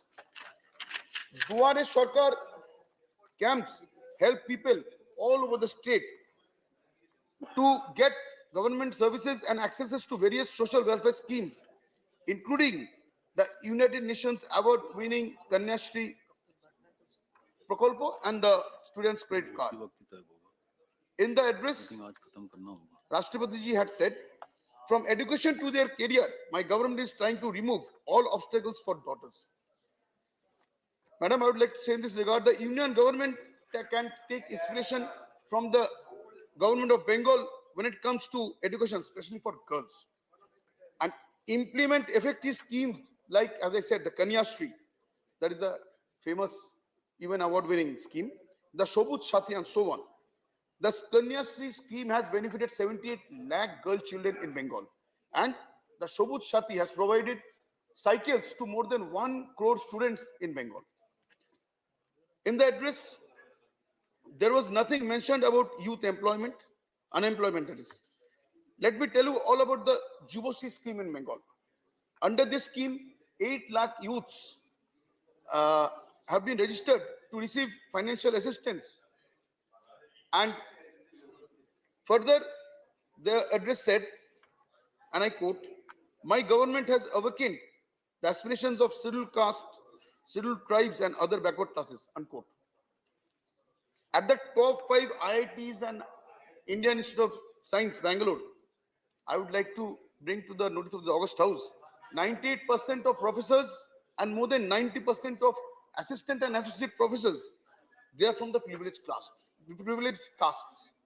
In violation of the constitutional reservation mandates in faculty position of 7.5% for scheduled castes, scheduled tribes, and 15% for scheduled castes. That is what is the real picture.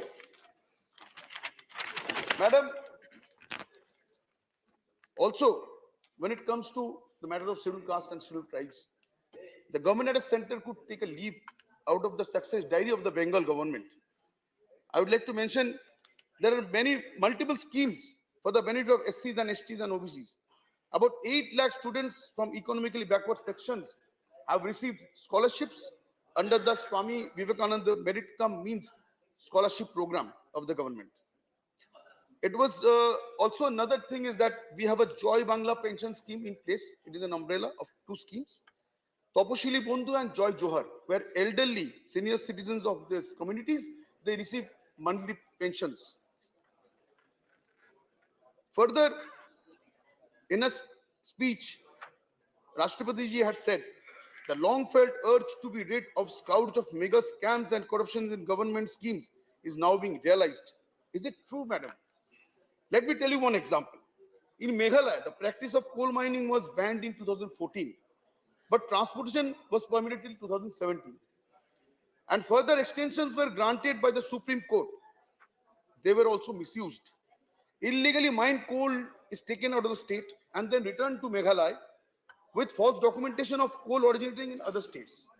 Last December, re-verification of extracted coal before the ban on illegal mining of coal revealed that there are over 19 lakh metric tons of coal and not over 32 lakh metric tons of coal as stated by the government.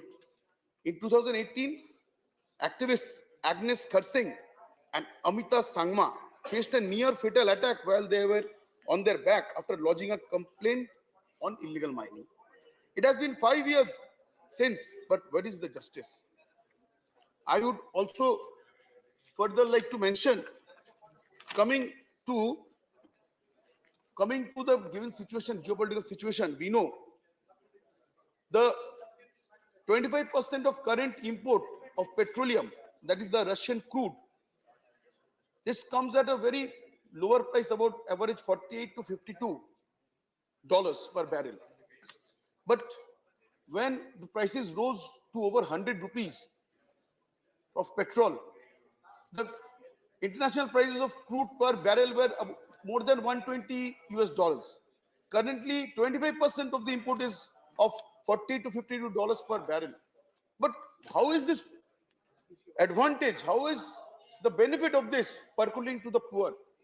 We only can say sabka saath, sabka vikas, but it should not remain as a jumla.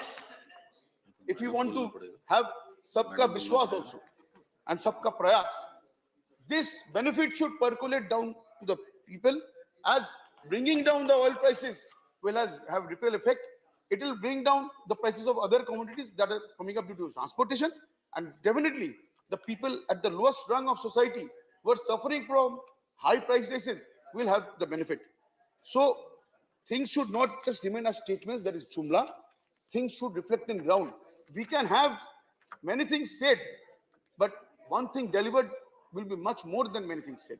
And I would like to conclude by saying that I would thank the Mahamaim Rashtrapati ji for her address. Having said that, inequality in gender, caste and class is far from becoming reality and needs to be our focus in all policies. The issues of people on the margins require urgent intervention by the government. I conclude by re-emphasizing our demand for an immediate Supreme Court inquiry into what could be the world's biggest scam. Thank you, madam.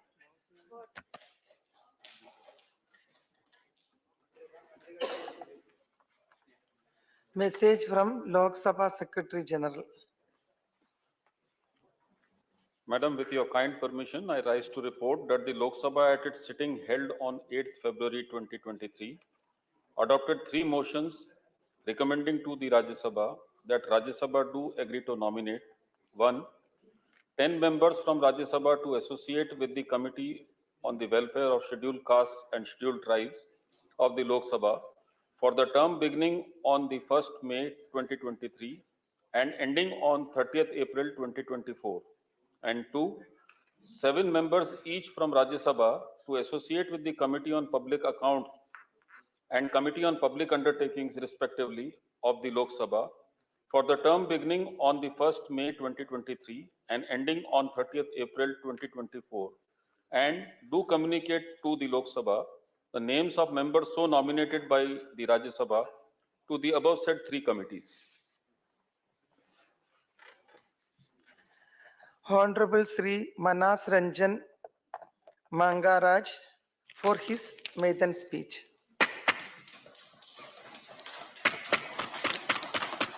Honorable Vice Chair and Ma'am, I rise to support the motion of thanks on the reply to Honorable President address to the joint sitting of Parliament. माननीय राष्ट्रपति तांको संबोधन ने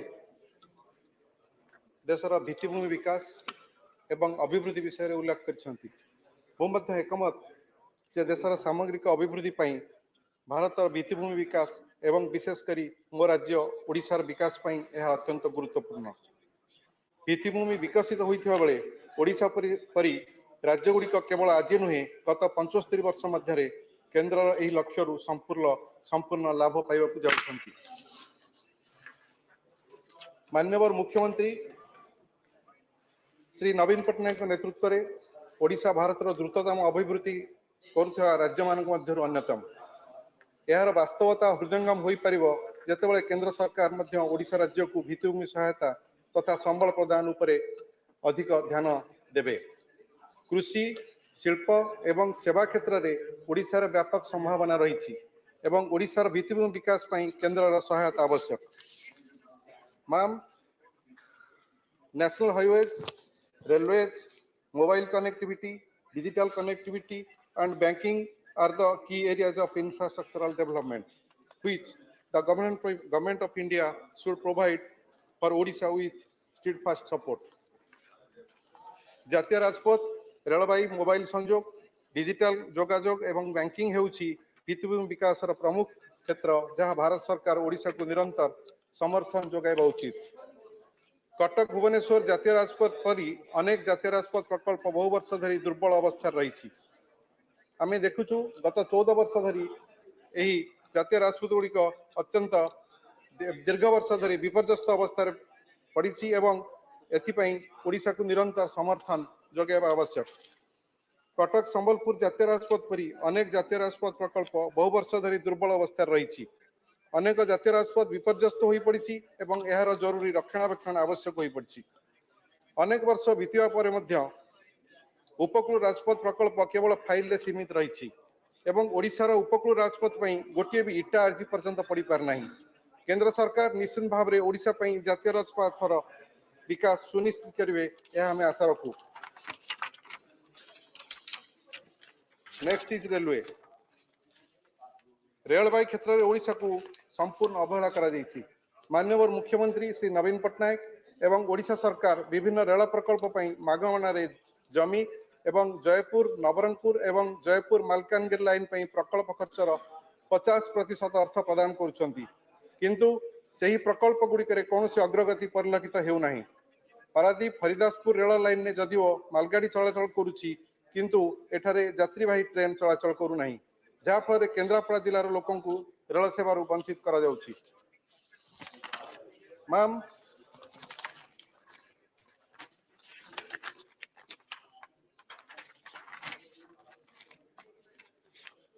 in railway section Puri Konark 35 kilometer new line project.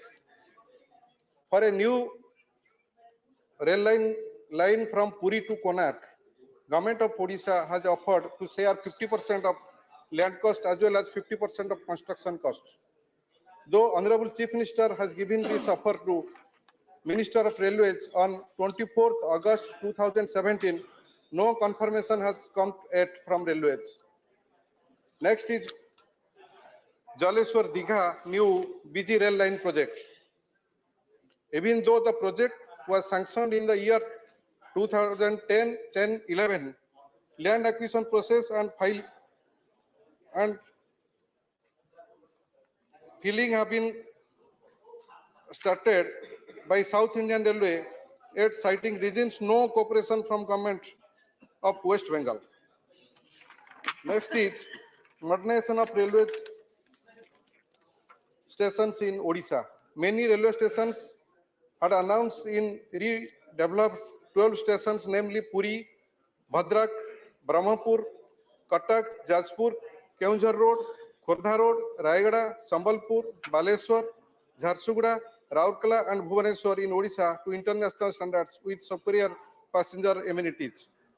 MOU was signed on 20th November 2019 between Bhubaneswar Development Authority and East Coast Railway to construct a world-class station building at Bhubaneswar at the cost of state government. When will railways plan for the balance 11 stations as declared by the ministry? Ma'am,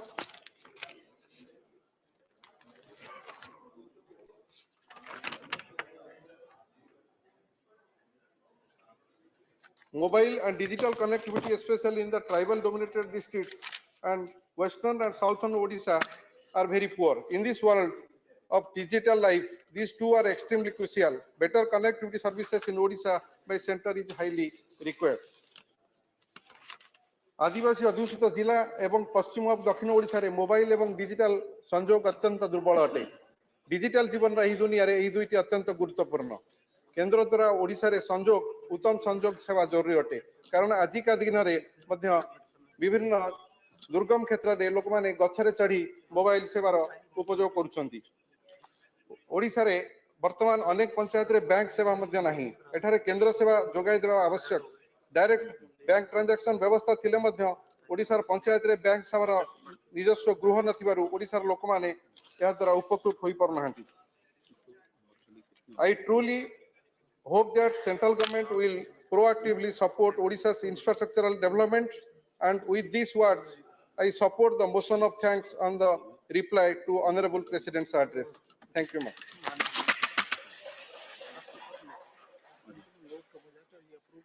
Honorable Sri A.D. Singh.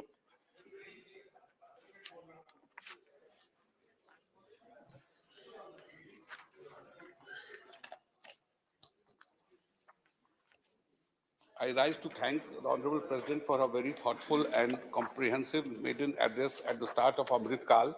Perhaps this was also the last time when such an address will take place in this building.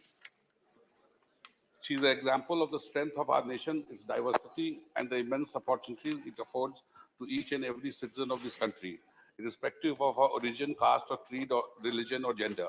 She is also a powerful symbol of the empowerment of women in India. Without the full participation of 50% of our nation, we will not be a developed nation or even just an equitable society. However, we had expected that the new president would also present a report card made over the last 9 years.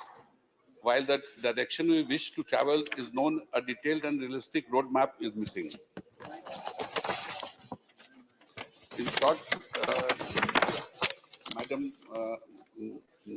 I conclude respectfully that the address was little long on adjective and short on specifics. Perhaps the government hopes that what they do not talk about today will soon be forgotten by the people.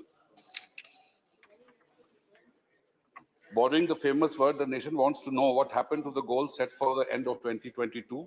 And there were several, nearly 40 such goals which were supposed to be achieved by 15th August 2022 when New India was to take place. Niti Aayog should have sent her a report card. It can still be done in the next address. Honorable President talked about Swarim Bhavishya Ka Sankalp of transforming India into a developed nation, but without spelling out the essential conditions or even its defining features. What distinguishes a development nation from the developing or even an emerging nation like ours? It is only the size of is it only the size of the GDP? If that is the yardstick, what size is the inflection point? We have heard different numbers from different ministry about the 4 trillion economy, 5 trillion economy, going up to 40 trillion. Inequality. Do you believe that the current state of inequality, extent of poverty allows us the luxury of such fanciful talk? While no doubt our GDP is growing at a healthy rate of growth, the problems are multifaceted. India's growth has come at the cost of sharply increasing inequality and extreme concentration of wealth in a few hands. The Gini coefficient is at 37.5, and the top 1% of the nation owns about 50% of the national wealth. In recent report, if I remember correctly, it was stated that 21 individuals own more wealth than 70 crore citizens. According to one estimate, those earning minimum wages in India will take 941 years to earn what a billionaire makes in a year. We continue to produce billionaires at an impressive rate, even if they are only paper billionaires. GST, which while much needed by definition, is a regressive tax. And according to Oxfam study, the poorest 50% of the population pay 68% of the tax, and the rich pay only 3%. Clearly, this is not sustainable, but a corrective steps has to. In evidence, government itself claims that Great Pride, that is running the largest free food support system of 80 crore लोगों को grain supply कर रहे हैं.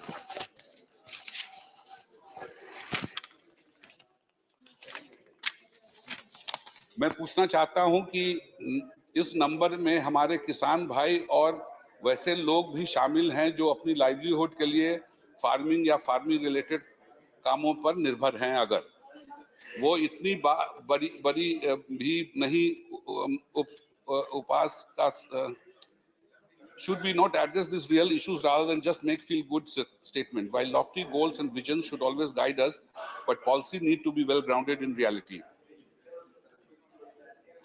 Beyond GDP numbers and hope, there are several other indicators of a developed nation: per capita income, educational attainment, scientific and technically prowess, rule of law, inviolable right of the citizen guaranteed by the robust and independent institutions, including an efficient and independent judiciary. Separation of power is one of the essential features. Honorable President emphasized the duty of each citizen during the Amrit Kal, but did not dwell on how the state is guaranteeing the basic right of every citizen. While the government always talks of cooperative federalism, the governors and lieutenant governor who represent our president in the states and UT are practicing combative federalism and are rendering the local administration impotent and ineffective. This tendency need to be checked. Getting used to double engine had a downside too, and the fear is that whatever the second engine is missing, wherever the second engine is, those trains will not be able to move. At the growing inequality between states, between north and south, between the coastal and the hinterland, worrisome and will remain a serious drag on India's growth story. Unless non-participant attention is paid to the pressing issue, central government cannot be seen as parochial or treat some states as stepchildren. The crony capitalism and corruption are other black swans that can halt India's growth. And add to this is the morbid institution and a regulatory body that seem only to act when told to do so. A week before the address, now famous Hindenburg report appeared, which has wiped out billions of dollars of national wealth. And what is the harm if a JPC is constituted? At least we can show to the world that everything is transparent here. And in case the opposition is saying something wrong, we will also get embarrassed if the JPC clears everything what the particular industrialist has done. PM talked of maximum government, minimum government, maximum governance. However, recent developments are proving that we have maximum number of regulators, but minimum regulation. Education. Impressive numbers on education institutions were provided, with one medical college opening its door each month in the last 8 to 9 years, leading to 174 new medical colleges, 300 universities, and 5,000 colleges. And trained and qualified faculty members for such places of higher are trained and qualified faculty members for such places of higher learning available. In fact, the medical colleges set 9 years ago must have produced 2 batches of doctors by now. Quality control is essential. Quality alone is not sufficient to meet the needs of an aspiration nation. Unless higher standards of all around are set up and enforced, brand India will keep getting dented periodically. Case in point is how our image on pharmacy to the world being dented by repeated reports of Indian manufacturers' drugs causing harm in patients in Africa and Central. Honorable President rightly mentioned the Nari Shakti and Yuva Shakti and government slogan of Beti Bachao and Beti Padhao. Recent incidents have shown that our women are not safe in workplaces and on streets, even in some homes. International level women athletes have to sit on streets for justice. May I suggest that the slogan should include the third element, Beti Bachao, Beti Padhao and Justice Dilao. Justice Dilao. इस मुद्दे पर और कुछ और जटिल मुद्दा पर भी सन्नाटा है. But the statistics of women participation in a workforce is distressing, low to at 19%. Similarly, youth Shakti without quality education and adequate skills and commensurate job will be a demographic disaster. सरकार का ध्यान इस मुद्दे पर होना Please, चाहिए. time is over. Half a minute.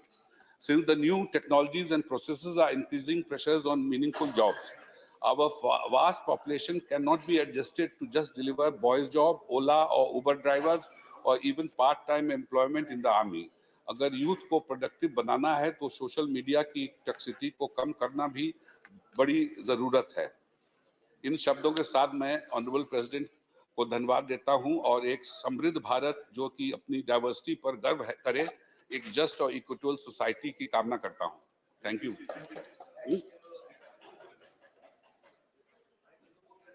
Honorable Sri Santosh Kumar P. Thank you, Madam Vice Chairman. I rise to oppose the motion in support of the Honorable President.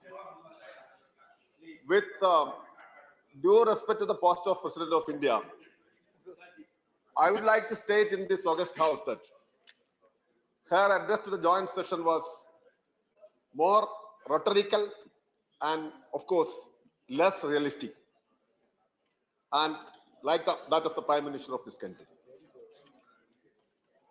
And what we are witnessing during these 8-9 years, there's a systematic attack on the idea of India, purposefully endangering all our democratic institutions. All our agencies are being misused, and there are attempts to topple various state governments through governors also.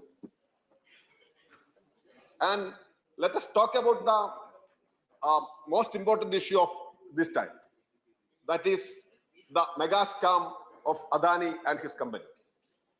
What we are demanding, the whole world is witnessing the session, what is happening in this country, and what is our genuine demand. Our demand is to constitute a JPC. And of course, the one who knows the ABCD of politics can understand that this JPC will be a body in which there will be more ruling party members. The gravity of the situation is, madam, that they are fearful of a JPC in which even the ruling coalition will have a majority.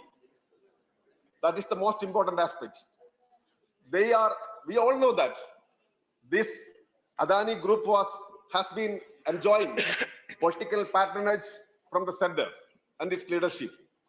Their theory, one nation, one culture, one leader, finally collapsed like everything has ended like one businessman. And they are now, whether you announce or JPC or not, you may not be in a mood to announce JPC. What is going to happen? This will mark a tectonic shift in Indian politics. And this company has got exposed. I don't want to go into the other details. Got exposed. And the people of this country know very well that the political nexus and patronage enjoyed by the Adani and company. Now, coming to the question of women empowerment. And we were always talking about 33%, at least 33% reservation to the women. Madam Vice Chairman, I would like to remind you of one thing, that this is the birth centenary of one of the legendary parliamentarians, Geeta Mukherjee. She was instrumental in bringing this women reservation a major agenda in our political scenario. Is this government committed to do 33% of women reservation? Without proper representation of women in various bodies, like the parliament and assemblies, what is the meaning of the so-called Amrita Kal? So I would like to request all political parties, of course, those political parties with a male chauvinistic mindset, to reconsider their position and to be active in making it a reality. And thirdly, Madam Vice Chairman, the question of labor codes. There were 29 labor laws, and I don't want to go through the details of all those. The Indian working class had an active role in India's independent movements, which of course the ruling front have not, they never participated in it. And leaders like Lala Lajpat Rai and many others founded the AITUC in the year 1920, and they had a tremendous role, as I stated. And now what is happening? 90% of the workforce were actually in unorganized sector, and now 97% of the workforce are actually transferred into unorganized sector. Only 3% may get certain benefits. This labor code is a serious threat to the security and safety of the working class in this country. And the question of unemployment. Unemployment is on a rise. Whatever you try to suggest, whatever you try to portray, the reality is that unemployment is on a rise, and it is the highest during the 40 years of independence, for the last 40 years. And inequality. The speech was shockingly silent on the question of inequality. Madam Vice Chairman, you might be knowing the fact that 10% of the total population is controlling 77% of the national wealth, and 49% of the total wealth is being controlled by just 1%. So how a presidential address to a joint session of a parliament can be shockingly silent on these issues? And the question of agriculture. MSP was a genuine demand raised by the farmer movement. The Samyukta Kisan Morcha had a tremendous year-long mass movement in this country, which shattered all the hopes of Modi and this government. And finally, what happened? There were certain agreements, several commitments, and this government failed to meet the requirements, the commitments given to the Samyukta Kisan Morcha. Now again, the Kisan in this country are planning to launch a massive movement because they felt cheated. You did not provide MSP to the farmers, nothing like that. And almost the ministers let free.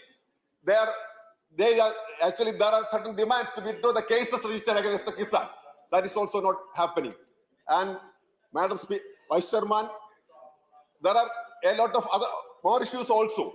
For example, as I told you, the weakening of our all institutions. For SEBI, Security Exchange Board of India, kiska security hai, kiska exchange hai. It has actually now a silent and embarrassed body of India. That is what is happening in this country.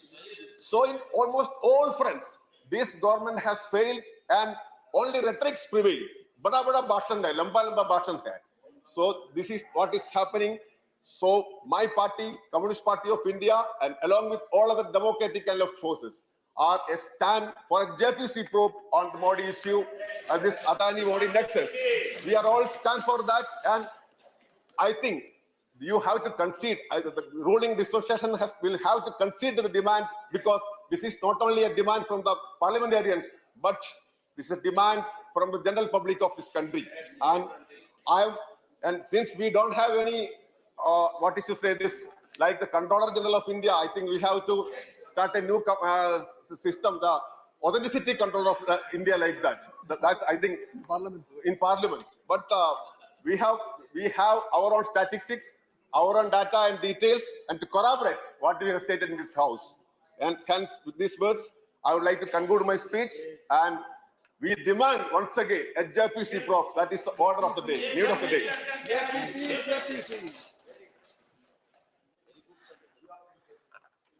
Honorable Sri Radha Mohandas Agrawal.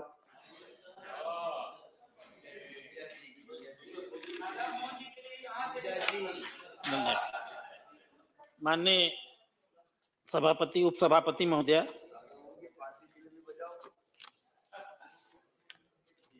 देश की आजादी का इतिहास से बताया जाता है कि 1857 में पहली आजादी की लड़ाई लड़ी। यह एक अधूरा इतिहास था। पूरा इतिहास ये था, हंसाइए मत, पूरा इतिहास ये था सभापति महोदय कि 1784 में इस देश की आजादी के लिए पहला बलिदान हुआ था।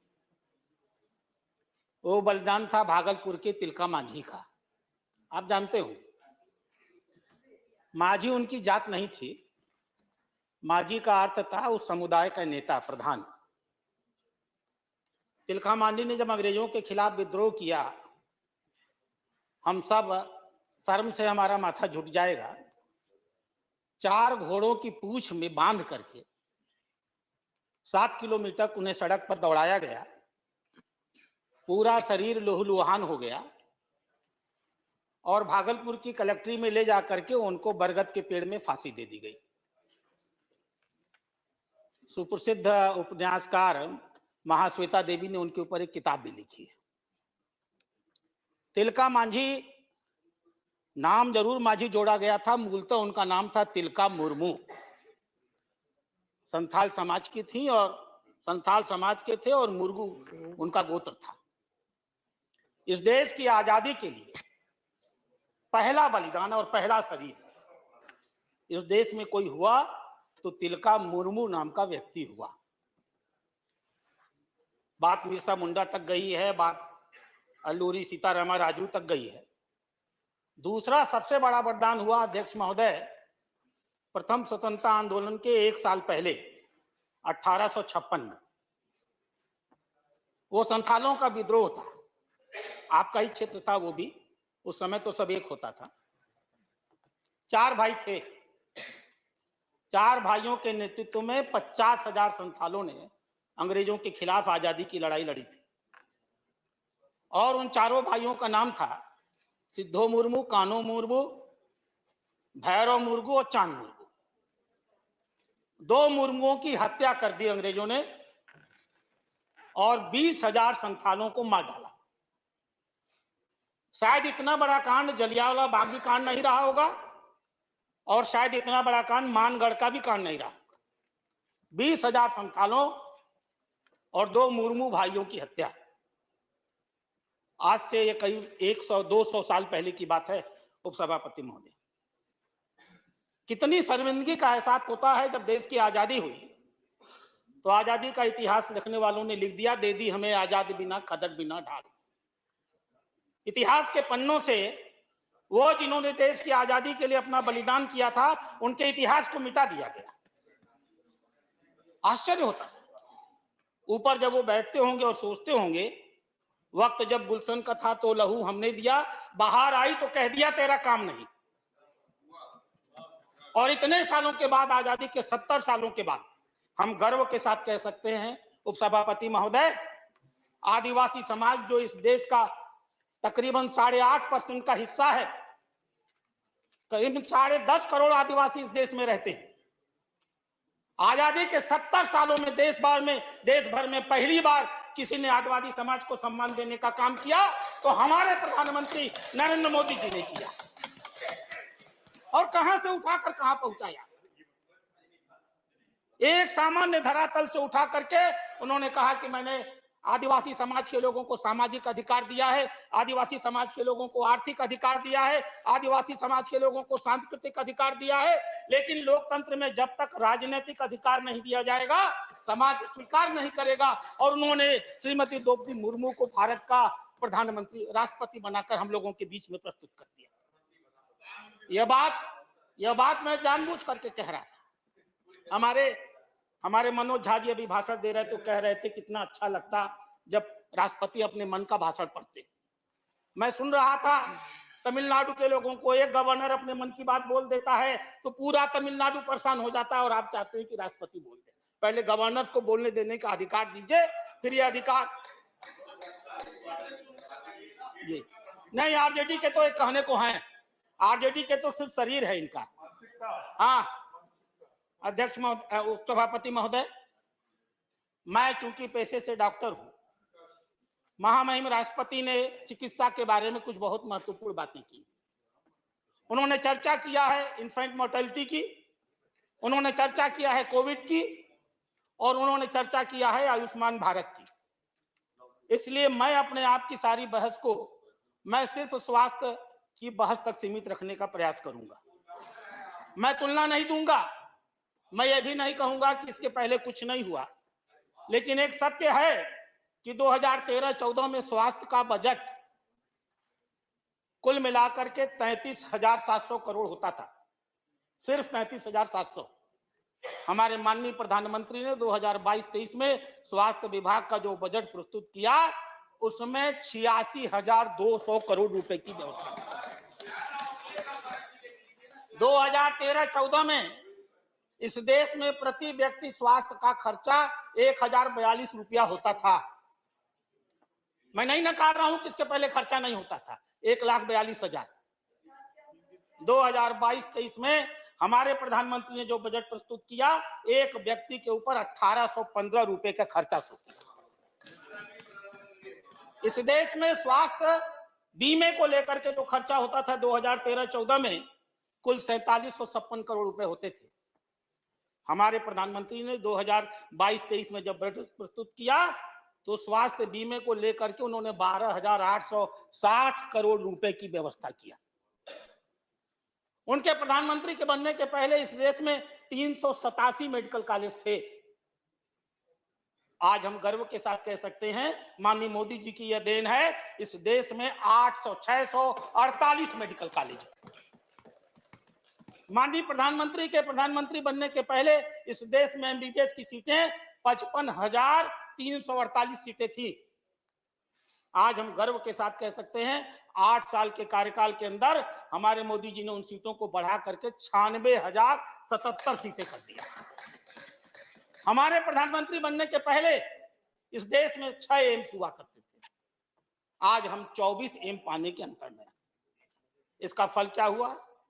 इसका फल हुआ कि मोदी जी के पहले जब माताएं गर्भवती होती थी तो 1 लाख में 137 महिलाओं की मृत्यु हो जाती थी। आज वो मृत्यु की संख्या घट करके 97 हो गई है।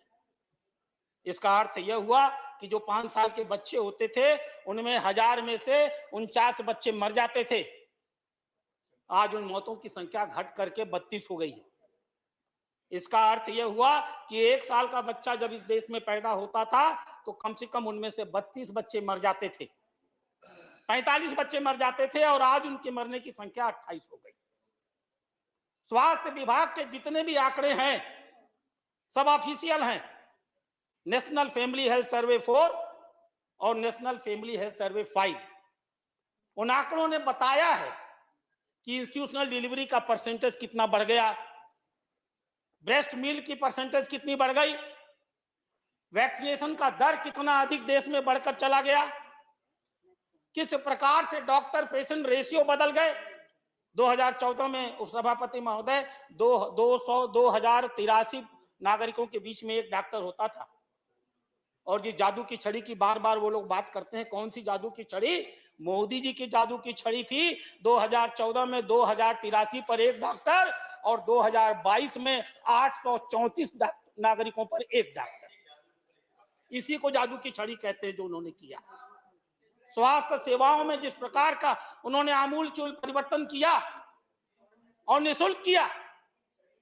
हमारी माताएं और बहनें जब गर्भवती होकर के जाती थी तो हम आज गर्व के साथ कह सकते हैं उनमें से कम 54% महिलाएं ऐसी थी जिनको निःशुल्क मेडिसिन मिलती थी, 53% महिलाएं ऐसी थी जो जिनको निःशुल्क जांच हुआ करती थी, 66% महिलाओं को पूरा भोजन मिला करता था, और कम से कम 46% ऐसी महिलाएं थी जो गर्भवती होने के बाद जिनको गाड़ियों में बैठा करके सुरक्षित घरों में भेजा जाता था। अध्यक्ष महोदय, चर्चा हो रही थी कोरोना की।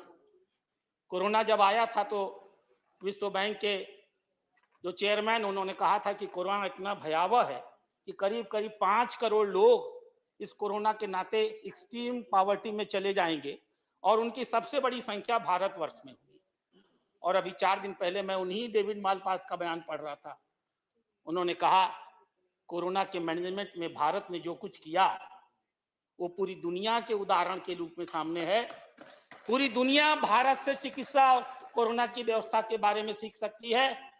पूरी दुनिया जान सकती है कि सीमित आर्थिक आय के बावजूद ईमानदारी के साथ सेवा करने का जज्बा हो तो नागरिकों की सेवा कैसे की जा सकती है। बात अभी प्रति व्यक्ति आय की हो रही थी। मैं एक आंकड़ा आपके सामने अध्यक्ष महोदय रखूं। आय से कुछ नहीं होता। अमेरिका की प्रति व्यक्ति आय 57 लाख रुपया है। स्वास्थ्य पर खर्चा 9 लाख रुपया प्रति व्यक्ति है। कोरोना से मरने वालों की संख्या 1 लाख में 336। इंग्लैंड की प्रति व्यक्ति आय 38 लाख रुपए है। स्वास्थ्य पर होने वाला खर्चा 3,54,000 रुपए प्रति व्यक्ति है।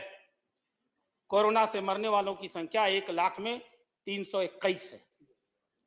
स्विट्जरलैंड की प्रति व्यक्ति आय 74 लाख है।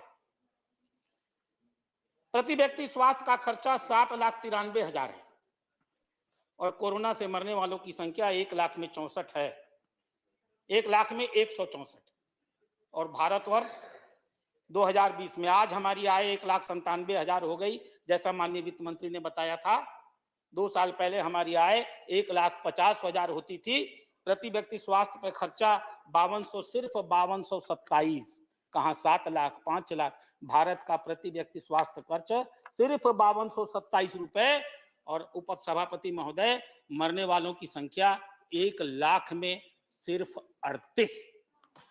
गौर कीजिए, जब कोरोना आया तो इस देश में न तो किट थे, न पीपी किट था, न जांच की लेबोरेटरीज थी, न स्वाब था, न फेस मास्क था, न N95 था।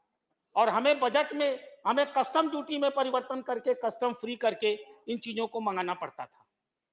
लेकिन आप लोग कहते हैं ना, क्या जादू की छड़ी है? यही जादू की छड़ी मोदी जी की थी। 11 मई आते आते इस देश में 87,20,000 लीटर सैनिटाइजर तैयार हो गया। इस देश में 41,91,000 पीपी किट तैयार हो गए। इस देश में 75 लाख N95 के मास्क तैयार हो गए।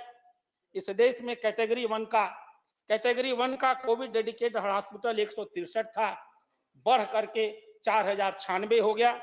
इस देश में एक भी कोविड के हेल्थ सेंटर नहीं थे, बढ़ करके 9,954 हो गए। ऑक्सीजन प्रोडक्शन की कैपेसिटी 1,000 टन प्रतिदिन थी। लोग ऑक्सीजन की कमी के नाते परेशान होते थे। हमने मई के आते आते इसकी संख्या बढ़ा करके 20,000 टन प्रतिदिन कर दी। इस देश में 50,000 ऑक्सीजन बेड हुआ करते थे, हमने बढ़ाकर उनको 3,81,000 ऑक्सीजन बेड कर दिया। इस देश में 47,000 वेंटिलेटर होते थे, आज 1 लाख वेंटिलेटर हो गए। इस देश में 2500 आईसीयू होती थी, मोदी जी ने बढ़ा करके 1,13,000 कर दिया। तकरीबन इस देश में 41,000 आइसोलेशन बेड थे, आज देश में 17,17,000 आइसोलेशन बेड्स हैं। यहां तक कि रेल कोचेस को हम लोगों ने आइसोलेशन बेड में बदल दिया था। इसे कहते हैं मोदी जी का जादू। और यह जादू सिर्फ इलाज में नहीं चला था अध्यक्ष महोदय, दुनिया त्राहिमाम कर रही थी, अर्थव्यवस्था टूट रही थी, लोगों के अंदर मंदी आ रही थी, व्यवस्थाएं नहीं हो पा रही थी। उस चुनौती के दौर में एक और माननीय प्रधानमंत्री ने मार्च में घोषित किया लॉकडाउन, और दूसरी ओर उन्होंने मार्च में ही घोषित किया स्टिमुलस 1,70,000 करोड़ का, और घोषित किया प्रधानमंत्री अन्य कल्याण योजना। और समाज के हर वर्ग की चिंता की उन्होंने।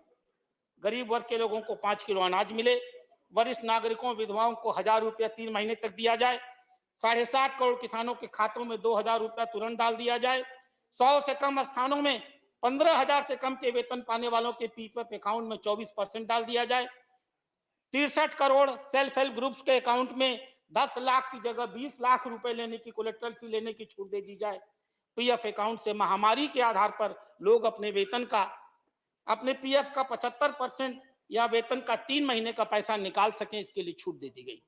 और बात यही नहीं रुकी, मई आते आते माननीय प्रधानमंत्री ने 20 लाख के स्टिमुलस पैकेज की घोषणा किया, 20 लाख करोड़ के, मैं क्षमा चाहूंगा 20 लाख करोड़ के। और मैं स्टेट बैंक ऑफ इंडिया, उनकी क्या सुविधाएं थी 20 लाख करोड़ में, मैं पढ़ूंगा तो उप सभापति महोदय शायद आप मुझे इसका अनुमति न दें। उस 20 लाख करोड़ के अंदर उन्होंने 3 लाख करोड़ रुपए कोलेट्रल फ्री 45 लाख एमएसएमई को दे डाला। और काम करने की तेजी समझिए माननीय नागर जी, हम सीख सकते हैं कोई व्यक्ति कैसे जादू की तरह, जादूगर की तरह काम करता है। 13 मई को घोषणा हुई, 20 मई को कैबिनेट से डिसीजन हुआ, 23 मई को ऑपरेशनल गाइडलाइन निकल गई, 26 मई को फंड के क्रिएट को रजिस्टर्ड कर दिया गया और 5 अगस्त आते आते इस पैसे का वितरण हो गया। Time is over. मैं अपनी बातें मैं समझ सकता हूं, आप इस बात को कहेंगी कि समय अधिक हो गया और मैं नियमों को तोड़ने का आदी नहीं। अध्यक्ष महोदय, उपसभापति महोदय, हमने कोरोना के दौरान ही वेलनेस सेंटर शुरू किया था। आज इस देश में 1,09,000 वेलनेस सेंटर। हमने देश की सबसे बड़ी स्वास्थ्य बीमा योजना प्रारंभ की और इस देश के 50 करोड़ नागरिकों को निःशुल्क बीमा की छूट दी और आज हम गर्व के साथ कह सकते हैं 4,18,00,000 नागरिकों ने स्वास्थ्य की छूट ले ली। मैं अपनी बातें समाप्त करूंगा। अंत में सिर्फ एक बात कह करके, हम गरीब जरूर कहे जाते होंगे लेकिन हम दिल से गरीब नहीं हैं। कोरोना हुआ, अमेरिका में दवा की कमी हुई, आपको याद होगा। देश के दुनिया के अधिकांश देशों में दवा की कमी हुई। हम गर्व के साथ कह सकते हैं तकरीबन इस देश में 100 ऐसे देश हैं जिन्हें भारत से, जिसमें अमेरिका भी शामिल है, जिन्हें भारत से हाइड्रोक्सीक्लोरोक्विन और पैरासिटामोल भेजने का काम किया गया है। आप गौर करिए, उसी दौरान ऑपरेशन वंदे मातरम चला था। हमने 37,000 भारतीय नागरिकों को सुरक्षित बाहर लेने का काम किया था। उसी दौरान ऑपरेशन समुद्र सेतु चला था। हमने मालदीव से 1200 नागरिकों को लाने का काम किया था। हमने जहाज चलाकर देश के कोने कोने में, हमने कुल 751 जहाज चलाए और देश के कोने कोने में कोई ऐसा क्षेत्र न हो जहां दवा के अभाव में हमारे नागरिक मर सके। हमने दवा पहुंचाने का काम किया था और हमने सिर्फ अपने नागरिकों की नहीं, हमने दुनिया के नागरिकों की चिंता की। मैं अपनी बातें खत्म कर रहा हूं। 52,000 विदेशी नागरिकों को, 80 देशों के विदेशी नागरिकों को हमने इस देश से उनके देश में सुरक्षित भेजने का काम किया था। यह काम अगर किसी ने मोदी जी किया। मैं अपनी बातें खत्म करूंगा।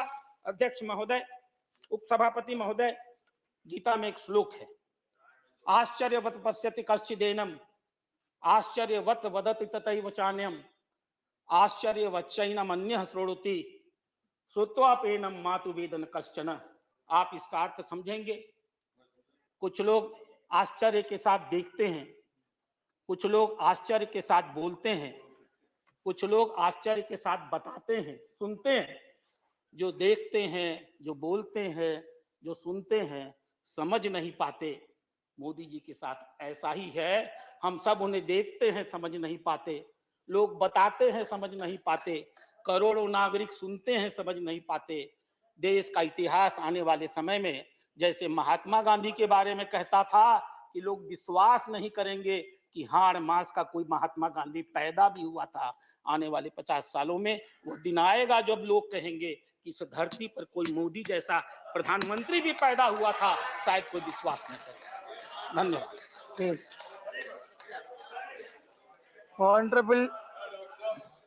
Honorable Srimati Sulata De, not present.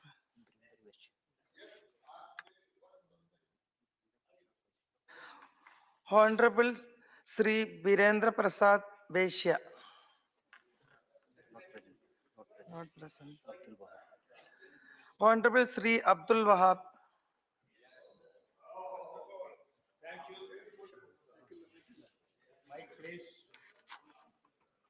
First of all, congratulate Madam for chairing this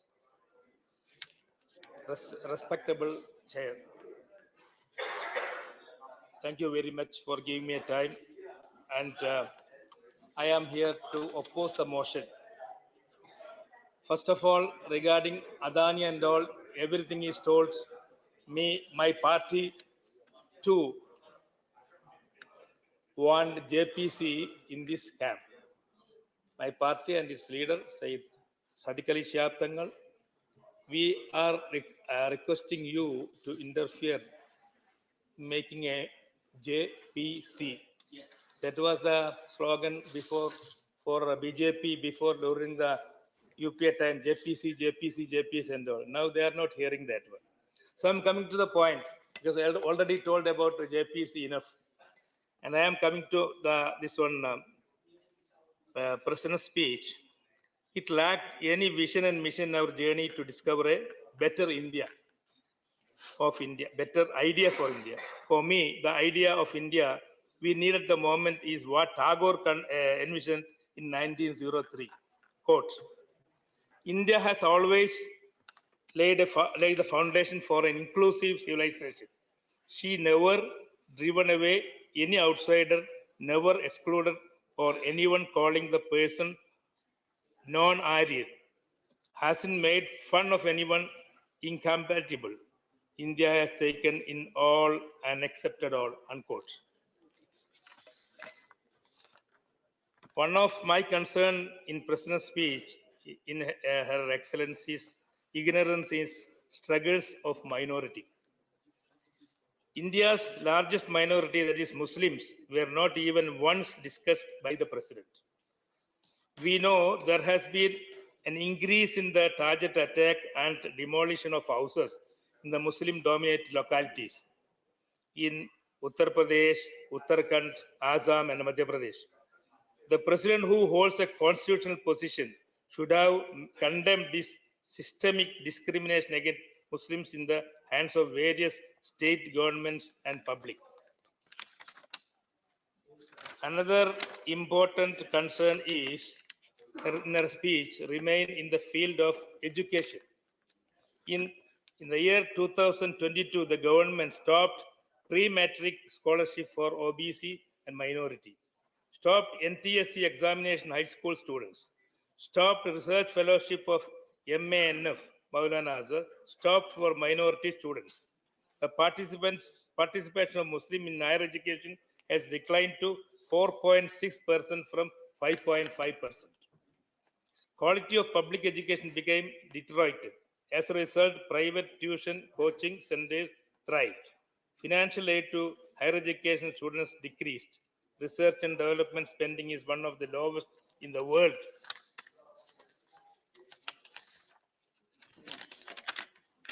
One of my other observations in her speech is the fallacy and false optimism. President has used the word increase 9 times in her speech, but the scope of the term increase is limited only in praising the government, such as increase in the length of road construction, increase in the number of name of change of railway stations. With this logic of her speech, my age also increased from 71 to 72 last year, and it will further increase this year. I am on the opinion that President should have at least a roadmap in addressing the common concern of her citizens, such as increase in unemployment, increase in gas cylinder and petrol price, increase in the price of essential food items. These are the points I have to mention, and it was all excluded. And JPC, we are already asked, at the end we will ask JPC again. But my good thing today is I am seeing one of our best Keralite in the chair. That is, and I request our chair that just like in Olympics, you should not go fast. You should be this one, especially opposition, given